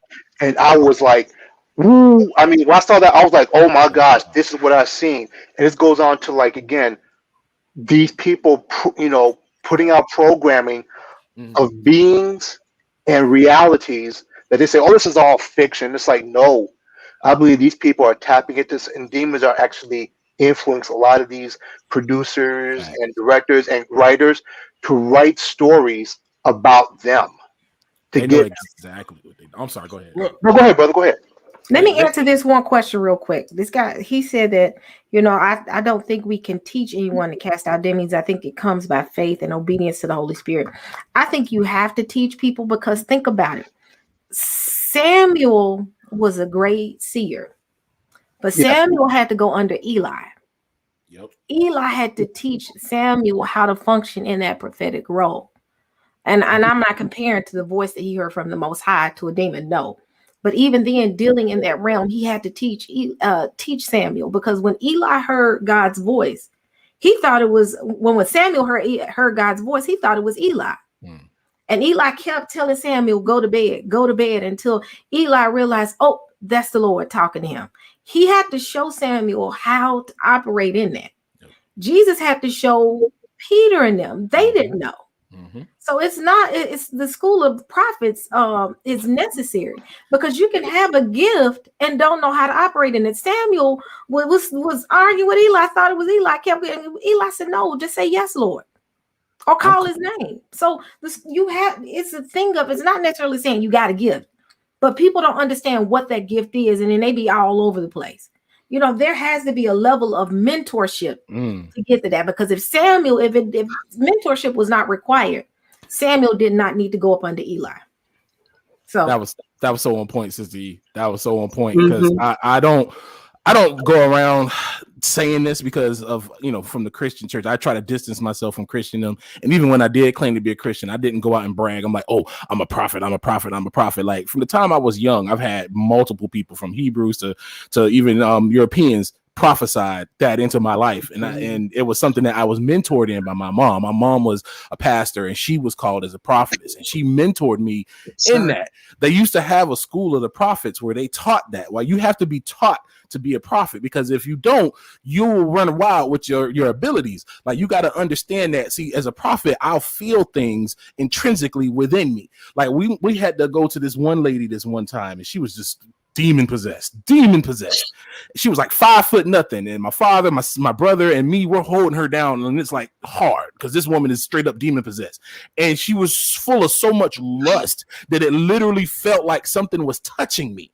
Like, that's the level that you feel it, but you got to understand that, no, that's not me feeling that. That's this demon that's trying to influence me. That's this creature that's trying to take it in. But you have to teach a prophet that, because they'll take it like, oh, I'm just feeling this type of way right now, and they'll go act on that feeling, not knowing that they picking up a spirit. So we definitely have to be taught spiritual warfare.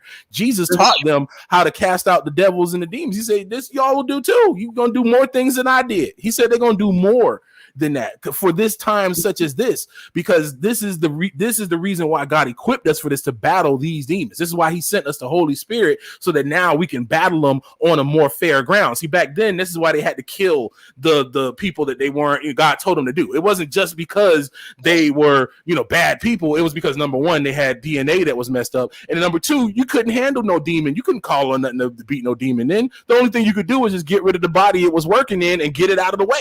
But now we can cast them things out. We got power to do that. So it's important that we teach that. And we got to grow and understand that, It was, I was talking to Pastor Kelly, and, Pastor Kelly, he actually has done that. And he's taken it upon himself to help other Hebrews learn how to do it. I mean, not learn how, but how to operate in, altar call and things like that. Because screaming at a demon and you full of demons in the church ain't gonna do nothing. Because if you have the power of the Holy Spirit, you can easily just say, come out. And it's gonna come out with that much faith. They've In the name of sensationalized Yeshua, it. come out. Huh? They sensationalized Yes. it so much. You see people running around, hopping, and they do all that and slanging oil across the room and all this crazy stuff. Like, Jesus didn't have to do none of that crap. He just told them, go, get out. Get into those pigs. He didn't have to scream.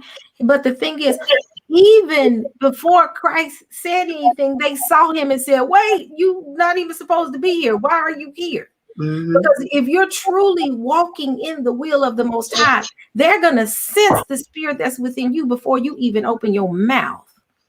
And then look at the presence of the Most High is going to intimidate them so to the point you ain't even got to say come out. As soon as they see it, they get like, how dare you? I've heard a story of I'm sorry. Who was talking? Go ahead. I just wanted to recant a story that I heard, not recant, but tell a story that I heard a pastor speak about on casting out demons. He was saying that he would go through all the motions and stuff like people do, and it almost looks like you're possessed. You should come on, doing all the things in your face and the theatrics and what have you.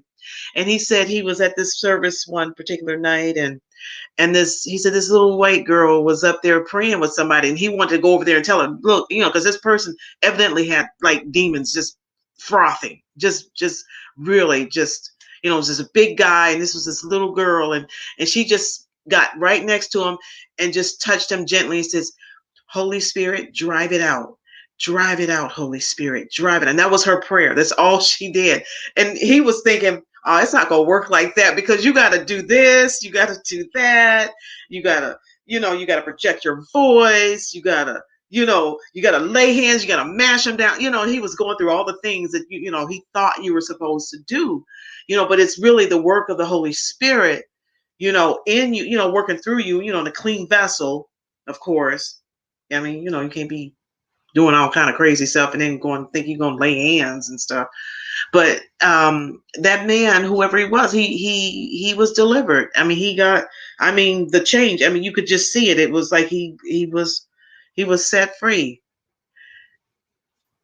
They've definitely in the European church taught us the wrong way to look at it, because look at the 10 Commandments and all the biblical shows. Like, they've already poisoned the well, so to speak, because they always show like Moses doing all this dramatic speech like, oh, spread forth my hand, and Jesus will come up with peace. Yeah.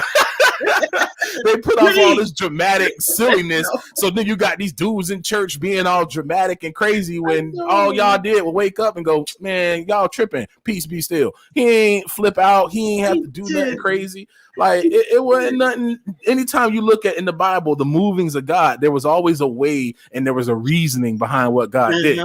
Like, folks out here looking at, man, there's it's a channel called School of the Hebrews. It's called with Pastor Thibault. He's the one that really, taught the message that let me know who I was, with as far as a Hebrew.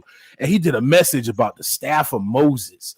That the staff of Moses was there at the Garden of Eden. It's actually what let Adam take that out of the garden, that staff, because they talk about how the staff got handed down through all the patriarchs down to Noah, who it then got handed down to, and then it ended up in I always forget that dude's name, in his yard where Moses is my father-in-law. And this is where the story of the sword and the stone came from, because he had that in there and nobody could get it. Nobody could pull it out. When Moses came over there and came into his yard and he pulled that stone, that stick out, he had the right to it because he was a Hebrew. And because of his line and his lineage, he was able to take claim to that birthright that God had. And then when your boy seen that he pulled the rod, he was like, oh crap, here, marry my daughter. That's where that whole story came from. And that's how Moses was able to do those things, because he had a tie to what, it wasn't Moses that was doing it. It was Yah's staff. So you got these folks out here talking about, I'm going to call down fire from heaven, or like that one one dude talking about some COVID-19, the curse you and all of God. They doing this stuff out of ignorance and stupidity instead of seeking the will of God. They're not looking at how God does things, because even when it's a spiritual matter, there's a logic. There's a spiritual logic to the things that God does. There's a legalism in the spirit that people don't talk about. When Jesus came in, he had to come as a man. He had to come the way that he did, but his father line was of heaven and not of Adam. He had to do that, and he had to keep the law that they tell us that's not so important. The whole reason why he's worthy to open up the scroll is because he kept the law. How is it not important when that's the whole reason why Yah came to earth to live out his way? And then when he gave up his life, death was like, hey, I took him, but he didn't have a right to them. It was a system to this thing, but people just, they don't read the Bible properly. And that's it. And you have to believe in order to do anything. He said you can do all these things in my name. And that's something that I've always throughout my life, and even my daughter has the same gift, the ability to sense when it's off. And that's all I'm gonna say is off. And that heightened level of sense that Most High is giving both of us. In most cases, it used to be flight for me instead of fight. Like, wait, some ain't right. And I used to always say, some ain't right, until I realized, he said, you have that gift to do, and it's deeper than just discernment. It's the ability to sense when some spiritual stuff going on in the room that ain't supposed to be going on. And this is why one particular person, and I'm not going to say her name, when I deal with her, if you notice, I don't deal with her going back and forth. I deal with the spirit, because I see the spirit behind that person that's driving them to do what they're doing. One time we had that whole thing on Defenders of the Way, and it's Cherry. Because I don't want folks to say, who is she talking about, Cherry? When we were talking, you could hear in the phone, the phone was breaking and crackling, and it was either His Beautiful Truth or Joe's daughter.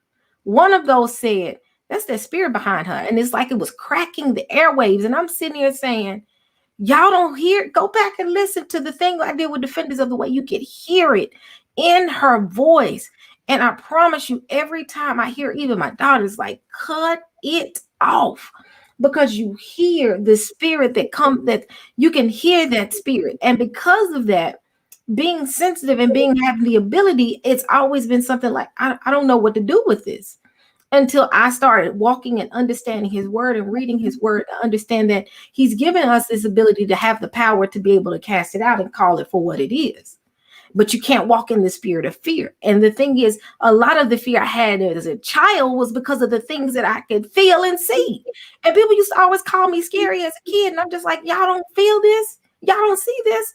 And people would think I was crazy, but I was just like, okay, I'm just going to pray about it and move on. And because of that, I had to understand that fear was my problem, because my fear was causing me not to have the ability to do what the Most High had given me the ability to do. So now when I hear certain people, I can hear voices, I can hear their voice and know that ain't that person. That's the spirit behind that person. And that's why she agitates me so much. It ain't got nothing to do with her. I'm agitated by that demon that's causing her to do. And the same thing with G-Man. The spirit, I ain't going to get into that. But the spirit that's causing her to do what she's doing. That's what I'm battling with. Not the man, not the person, not her. I'm worried about the spirit that's driving her to do what she's doing. And that's what I go for. We ain't got time to debate. Even though one time I did say I was going to debate, I was mad. But when I'm dealing with her, it ain't got nothing to do with debating. Let me deal with that demon. Because what my problem is, that very demon is going to fall on other people in the room if somebody don't cast it out. That's why I don't play with it like that. I'm sorry, y'all. I start going into my tangent. No, I think it's good discussion. I mean, perfect.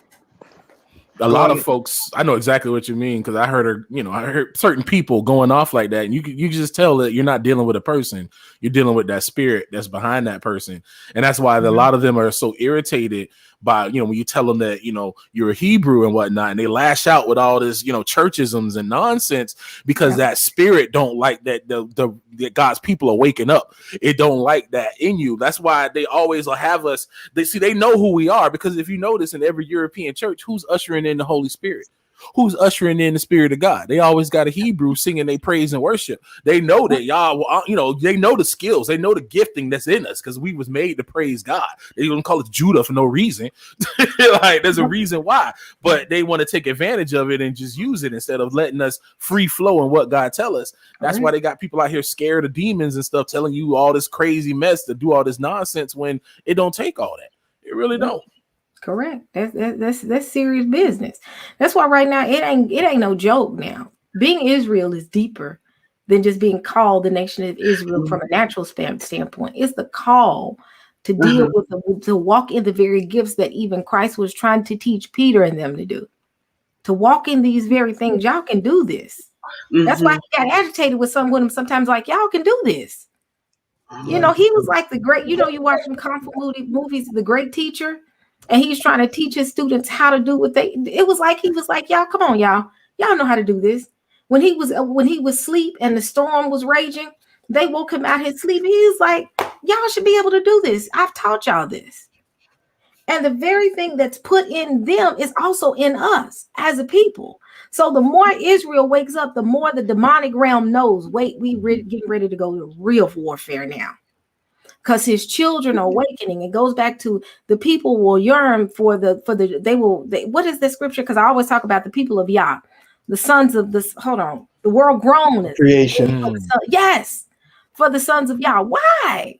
What are we getting ready to deal with? What are we getting ready to face? This is why I'm coming out of this whole debating, because what we getting ready to face, y'all, it ain't gonna be no joke. He ain't playing with us. That's why I'm like, if you are playing games, don't play with them right now, because that's why the enemy don't play with us. He takes us out as soon as he can. Our men are dying in the streets because he see what the other end of it. He's like, I got to take them out because these are the very things that's going to come at me. So let me take them out early in the game. That's why this walk is important. This ain't no joke. This is why we're dealing with the warfare. We're not dealing with people coming at us physically. This is raw spiritual warfare. Judah is waking up. The people of the Most High are waking up, and the demonic realm is not happy. Period. We're doing everything to try and check it and silence the voice, because the louder we get, the more of our people wake up. And then it's like the more we press into these things, it's realizing that, it's like whether it's a demon or someone needs healing or whatever it is. The one thing I realized about every single spiritual gift is that when we're in order, when we're praying, when we're in the word, and we're in unity with one another, then it's like whenever you encounter a demon or whatever it is, whatever needs deliverance, it's that being in that spot where you hear the Holy Spirit clearly, because that spirit will teach you. And especially as Big Red was saying, when you have people that have seen it before, they can pour into somebody else and say, these are the things to look for. This is what you'll see. I remember I was at a meeting and a woman was convulsing and getting ready to throw up, and I knew that the spirit was getting cast. So I spoke to my son and I said, watch, she'll throw up because the spirit is like it's in the belly, and so when it comes out, that water is going to be released, and then she'll be set free. And she came into that spot, and it's us being in these positions and being able to teach others, so that it's like as that warfare increases, we'll have more of us in a mature spot to be able to deal with the things that are going on in this earth. It's facts. And it's also, they don't teach spiritual warfare. They always, I'm so glad, because I remember my mom asking me if I wanted to go to seminary when I was younger. And I'm like, all they're going to do is just teach me how to study the Bible. I'm like, I study the Bible right now. Like, I use the Strongs. Like, she had the logo software back in the day when it was on like a floppy disk and stuff. Like, that was like the whole reason for getting a computer was to get Bible software. So I was always had a Bible dictionary, encyclopedias. That's like my used to way of studying.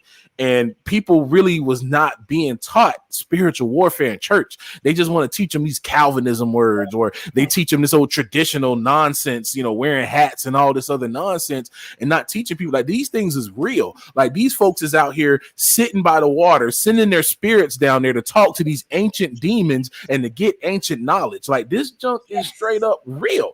They not out here. They out here going to Starbucks getting they coffee when there's a whole water demon on the doggone cover of the thing. These are ancient demons from old times, and people just out here doing it. You know, they Christian like, oh, yeah, everything's great. They got these different African masks that are offerings to these deities because they talking about, oh, it's just from Africa. Like, no, bro, we got to understand. Yeah, we from the continent, but we not of those people. They had different gods that they went after. Our God is the one and true God. We can't just get and do everything. We have to be careful with what we bring into our house. You got jokers getting all these different tattoos and markings on them and all these different things. It's like, no, there's a reason why y'all said that. Yes, we know grace and we understand that. Yes, we get that. But there's a reason why y'all said not to do these things. Man. And you need to understand why. Because you out here putting these symbols and putting stuff on you, and you don't know that you marking yourself for these deities. You give yourself license to these spirits to come and follow you and be in your house, and you wondering why all this stuff is happening, but you got this cool little picture of this demonic behind symbol. You know, the what is it? The Fear de Elise, the symbol for the saints. That was a symbol that they was using to mark slaves.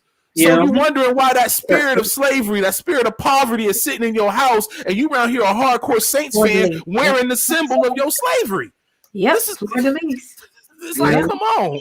You got it all in your sofas and in your couch. It's like my people are destroyed for lack of knowledge. People are putting stuff into. We got to get rid of all her albums. And my mom and dad, they loved music. They had Earth, Wind, and Fire. They had all that stuff, but they didn't want to talk about the pyramidology and all the demonic stuff that was in these things. If you watch the video for My Girl Likes to Party All the Time with Eddie Murphy and Rick James, at the end of the video, they throwing up symbols. Like, what is these symbols that they throwing up? Like, why are all these people in music throwing up the same symbols? This is not no coincidence. These folks don't get here. I almost dropped the N-bomb. These folks don't get here off of their talent and their skills. They get there because they bow down to these demons. There's all sorts of rappers that tell you that, hey, if you sell your soul, that's how you get the money. They've been talking about that for years. They say you go down to the crossroads to sell your soul because they went to the devil. There's rhythms and there's vibrations in the spirit that these things understand. See, they understand. Even if you start studying quantum physics, you start learning that things are waves, and these waves affect things. Correct. Music is a wave. It will affect you and affect your mood. And you have folks out here listening to Beyonce because she sound good, but don't know that she out here putting demons in you, and you wondering why you can't keep right before the Lord, why you can't keep your legs closed before the Lord, because you want to listen to this stuff that's infecting your spirit, and you're not letting God renew your mind. Do y'all remember when she did that show and she had her head up and you saw who, Beyonce? Yes. And you saw the spirit, just whatever was in her. That man face. I remember she was accused of witchcraft as well by one of the people who work for. I'm not gonna watch it. She does do witchcraft. The girl that I know that was into the witchcraft, she's into the same thing as her. And she says her experience that she talks about, lemonade was nothing but a giant ritual. She was out here doing demonic activities in that stuff. That's why she was in Louisiana, which is the capital of witchcraft. This is why God judged Louisiana with Katrina. People think, oh, Katrina was this. No, that was judgment from the Lord. It's witchcraft all up and through there. Like, she was doing this stuff, and the girl was like, she's literally describing this ritual that they do when they dedicate themselves. It's like levels in the cult. There's levels to it, because just as the angels, when they came down, they had to bind themselves with curses at Mount Hermon. They bound themselves together. So if you're not getting that knowledge until you bound yourself with a curse, so there's levels to this, and each level you have to allow that demon to do more to you. There's more things that you have to do, and for that level of what she was doing, all the stuff that she describes and Lemonade about how she feels, she's talking about a demonic ceremony. Wow. Listen to it because it's good music. He's the one that got her into that mess. I know people want to deny it, but he the one got her into it. He did. Man, and my daughter was telling me about the drummer, that her drummer was talking about that she does do that, and it's like a spell cast. I'm like, wow.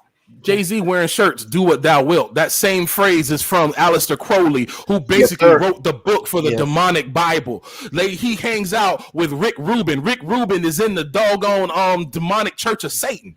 So come on, man. All these dudes is tied into Satan. Look at how come every black man that gets to make it has to come out with all this effeminate nature in him. See, the devil there's a war not only just against us as people, but also against women. See, the devil, it talks about he would be a man that will be that doesn't give a type to women.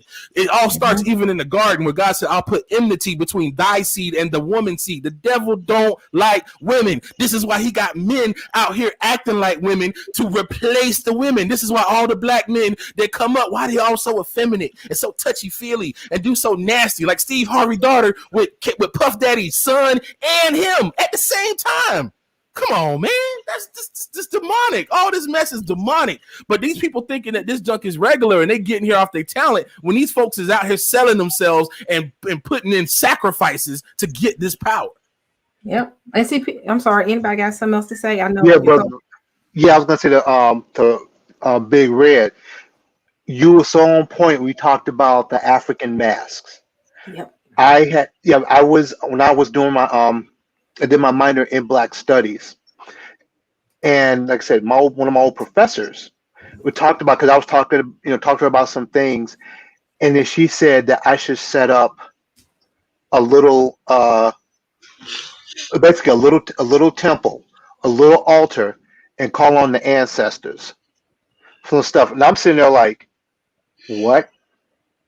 Are you what? And she was serious. And she said that I should do this, or spiritually I would die, because I was already following Yeshua. This is only several years ago, and so I'm sitting there like, so let me understand this. For me to accept my African heritage, this is before I knew I was Israelite. To accept this, I got started doing these little rituals, and then when it came to like the mask and it's like Yoruba mask and all that stuff, I've never had that in my house. Those masks have always scared the daylights out of me. Ever since I was a kid, it was like there was something always wrong. And they said, but no, but this is your heritage, man. This is your people. But it's like, yeah, but my people worshiping demons, they manifesting in these masks. Why do I want that in my house? They used to say that with the mask, if you would put a nail in the back of it, you tie a spirit of your ancestor to the mask. My mom used to have a house full of them, and she found out about that. And she said she looked at all the masks that she had, and they all had nails in them put into the back. See, folks be getting this stuff and be buying these souvenirs and don't know that they inviting demons to their house, and it's real. Before my mom got saved, my grandmother on my father's side was an evil woman, and she did not like my mom at all.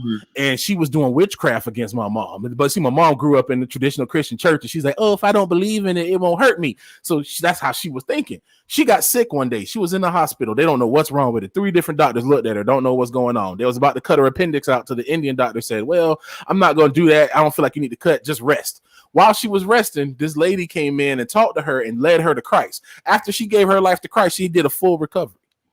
Well, this junk is real. These people be out here. They don't play fair. I remember there was a lady that we helped this one time. She was homeless because we had a church. So we helped a lot of people. And this lady was clearly into some witchcraft. And my mom used to always complain because my grandma, she would catch like my grandfather snooping around her flower garden in the front yard. And she would also catch my aunt out there. And she never liked that. They was always like looking around and always was interested in her flowers. And the lady, we were holding some stuff for her to help her out. And she walked up by our front door and she stopped in her tracks. And she said, I ain't walking in there. See, people try to put a 2-step down. I could break a 2-step. They be out here trying to play it's a trap. I know a trap when I see it. Like, she was talking crazy. It sounded crazy, but she was talking the truth. They was putting stuff down in our front porch area, and they were hiding it in the plants. My mom got rid of all the plants that was there in the front yard. Like, these folks don't care. They will use your ignorance against you and will be stealing from you. And you know, and people have stuff up and don't realize, why is my body sick? Why is all hell breaking loose in my house? Yes. Why is all this stuff going on? Like, I mean, I've never been one to rock with those masks, and it ain't just even African mask; it's mask in general, because every culture had some type of spiritual mask. The Vikings, all of them, all that goes out the window. I don't like. I barely deal with pictures on the wall, and that's why we have to be careful, because you don't know what someone is putting into something, wherever it's coming from. And the thing is, people gonna call us creepy, but right now, this is the time for us to be ready. I'm done. I can't. All the knowledge in the world, If I read a book about every single theologian, it's not going to save me. It's not going to protect me during the time when demons are going to be floating around. But the power of the name of Yeshua will. That's key right there. But people don't realize that you can't dibble and dabble in both worlds. That stuff it says you can't serve two gods. I don't play with stuff like that. Like I said, you've been in church. Like I say this, I've always said this. I said there's something about the black church. The spirit of and that's only because I've been in the black church. I can't speak for the white church. Folks go say something. I said there's something about the black church when they have a connection with the Most High, a real connection. It's serious. It's serious. Like, I mean, when they for real sincerely have a connection with him. But on the flip side of it, when they play in that spiritual realm, it's like a whole nother level. Like, you got to realize that when they had something called white witches back in the day, where would they learn their stuff from? Voodoo priestesses, Yoruba priestesses would teach them the mysticism. The term white witch, every single story that you've ever heard of stuff like that, they always had something they learned from the slave in most cases. I hate to say it like that, but that's how they learn sometimes.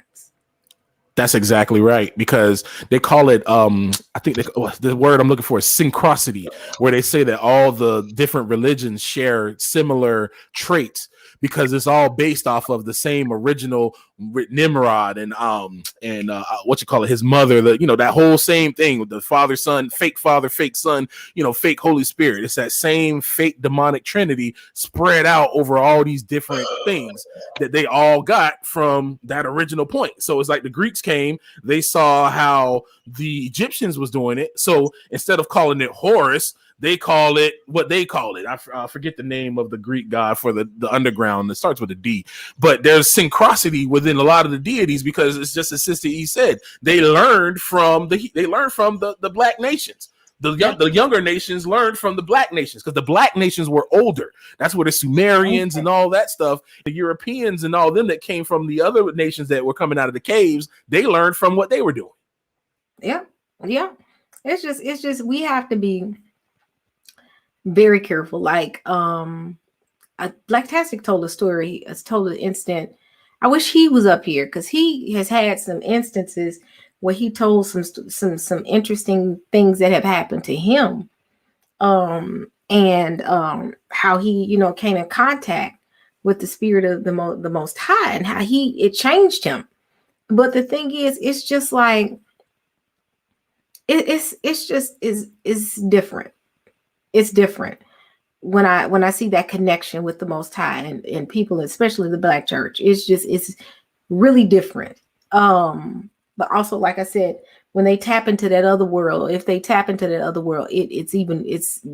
dangerous then. And that's why we have to be careful. We have to be careful of what we do, the things that we put around us, what we bring around us, because there is a connection. Do you want to be connected to that? No. Ask yourself, why did our people go into captivity? Idol worship. What do you think the hanging these pictures and that ties to that? And that's why we have to be very careful. And again, I'm at a point where I'm not caring about what folks think, because I want my people to be equipped. I want our people to be able to stand.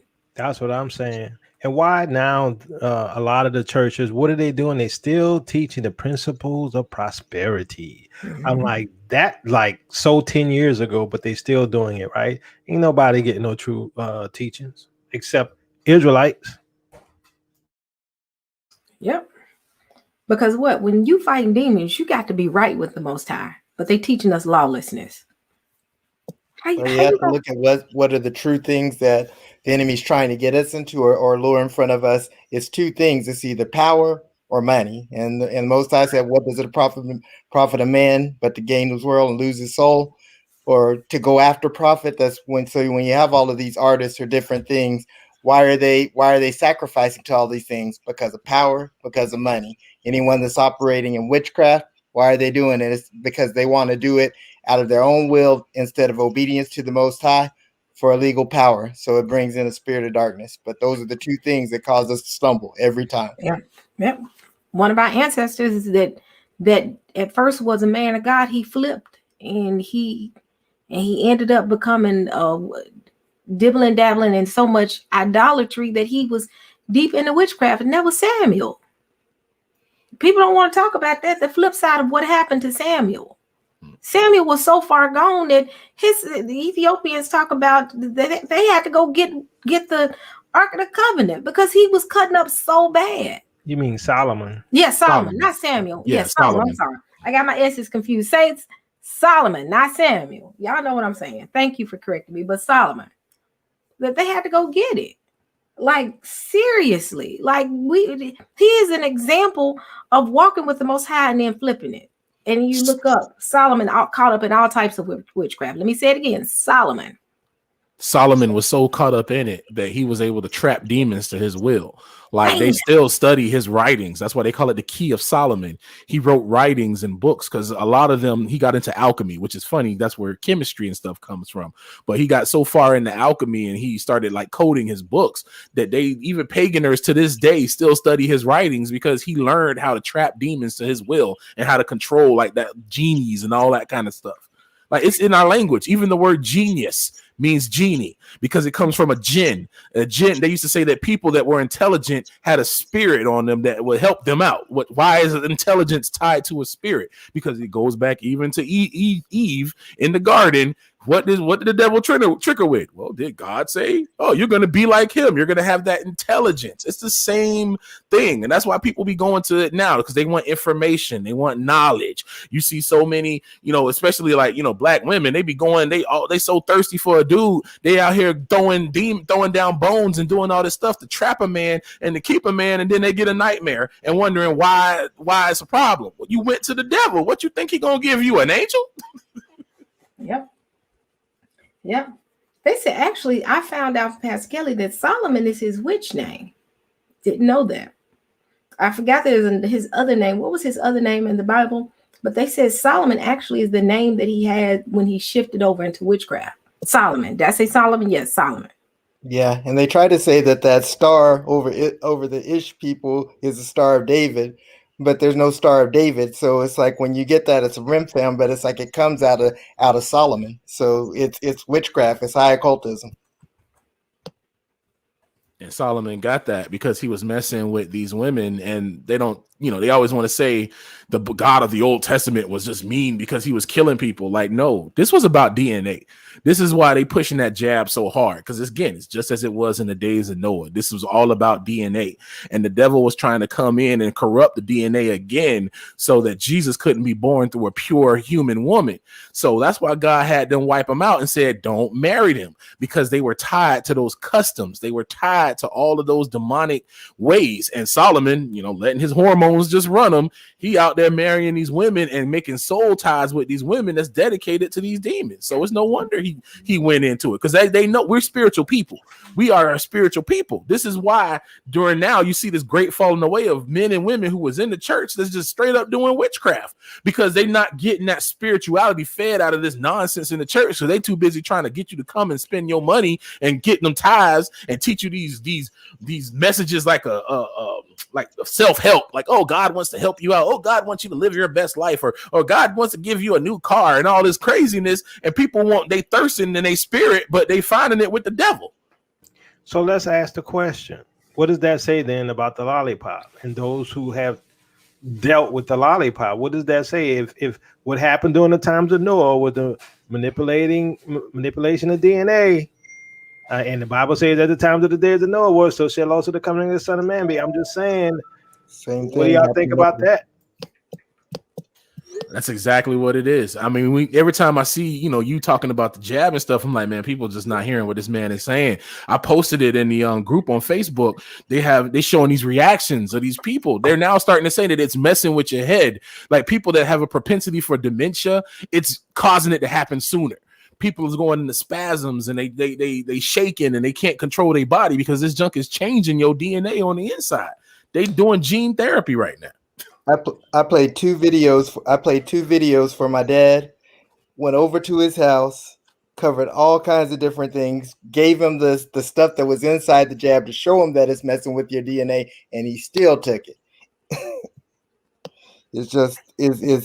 It's incredible the amount of delusion that's out there right now. Because fear. They're scared that they're going to get on a ventilator, and most people not even getting issues with their lungs, but that's what they're scared of. And they like to go along with the crowd. That's really what it is. Unfortunately, this education system in Babylon was based on the old Roman education system, which was for slaves. They don't know how to critically think. Like, people legitimately cannot critically think. You try to tell them something that's outside of the norm and their brain can't fathom it, and they'll call you the weirdo and mock you for bringing them facts. Like, I'm like, have y'all forgot about the Tuskegee experiments? Like, why are they trying to do this so hard? Like, when they was first even talking about doing jabs, the dude in France was like, oh, give it over to Africa. And the Africans had to say, we not your guinea pigs. Like, what is you talking about? Like, why are they literally have, I think Cuomo shared a tweet where they was literally had one of the dudes from Run DMC, and they was rapping, trying to, like, it was some old schoolhouse rock 2-year-old stuff, trying to rap to us to tell us to get this doggone thing. Why they want us to get it so bad? Why? Hey, I got a message by some people. They're being blocked. I don't know who is blocking people. I'm trying to. I found her. Who? Say something. I just found her. I don't know who it is that's blocking people, but one of my people got blocked. So I just unblocked you, Anaya. Say something, and I'm gonna make you a mod. But yeah, some people are being blocked. So I'm sorry, y'all. I had to cut in. Something going on, but I'm gonna investigate and find out. But this definitely goes back to what God was talking about in the days of Noah, because it said Noah was pure in his generations. It wasn't that he was like, just a pure man, because we all know Noah was a drunk. You know what I'm saying? He got tipsy. So what was he pure? He was pure in his genes. That's why he tracked. God was heavy. This is why when people don't read the Bible, man, when they tell us that, oh, it don't matter about your genealogy and, oh, it don't matter about who you are, just focus on the gospel. Literally, almost half the Old Testament is so-and-so begat so-and-so, begat so-and-so, begat so-and-so. Why did y'all keep such accurate track of generations and genealogies? Genealogy matters because these demons is coming in and they trying to change the physiology. This is what was going on the earth. This is why they always try to say that, oh, Sodom and Gomorrah was messed up because they was out there sleeping and it was homosexuality. No, it wasn't homosexuality. They knew that those two dudes was angels. They knew what they were. They wanted to sleep with angels. This is what they were used to. The flesh was all kinds of messed up. This is why God had our old ancestors wipe them fools out. And most of the tribes they wiped out were tied to Nephilim tribes. They were all dealing with these tribes that was trying to spread and recause all this DNA to get corrupted. And now here they coming out with stuff to change your DNA. Come on, man. Things ain't just an accident. Things don't just happen just cause. Yeah, that's what the scripture talks about, going after strange flesh. Exactly. So they try to teach you like, oh, it's just homosexuality. Yes, homosexuality is definitely an issue with Yah, but he has more of an issue of you taking and combining yourself with these unnatural creatures and these unnatural things. That was like the biggest reason why these angels face no retribution from Yah, because they came down into his creation and tried to become like him. They wanted to reproduce like Yah did when he created us. So they put some of their holy essence into flesh, like Yah put his holy essence into us, but it's a perversion of him. And they're still trying to come through now and pervert the flesh. And they're getting people ready for it. And these fools lining up for it like sheep. Yep. So what does it mean? I mean, we don't see the mark on the right hand and forehead where it's tied to buying and selling yet, but we see the manipulation of DNA. Like I said, I think it's really the preparation, for the mark. And recently I was listening to a show, and they had what's her name, Yellen, who's over the Fed, and some of the people of the House and stuff, and they were talking about going to a digital currency, and they're going to get rid of Bitcoins and stuff, because Bitcoins you can't control. People getting paid, who do terrorist stuff. That's always the excuse. And And so they're talking about how they got to track people. So they're also going to have this digital national ID that they're talking about implementing. I'm like, everything is like a few steps away from the biblical description of the mark of the beast. And I'm like, I don't know what it means for the people who have gotten the jab. I don't think they're damned yet, but I'm like, I wouldn't want to take the risk. It's definitely a setup. It's mental conditioning, and also from looking at how this jab is affecting people's minds. If you notice in a lot of science fiction stuff, they always talk about, like, there's a movie called Equilibrium, and in Equilibrium, everybody takes a dose. And this dose suppresses your emotions, and it suppresses things about you that make you human, but it also makes you more pliable and more controllable. I feel like they're doing this that some people are having adverse reactions to it, and it's messing with their nerves and dementia, because this junk is designed to get into your brain and to make you more pliable, to make you more agreeable. Did you see the video from the guy in 2014 who said exactly what you're saying? I did not. That's amazing. I have not seen that. Yeah, he's saying the exact same thing you're saying, that it is to create slaves that is going to manipulate their DNA, and they won't even know that they've been changed, but their morality will be gone. He said they won't even realize it.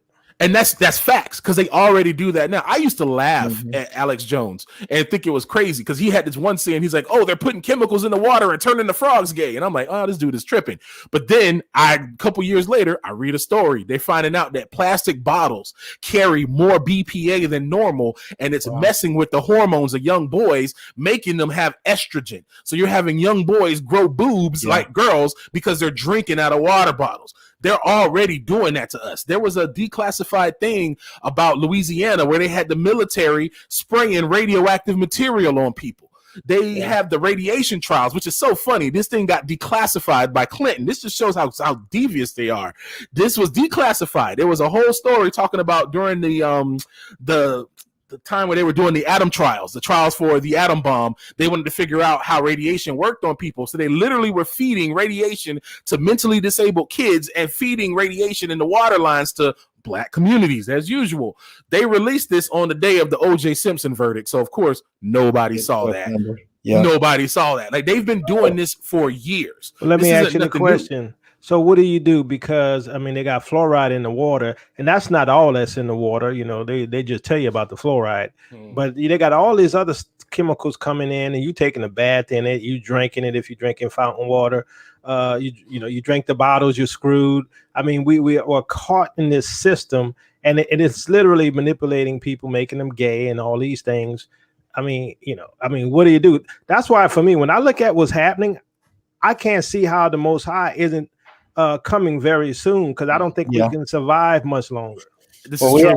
We have to get into a place where we're taken out of this place so we can govern our own and establish our own, because the world is going down a path that's completely corrupted, and you see all of these things happening, and then it's like, what is even the point of the lollipop? Because you take one, they say you got to have a second one, and then they're saying this isn't even effective to stop it, so they may have to come with something next year. And I mean, it's like, you see it just like even in the Matrix, when they were given Morpheus the serum, what was it doing? It was to break down his mind. There's a movie that's called Divergent, and they gave the military a lollipop, and then it's like all of a sudden here they are turning on everybody, getting ready to shoot people and doing things because now they're under control. I believe this is like a first step, but it's making people more susceptible, because now it's like they say, okay, now you take this mark, your mind is you already have partial control. You're more susceptible to that, or people are dying off. It's having all kinds of effect on people. Exactly. It's serving like a dual purpose for them, because, it's going to kill off some folks. So that's always good for them because they want to kill people, but it's also getting into people's heads and causing them to be more pliable. I mean, it doesn't make sense when you look at all the people. Like Hank Aaron got it, and then a week later he dead. Like, people are getting it and dropping, and people are still lining up to get this. Like, it doesn't make sense. It's not rational. You got to know it's got to be something bigger than this. Why are they always trying to push all of this stuff on us? Like, you have to be connected to their systems. Even when it comes to water, they don't want you getting your own water. If you decide to just collect water in some states, that's illegal. How is it illegal to collect rainwater? That makes no sense. Why is it that I got to drink water from your system? Man. Well, if you don't have control over what goes in your own body, hey, I can control you drinking water. That's what I agree with you, Kobo. We definitely gonna end up going soon because they keep putting more and more stuff, and it's harder and harder. It's like why now I pretty much go pescatarian. I don't want to touch the meat no more because now you got Bill Gates out here telling people to eat synthetic meat, and they're talking more and more like synthetic meat was just approved in China to be sold. Meat that they grow in a lab. They have grown this in a test tube, and they want to sell this to you to eat. Like, this is not no joke. When you look at Agenda 2030 and the Great Reset, they talk about all this stuff. They call it environmental, help by I don't know how, by eating meat that's going to just help the ozone layer or some nonsense. But they trying to like change everything that we put into our body. They want to have total control over it. But you know what? It goes back into saying what we eat is that it ties also, I think, to spiritual, to who you are far as spiritual. Think about it. Daniel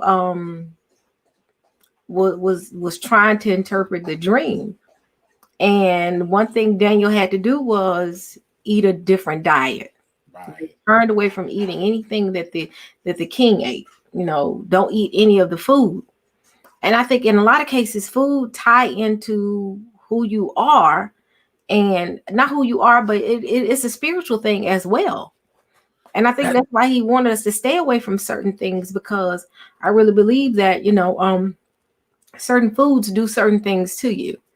Like, for instance, everybody love talk about the Daniel fast, and churches do it all the time and don't understand what it was about. It was deeper than just fasting just for the sake of just the congregation. It was a way of him cleansing himself. That's why fasting is important. Yeah, his diet was a consecration. His diet was a consecration to his relationship with the Most High, and you can even see it from that Babylon system, because what did Kaepernick get beat up over? He refused to bow down to that flag. So when they play the music, this flag comes out, you bow down, and it's like, so when we start rising up saying we're not bowing down to this, we're being abused, hit on the street, everything. Everybody has a big ruckus because like, oh, they won't bow to the flag. They're not going to salute God and all of this. When we're talking about it's our relationship, we're dying on the streets, and we're not bowing down to this system as it is today. And what Sister E said was so on point about the food, because if you remember the story in the Bible with the unnamed prophet, what did God tell him not to do in the city? He said, go in there and don't eat nothing. He said, don't eat nothing in the city. And he didn't listen to Yah and listen to that man and went back and ate. And the lion ate him and sat by him on the road till the man had to come and pick him up. Clearly, what we eat and what we ingest. This is why God said, don't eat food that's offered to idols. I had to ask God for forgiveness because I was like, oh man, I used to love, I eat pescatarian now. Now I just do fish and vegetables. But I used to love me Chinese food and stuff. And you go in there to get your Chinese food and they got that big Guan Yu statue sitting up there. And they got the little lucky cat. They offering, they got fruit and all this mess offering out there. And you giving them your money to get that food that they put on the altar. Like, it's so much stuff that we just like inherently have right now that it's the part of this system, and it's just so demonic, which is why we got to like pray over the food. And really, honestly, now that we're more awake, be more just truthful. Are you going to just follow Yah, or you want to follow your stomach? Correct. Every commandment he gave us, it had a reasoning behind it. People love to say, well, that was the commandments given upon Israel. Israel was a priesthood, so that's why they had to function differently. That's how the Levites were priesthood. They were the apple of the Most High's eye, and they had a connection with the Most High that was fun. I look at it in the Bible like, wow, they had a connection with him like that. And I think a lot of it had to do with, some of it had to do with eating. Other part had to do with their life. Period. People just like, oh, it's just the moral laws. But while I'm following the moral laws, I'm dealing with heart disease.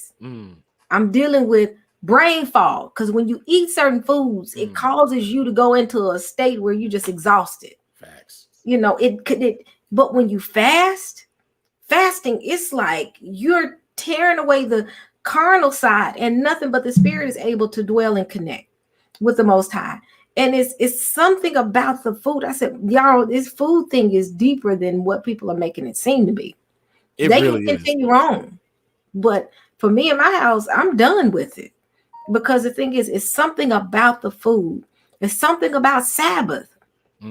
When I rest is when he communes with me the most. And he'll show me so much stuff that I'm just like, okay, Father, I'm going to go do this. Not to say he doesn't interact with me during the week, but I'm working all week. Saturday, when I sit down with him, because that's still his day. God did it at the beginning. He said what he created the world 6 days, 7th day, he rested. If the Most High did it, why is it wrong? And why are we fighting over it? Why are they fighting Correct. so strong over that? Right. Correct. If he did it, why is it now? All of a sudden, what the Most High did is done away with. Right. If you don't want to do it, why do you have to be concerned that I'm doing it? I don't get why people why they want to get into our business. I mean, y'all, they love the New Testament so much. Didn't they see where Paul said, don't persecute a man over the holy day? You got your Sunday holy day. Why you tripping on me about my holy day? Like, what's wrong with me taking Saturday to get time before the Lord? My sundown Friday. Get liberty and we don't. Being a Judaizer or you being legalistic and all that, like that don't make sense. Yep. That none of that makes sense. And because I choose to follow, why you eating like that? God, there's a reason behind it. Look at the stuff that God say don't eat. A pig will eat anything. Pigs will eat whatever. There's a reason why they tell you in the mob never trust a man with a pig farm. You can look at the catfish and crabs. They say after this stimmy came out, people was out here buying crabs. Crabs eat dead things. Yeah. They eat the things that are dead. The shrimp, they're roaches of the sea. Yeah. God told us this for a reason. Got cats out here. My mom passed away from cancer because she sat there with this European Christian church thinking, I'm just gonna pray about it instead of changing her diet and going to the hospital. This is not like black. This is the reason why black folks is dying from the cough. It's not because of the cough and its lethality. It's because they got heart disease and they got diabetes from eating all this food and all this pig feet and all this slave food that they gave us. The food that they forced our ancestors to eat to force us to break the law. And they sitting here going on TV, delicacying it up. Man, they go feed them all of the pieces of the pig. But you could have gave us all the pieces of the cow. So that tells me you knew who we were. A specific agenda. They knew exactly. Who else eat the doggone intestines of a pig? Yep. They just stanking up the place, and folks out here acting like it's the bee's knees. That's slave food. That's what they threw us after the slops and the nastiness, man. It's like there's a reason why y'all told us to eat a certain way, because it's like what Sister E said. When I started eating differently, my body felt different. The way I think felt different. They even got studies that show fish help your brain and helps your mind. Like there's a reason why y'all gave him fish and loaves out there when he was feeding them. He didn't give him no pork. If he was there to complete, if he was the law didn't mean nothing, how come he ain't make them no chitlins when he got finished teaching? How come he ain't have a barbecue? He ain't just say, all right, y'all, we finna queue up a pig out here. I done gave y'all this good word. Let's go queue up. The law don't mean nothing no more. Y'all give me a pig. Come on, man. Come on. It don't make sense. It's just to confuse me as a Christian because he literally said, I have not come to abolish the law, but to fulfill it. And then even in Revelations, it said that the Lamb who kept the law, he was worthy to open the book. So are we trying to be like our Messiah? Yeah, exactly. And then they're going to call you a Judaizer. And nobody's saying they're doing it to get saved. They're saying it because that's what God told us to do. I'm like, here's the thing. If you're going to eat pig, right, and you know that pig is bad for you, who's stupid? I just want to know. Who's stupid? I mean, the Bible already told you it's unclean, but then you're going to tell me you got liberty. Okay, well, fine. You're going to get sick. Correct. I'm going to tell you something. I always look at the Judaizers because the Judaizers in biblical times were the ones that were persecuting and killing. So it's like, are we going out killing people? Are we going out are we going to Sunday slapping somebody, doing this or doing that? We're not doing those things. We're just telling them what the scripture says, and then it's like they have to decide whether or not they want to walk it or not. Yeah, we're Judaizers because we say the Sabbath is still holy. It says keep the Sabbath holy. That's the commandments. But Christ is our Sabbath. He said he is Lord over the Sabbath. I am gonna follow him. I'm not gonna follow y'all. And that's how my mindset is. Like, I'm not following y'all. Cause no, I'm going straight to his commandments. Well, Sister E, we know they've been lying to us forever, right? Correct. And they keep lying. They want us to go back into sin. If y'all black folks go back to sin, we good. Business as usual. Because guess what? Huh? They done told us so long that the law is bad and got these people thinking that you can't keep the law no more. And now you see folks out here saying, hell, we finna do everything in our power to keep the law of Yah to the best of our ability. Now all of a sudden that's going against their power structure. That's going against what they say. It's like I'm being condemned for want to live holy and righteous in the way of the word. I'm going to hell. I've heard people say you're going to hell if you try to keep his commandments. What? I got confused. I said so. And how am I going to be different from the world if I ain't got no laws, right? I'm like, they ain't got no laws. They ain't keeping no laws. They doing what they want. So how are we any different if there's no law? That don't make no sense. And they don't even realize that the European racist system has even infected the church. They'll demonize weed and marijuana all day. Oh, it's terrible, it's horrible. But them same folks will go home and pop some opioids that their doctor gave them. They go home and they go and can't start their day without coffee, not knowing that that's a doggone drug. They pop their monster drinks and all their energy drinks, but marijuana is terrible and that's horrible and that's demonic and evil. But you around here hyping yourself up on all these European approved drugs. And the Bible tells you the plan is good for the healing of the nations. I'm just saying. Look at here, man. There's more good in that plant than they want to talk about. They don't want nobody on the plant. I had an ex that her dad, she was Haitian, and her dad had a plant that he used to take in Haiti that helped his blood pressure. He couldn't take it in America because it was illegal. But they'll give him Xanax and all this other nonsense that they cooked up in the doggone lab to get to you. But we the ones they can't make money off it. Exactly. But we the crazy ones because we saying that we want to go back to what y'all say. We want to do natural things. I'm all about homeopathic natural things. I don't run up in your Masonic lodge and knock the pig out of your hand. Why are you worried about what I'm putting in my body? Now I eat chicken. But you're absolutely right. I could go take this free God-given plant. It's gonna help my high blood pressure and anything else. But now it's illegal, so now I gotta take your drug. That's foolish. It don't make no sense. They have people that have their kids on seizures. They give them a little bit of doggone CBD oil, they good. There was a man I saw, he had all kinds of seizures. He couldn't even function. Soon as he took a hit off the bong, he could function and be normal. He could talk and walk, but they want to fill him up with these drugs that's gonna, it's just like these drug commercials. They're like, oh, you can take this for your issue, but may cause anal bleeding and may cause sexual dysfunction, may make your feet blow up, may cause like all these extra stipulations on this craziness when I can go outside and plant something that's gonna help me. But go plant it, and you're going to be in jail for 10 years. It's a felony. And they don't even realize that the whole demonization of marijuana came from racism. Coca-Cola was called Coke because it had cocaine in it. Cocaine was considered the drug of white people. It was considered an elite drug. You would go to somebody's house back in the day and they had cocaine on the table. So you would sit down and have some tea and cocaine. This was their normal thing that they had going on. But marijuana was the problem. All right. Yep, the British was trading in opium for a long, long time, which is a plant. Long time. Opium was one of their top sources. That's the whole reason why they was up in the Orient, to get the opium. Something growing out the ground. Like, it's all about control. That's the only reason why alcohol is legal, because they can tax it. They can control it. They prohibited it when people was making their own, when they had moonshine and all that stuff. It's all people don't understand. And the church is taking a lot of this stuff and it's from Babylon. It has nothing to do with it, because God literally told Adam and Eve, I gave you everything. Every plant is good for you. So if I could go and I can grow something, why is the government telling me I can't do it? That logically doesn't make sense. And it doesn't.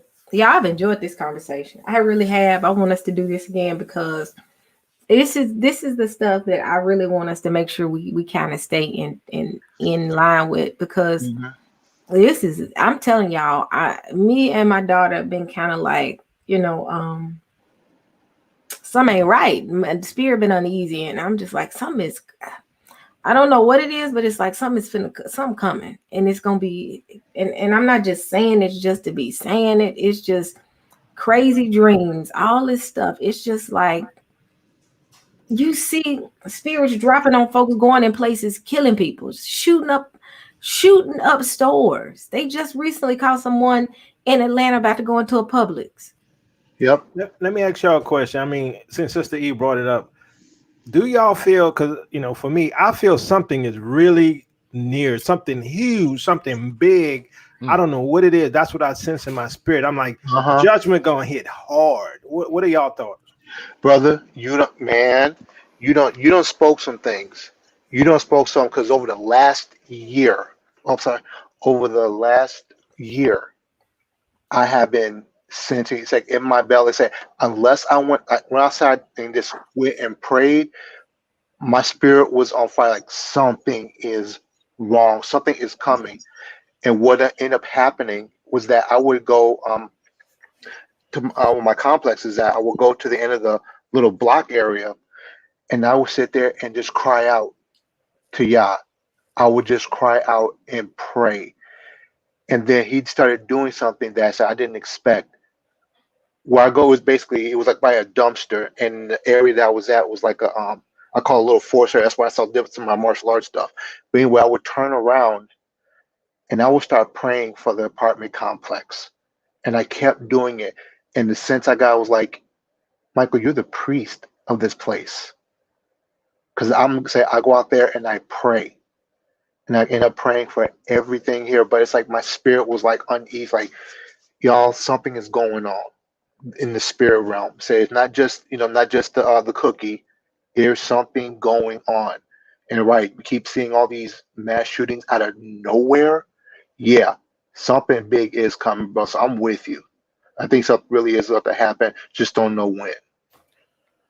Looking at the news, see, I've the way y'all woke me up was he first pulled me out of the Democrat trap by me seeing, because I was a Bernie bro back in the day, and I saw how they did Bernie, and I'm like, man, they did that dude dirty, and he pulled me up out of there. But I started paying attention more to the news not in America. I watch like RT News. I have an Indian channel I follow. Al Jazeera is amazing. You'll see stuff that you'll never see in America in Al Jazeera. And just recently, Biden, he basically pissed off Putin and China. He made them super mad. Like he had a little comment talk calling Putin a killer, and Putin basically said takes one to know one. And then they put sanctions on China, which is basically drawing Gog and Magog, I mean China and Russia together, because they're literally talking about how they're coming together because the UK and now the United States are all putting sanctions on them. Then Biden is straining all the relationship with NATO. Like all the NATO allies is like got bad relationships with Biden, and NATO also is messing up their relationship with Russia. And now Russia done put all their ships into the Black Sea. They don't know where they at. And the USA is quietly moving all their ships over into the Black Sea as well. There was a lady that I saw on the show, because I also follow a lot of people that talk about money and finance. And this lady, she does her company, they do exchanges for gold and silver. And the guy was asking her, it was like a podcast, and he was saying, what do you think, we can do with the dollar?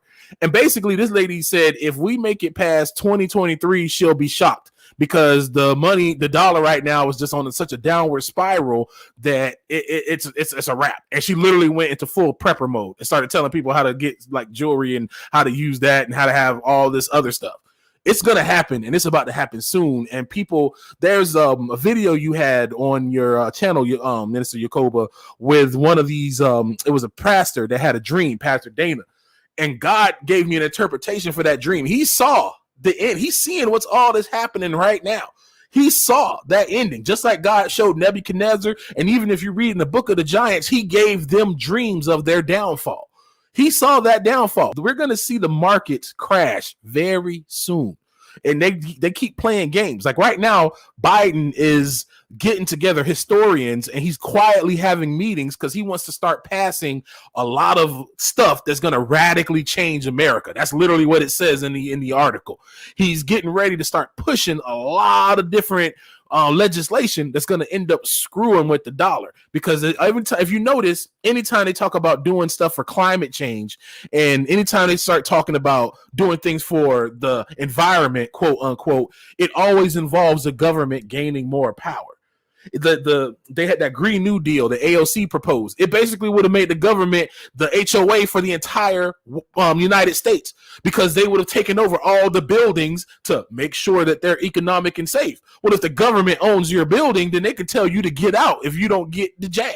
They can tell you to do all this other stuff. So we're definitely like it's. I highly advise everybody to keep you some water stocked up. Keep you, if you got some spare money, try to get precious metals. Try to get something. Have something available to trade. Have things available to keep yourself together, because there's going to be some craziness that's about to happen in America. Because you saw what happened in Texas. Texas was a precursor. That freeze shut everything down, and they ran out of water. Our systems are not built to be by themselves, and people don't understand that all these different cascading of people losing their jobs and all these prices going up because they keep printing money. 66% of the money that's in rotation right now was printed last year. The inflation has gone up so much that a guy was talking about his housing building, and the price of lumber went from 30,000. He spent 30,000 last year for the lumber. This year he spent 80. This is not sustainable. We're going to see something happen mad soon. Yeah, we see gas is about doubled already. So, and we know that it's like as we go into the feast season, as we hit Pesach is the beginning of the new year for us. So it's like we're moving into another season where it's no telling. Something big is happening. I really feel like we don't have much time. We've got to pray. We got to press in. We got to be mature. We can't be arguing about who's the greatest and who's the least in the kingdom right now. We got to be unifying one with another to be prepared to be in a mature spot so that we can leave and not be the rebels and go into the place where the Most High wants us to go into, because we don't want to be in rebellion when judgment hits, because it'll hit us just like it'll hit everybody else. Yep. And it's just been, and the thing is, it's obvious. It's obvious. Something is brewing, and it's beyond us.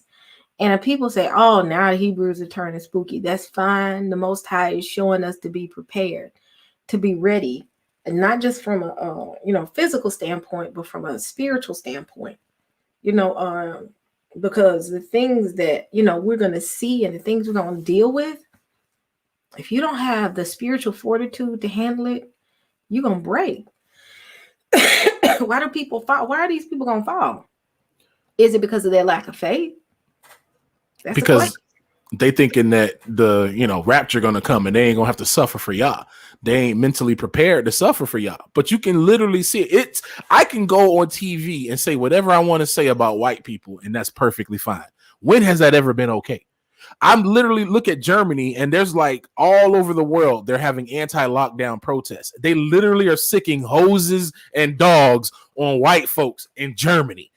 I've never thought I'd see the day where they get dogs and hoses sicked on them like they did us. They're now starting to experience the scenes that's happening to us. Like, this ain't a joke. This junk happening for real. And you can't even walk outside in the UK without papers. I posted a video someone sent me on Hebrews Connect TV. Go to Hebrew Connect TV and go to the Teo channel. And it's only like 2 minutes. And he's walking by the place that's giving the lollipops. And it's like 99.9% Caucasians. Most of the people of color not in those lines. They're not doing it. Wow. Some of us still got sense. And, we remember, because, there's always, people don't understand. They always tell us, it's old and it's ancient. The memories are stored in genetics. They've actually proven this scientifically. They've had rats that they expose to a trauma, and they'll expose them to it, and then they'll have kids. The kids have never seen this trauma. They have never seen this thing before. But when they bring the thing that brought the parents trauma before the kids have a natural fear reaction and they avoid it. How would they know to be afraid and avoid it if they've never even seen it? It was the first time for them seeing it. Genes come down. They even talk about it in like a video game called Assassin's Creed, where you can experience your ancestors' your ancestors' memories from your genes. This is a real thing. Black people know this intrinsically because they used to use us as experiments. This is why there's such a distrust, even for folks that's not even woke up as Hebrews. They just know something in their spirit. Nah, I don't trust them folk. I don't trust them people. Yep. But something's happening because they quiet. They real quiet. I mean, this is the most silent I've ever heard this system. And I tell people, I said, silence isn't a good thing. It means something is brewing. You know, something's going on where you, like I said, I've never seen anything happen January 6th like I've seen. And to drive down in DC, you feel it in the air. Like it's interesting. I was in DC a couple of days ago, and they're getting ready to take the I think the gate down again. No telling what we're gonna get ready to see. But this is all spiritual warfare. This is just it's the very spirits that they're manifested and they're causing chaos. The chaos that's going on in that realm is starting to filter over into this realm. It's gonna get worse. The things you see in Revelation, it's almost like the spiritual realm and the physical realm are now overlapping.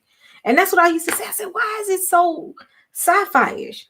But it seems like that's when the spiritual realm, that gulf, the restraint, the thing that separated you has now become, and you won't be able to, you're going to see what the spiritual realm is doing, because we've become so an allegorical thought pattern when it comes to the word of God, that when things manifest, it's going to throw people off.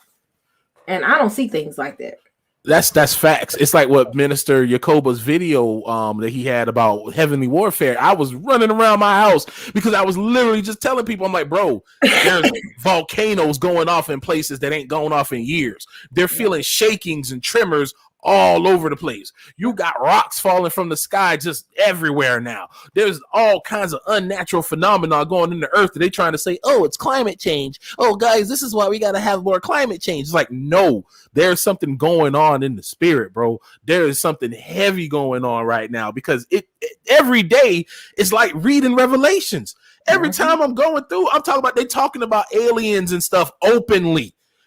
The governments are talking about, they showing you pictures. The FBI just not the FBI, the army, it was like a couple years ago, they had a patent literally for a device that, what they call it, a mass inertia dampener, basically like a UFO. It's a device that's set up to essentially create a void around it so that it can move unnaturally through space, because it gets rid of the space. There's a reason why they have a picture of Shiva outside of CERN, because they know those ancient spirits. They trying to tap back into stuff from ancient days. They're going back into it. God said he's put those angels in outer darkness. If you go on CERN's website, they trying to master antimatter or dark matter. Yeah.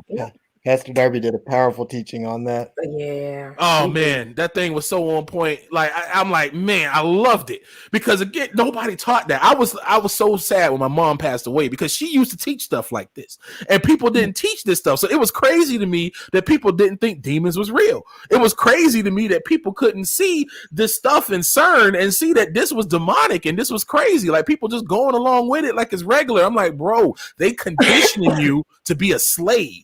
They're getting this stuff ready. They're showing it. It's like in the Avengers, when you had those ones that come down, those angels that come down and they put on the face like the human. You see they're masking themselves. You see all of the stuff. But you know what? It's like but the world is also getting prepared for warfare in the sky. Think about it. Where is Christ coming from? He's coming from, they said the world is going to look up and be able to see him. He's going to crack the sky. He's going to crack the sky. So why is it movies now portray anything that's coming out of the sky as being the enemy?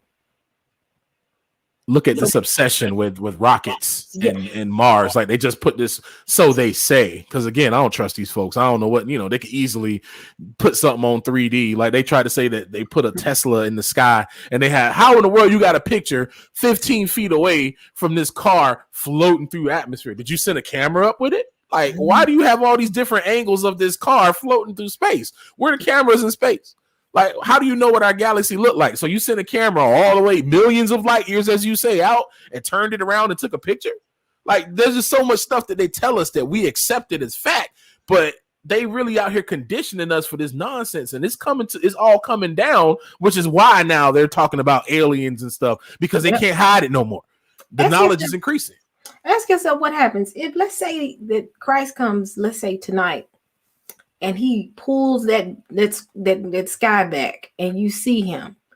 Do you think they're gonna be happy to see him? They're gonna say aliens in the sky. That's why they scaring us, because the way he's coming, when you look at the word of God, the way he coming, you like, he ain't coming bringing good tidings and good joy, great joy. He ain't coming giving any gifts. He coming for straight warfare.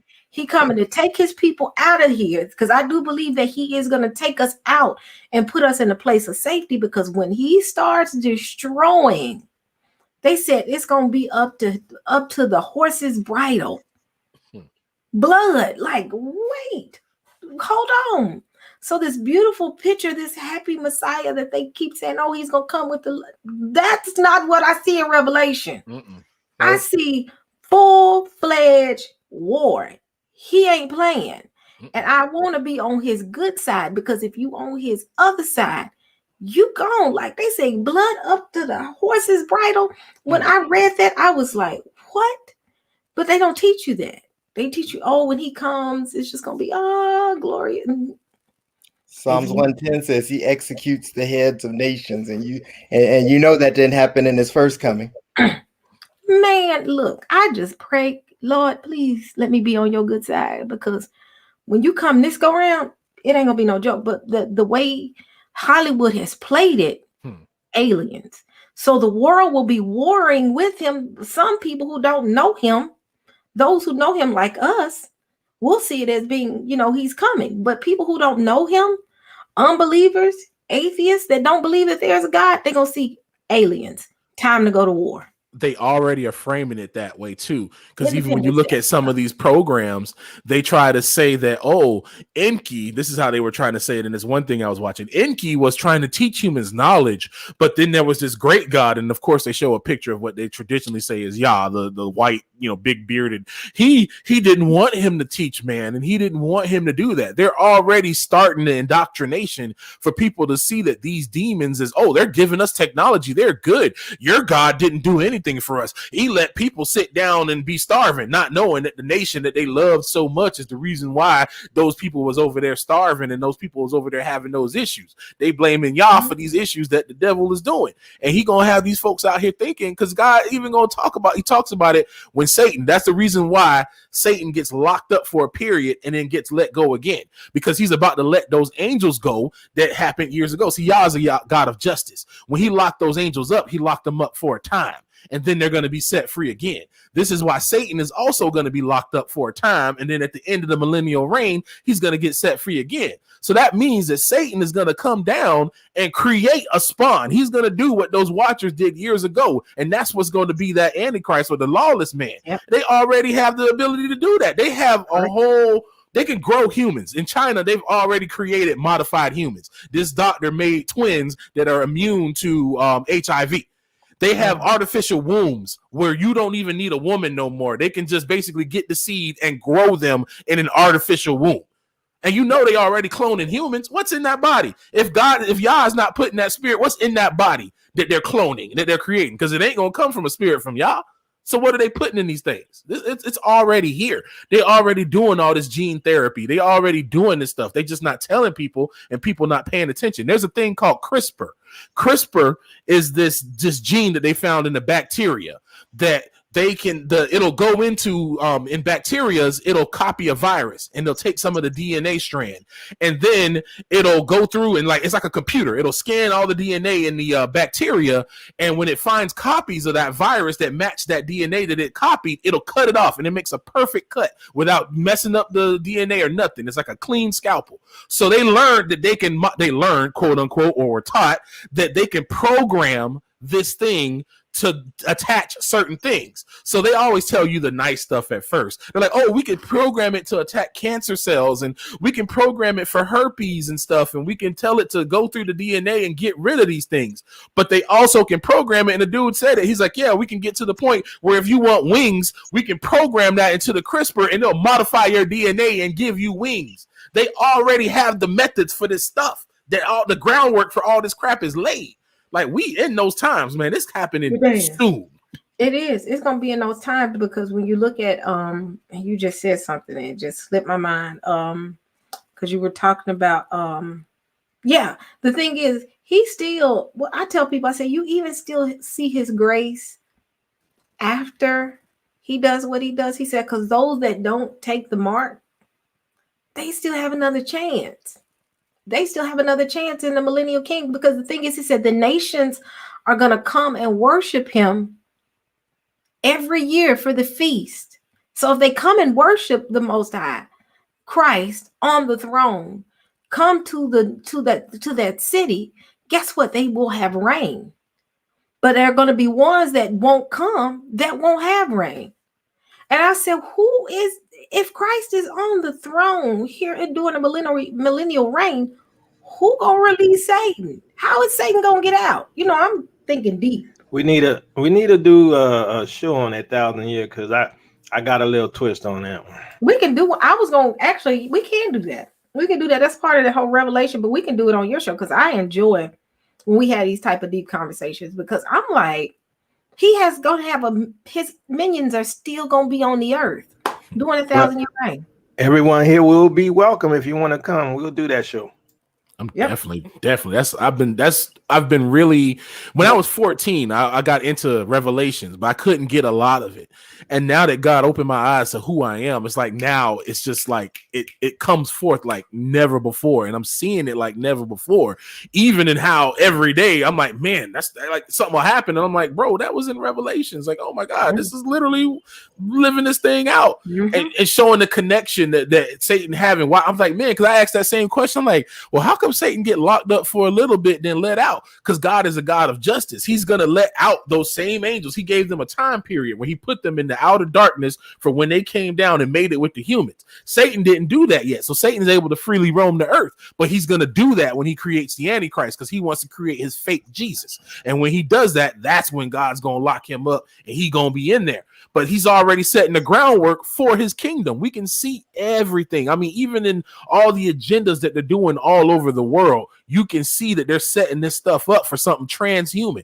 That's why even in the government, look at how they're getting rid of gendered language. They're trying to already program our brains to not say man, woman, mama, father. Why?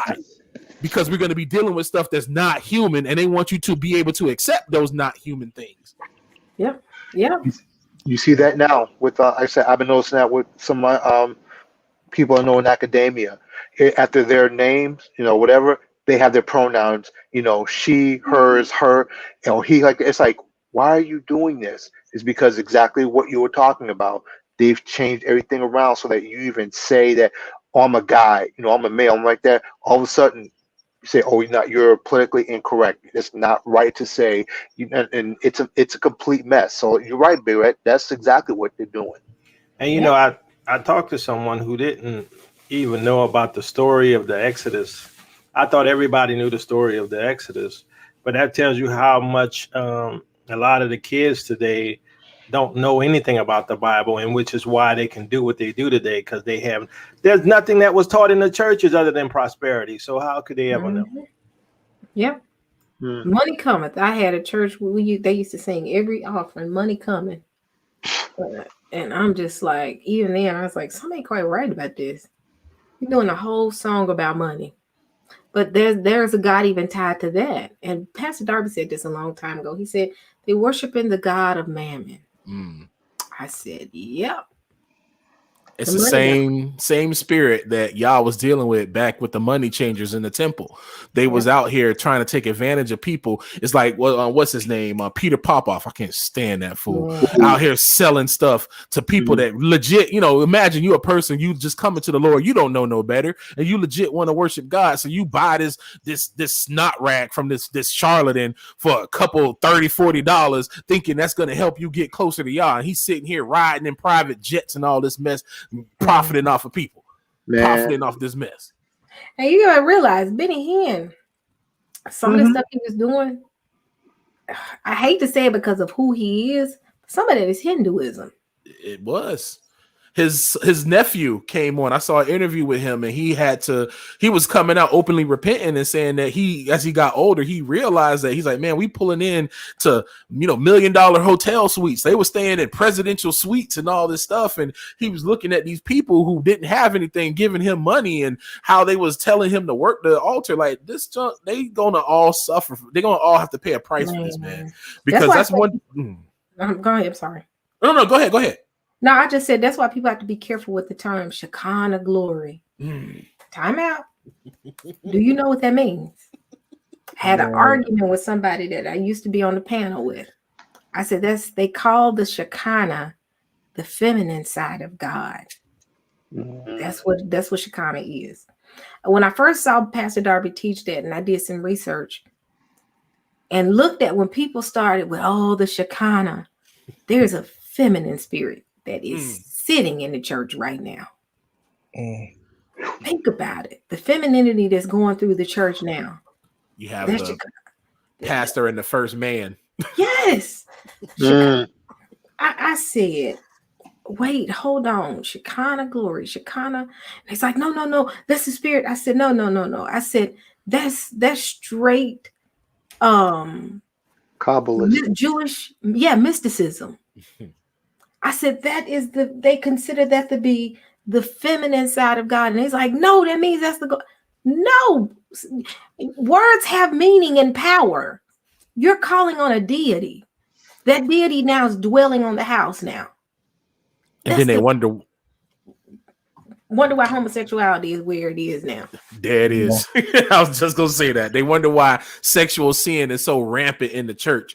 I'm talking about it was crazy. My mother and I came across this dude. He was calling himself a prophet. He was going in people's churches. They paying him to come in. This dude was literally like a pastor's prostitute. And I say this dude, he was a whole man sleeping with other pastors, basically sleeping on their sofa. They calling him in like, oh, he's staying with me, the man of God, and they in there having all kinds of immoral relations.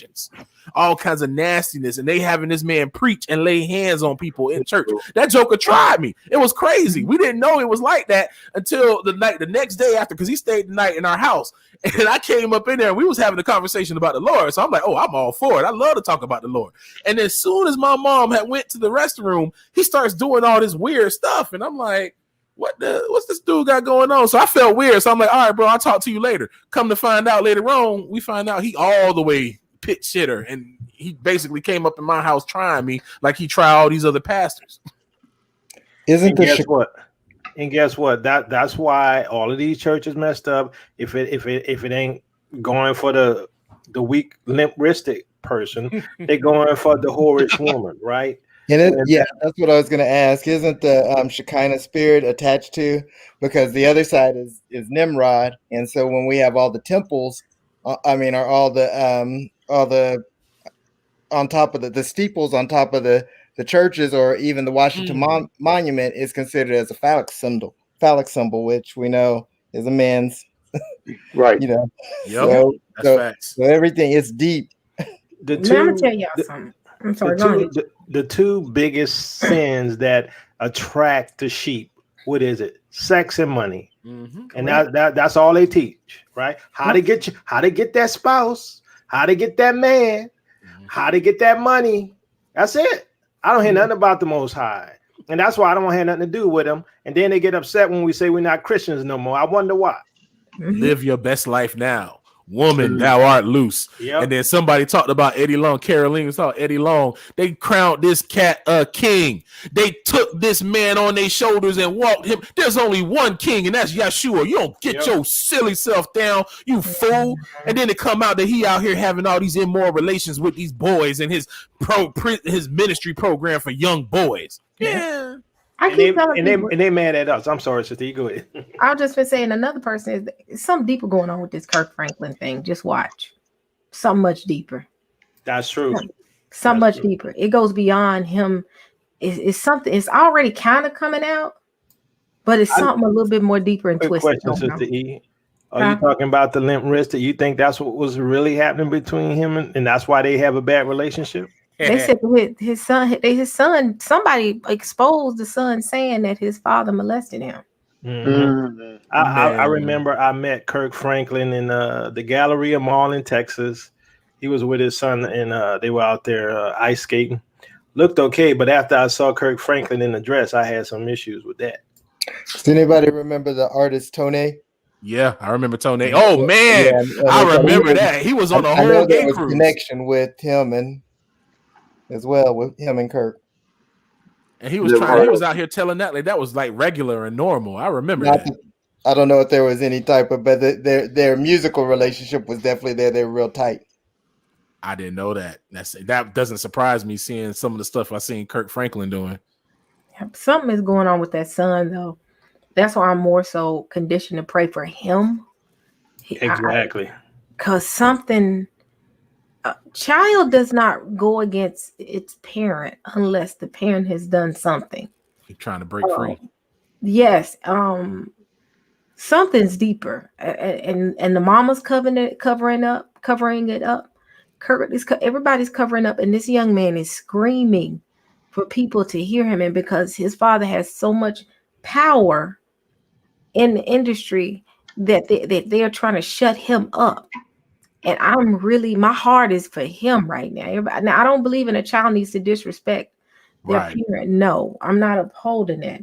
But it also says don't bring your child to commit wrath as well. And something is going on where this young man is lashing out. But it's not even lashing out. His love is warped with his father. Something's going on. He definitely was wrong for exposing him like that. But it's something deep. It's kind of like a dysfunctional cry for help. I think the exposing was. I don't think the exposing was bad. I think the exposing was the Most High exposing him. I'm gonna be honest. By way of his own child, I think Kurt has so many. I think he has so many skeletons in his closet that ain't gonna be the last time we're gonna hear something. But it's something deeper, y'all. I really believe it's something deeper going on with that young man. And there's too many people weeping for Tammuz.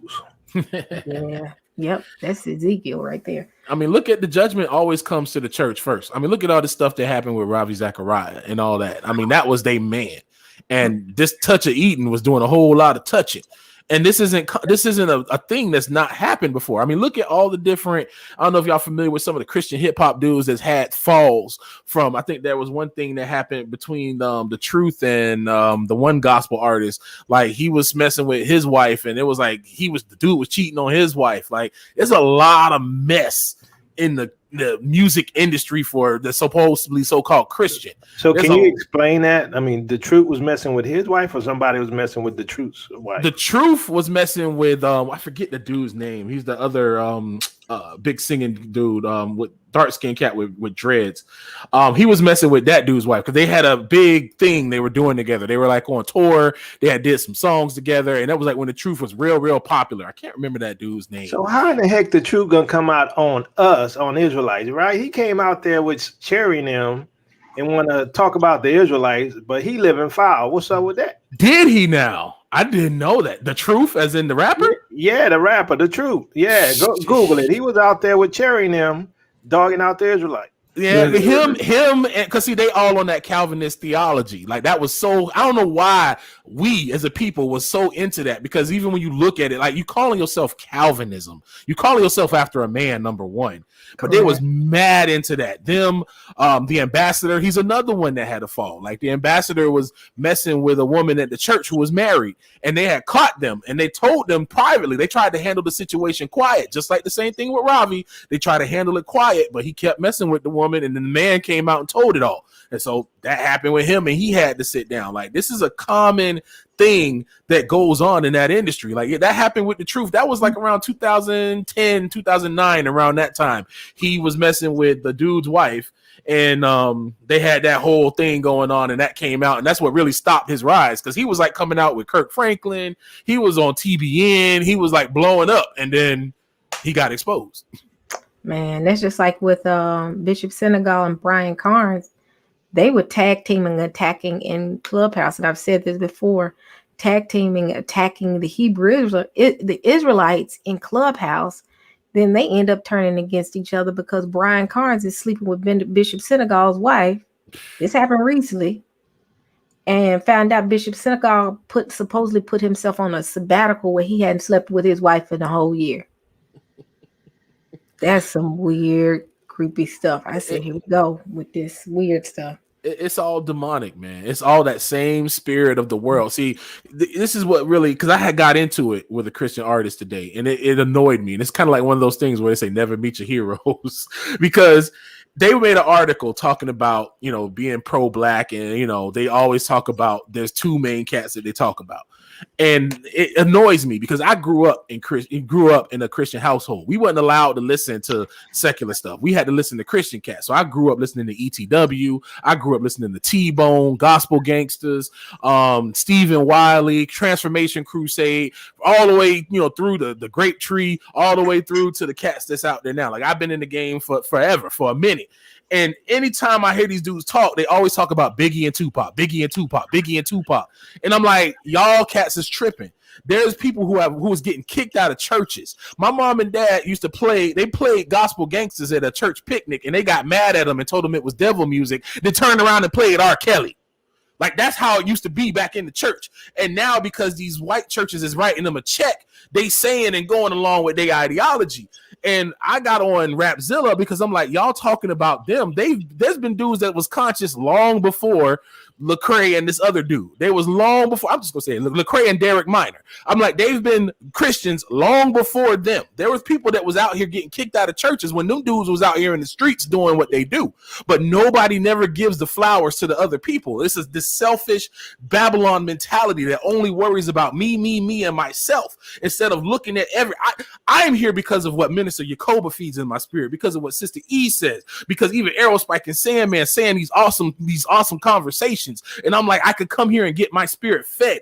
All the knowledge that I have doesn't come from me. A lot of it comes from the things that I see from my fellow Hebrew sisters and brothers. I don't take their credit for that, and I give credit for a lot of it. Some of the things I learned and some things that help enhance my learning about the Nephilim came from Dante and his books. He has an amazing book I'll tell y'all about, As It Was in the Days of Noah, which is a great book. Y'all need to go get that book. That book is dope. You know what? I'm friends. That's crazy. I'm friends with Dante, and that's the book that I keep saying I'm gonna order, because you're like the third person that has said, Dante, I'm sorry, I don't have that book yet, but I'm gonna go ahead and I'm gonna order the book tonight because it's like the third time. It's so good. It's so good. I loved it. I tell people all the time to get Undeniable. I could easily come together and make my own teaching for it, but why? It's already a man of God who taught that. Why not big up that man of God? We got to get out of that mentality of what is for me and when I'm building mine. It don't make sense that there's 50 churches on the corner and no change in the neighborhood. Everybody just want to collect tithes. It's this selfish mentality. And when I talked about that on the Twitter with I can't remember, I had a brain fart with dang it, the hip hop article, the people that wrote it, I was telling them about it, and then Derek Minor comes on there and he gets mad, talking about, I've been out here in the streets, I've been out here doing this, I've been out here. I'm like, bro, it wasn't even about you. It was about Rapzilla. Them not talking about all these other folks. Yeah, they may have an article here and there, but they always want to talk about the flavor of the month instead of talking about the whole picture. Why are we just a Christian Jesus sprinkled on version of the world? Why do we do things like the world? Why can't we do things how Yah did it when it was for the people? We think about each other. We're not a singular entity. We're not just a bunch of islands. We're all a big singular entity working together for the kingdom of God. It's no I in the kingdom of God. Everything that I do is for Yah. Like this mentality was coming into the Christian music industry. They just basically copies of the world. They don't have no distinction in them. They just take a song and put a little bit of Jesus on it, but it got no power. And it's manifested now with what you're seeing in all these people lifestyles. Look at all the lifestyles of the Christian artists. They a mess. I remember at one time when Christian artists used to have an anointing on it, and then one day it disappeared. You know, it's true. Look at Yolanda Adams from the 90s to now. Look at how it was. Look at how songs they used to talk about. The gospel gangsters had a song called Demon Killer. They had a song where they was talking about fighting demons. I posted outside the gates of hell. Shh. They, you know what I'm saying? They got these songs talking about casting out these demons. They got songs talking about, Prime Minister got songs talking about spiritual warfare. Nobody talks about this no more. Now they just sound like the world. They just be talking all this little sideways stuff because it's Ichabod. The glory has departed. There's no more glory with them. That's why they looking at Eshawn sideways, because Eshawn has always been consistent with bringing the word of God. He has always been one of the most on point artists I've ever heard. And when I started hearing his word shift, I said, he sounded like he came into the truth. And when he just came all the way out with it, he was still on point. And now they mad. But they can't say nothing because he's the most gospel of gospel writers. He got a whole album about the fear of God. How you going to say he left the faith? That's because he convicts them. That's why they don't like him. He convicts them and they see where they fall short, but they don't want to change because they after the dollar when he's not after the dollar. Correct. The problem is with the churches is that they haven't moved with the Holy Spirit. So the old wineskins are not able to handle the new wine. Yeah. They all about themselves and clout, man. They're not about Yah, and they mad because people is coming up, and we can't be just a Jesus version of the world. I hate when they take secular song. There was a song from an artist called Plies, called Becky, talking about something, talking about oral nastiness, and they took this song about oral nastiness and turned it into "Give Me That Blessing." And literally just flip the song like that. What kind of nonsense is that? You mean to tell me that you don't have enough faith in God? You got faith in God to go beg for a Lexus and a brand new car, but you can't go for the God of the creation of everything and ask for a song that don't sound like a secular song. Come on, man. Yeah. I have enjoyed this, family. This has been good. Have y'all enjoyed this? I know y'all have. We got to do this again. Absolutely. Yo, when are you going to do that 1,000-year reign, bro? I want in. I'll reach out to everybody. Give me your, or give it to Sister E, or send an email to me so I know who you all are. I already know Sandman J, so I can get in contact with him. Okay. With Arrow Spike and Big Red. Send me y'all info or give it to Sister E. I got Arrow Spikes because I think Arrow Spike is Patreon. So his email, he is Patreon. His email is in my Patreon list. And also, we're friends on Facebook too. Yeah, I'm in. Oh, okay, great. I think I don't know if I added you on Facebook yet, Mr. Yacoba. I know I'm in the group, but I'll get with you. All right, cool. All right. Well, I know y'all have enjoyed it. This has been good. We're gonna do this again. We're waiting on that 1,000-year reign. I gotta finish up on the Revelation thing on Friday. We gotta stick to these 7 seals because we keep getting off course. So we ain't talking about the baby seals. I'm not gonna mistreat the baby seals. But I have enjoyed this, y'all. Thank y'all for supporting us. I thank the panelists for coming on and providing great insight. And it's been a good combo. And we look to do this soon. It is what time is it? We've been doing this for 4 hours. It's almost 2:00 y'all time. Yeah, I done a whole marathon. Oh no, I'm just joking. It was good though. It was good. I enjoyed every ounce of it. So, family, just be ready for the next go round. Friday, we got the Revelation thing, and waiting on Yakoba to go ahead and get that 1,000-year reign together. Cause yeah, I got some stuff too as well. Cause that's one thing I've always been intrigued with is 1,000-year reign. Like there's always been that thing that I want to know more about. So this is gonna be good. So family, thank y'all, and keep us in your prayers. Y'all got any closing words before I close out? Now y'all quiet. I feel like I've talked enough. Oh no. That's you brought in some. This is the Most High will for you to come up here and speak. Yeah, And do what you did. yeah. I was gonna post stuff later on because we were talking about the spiritual realm and technology and everything.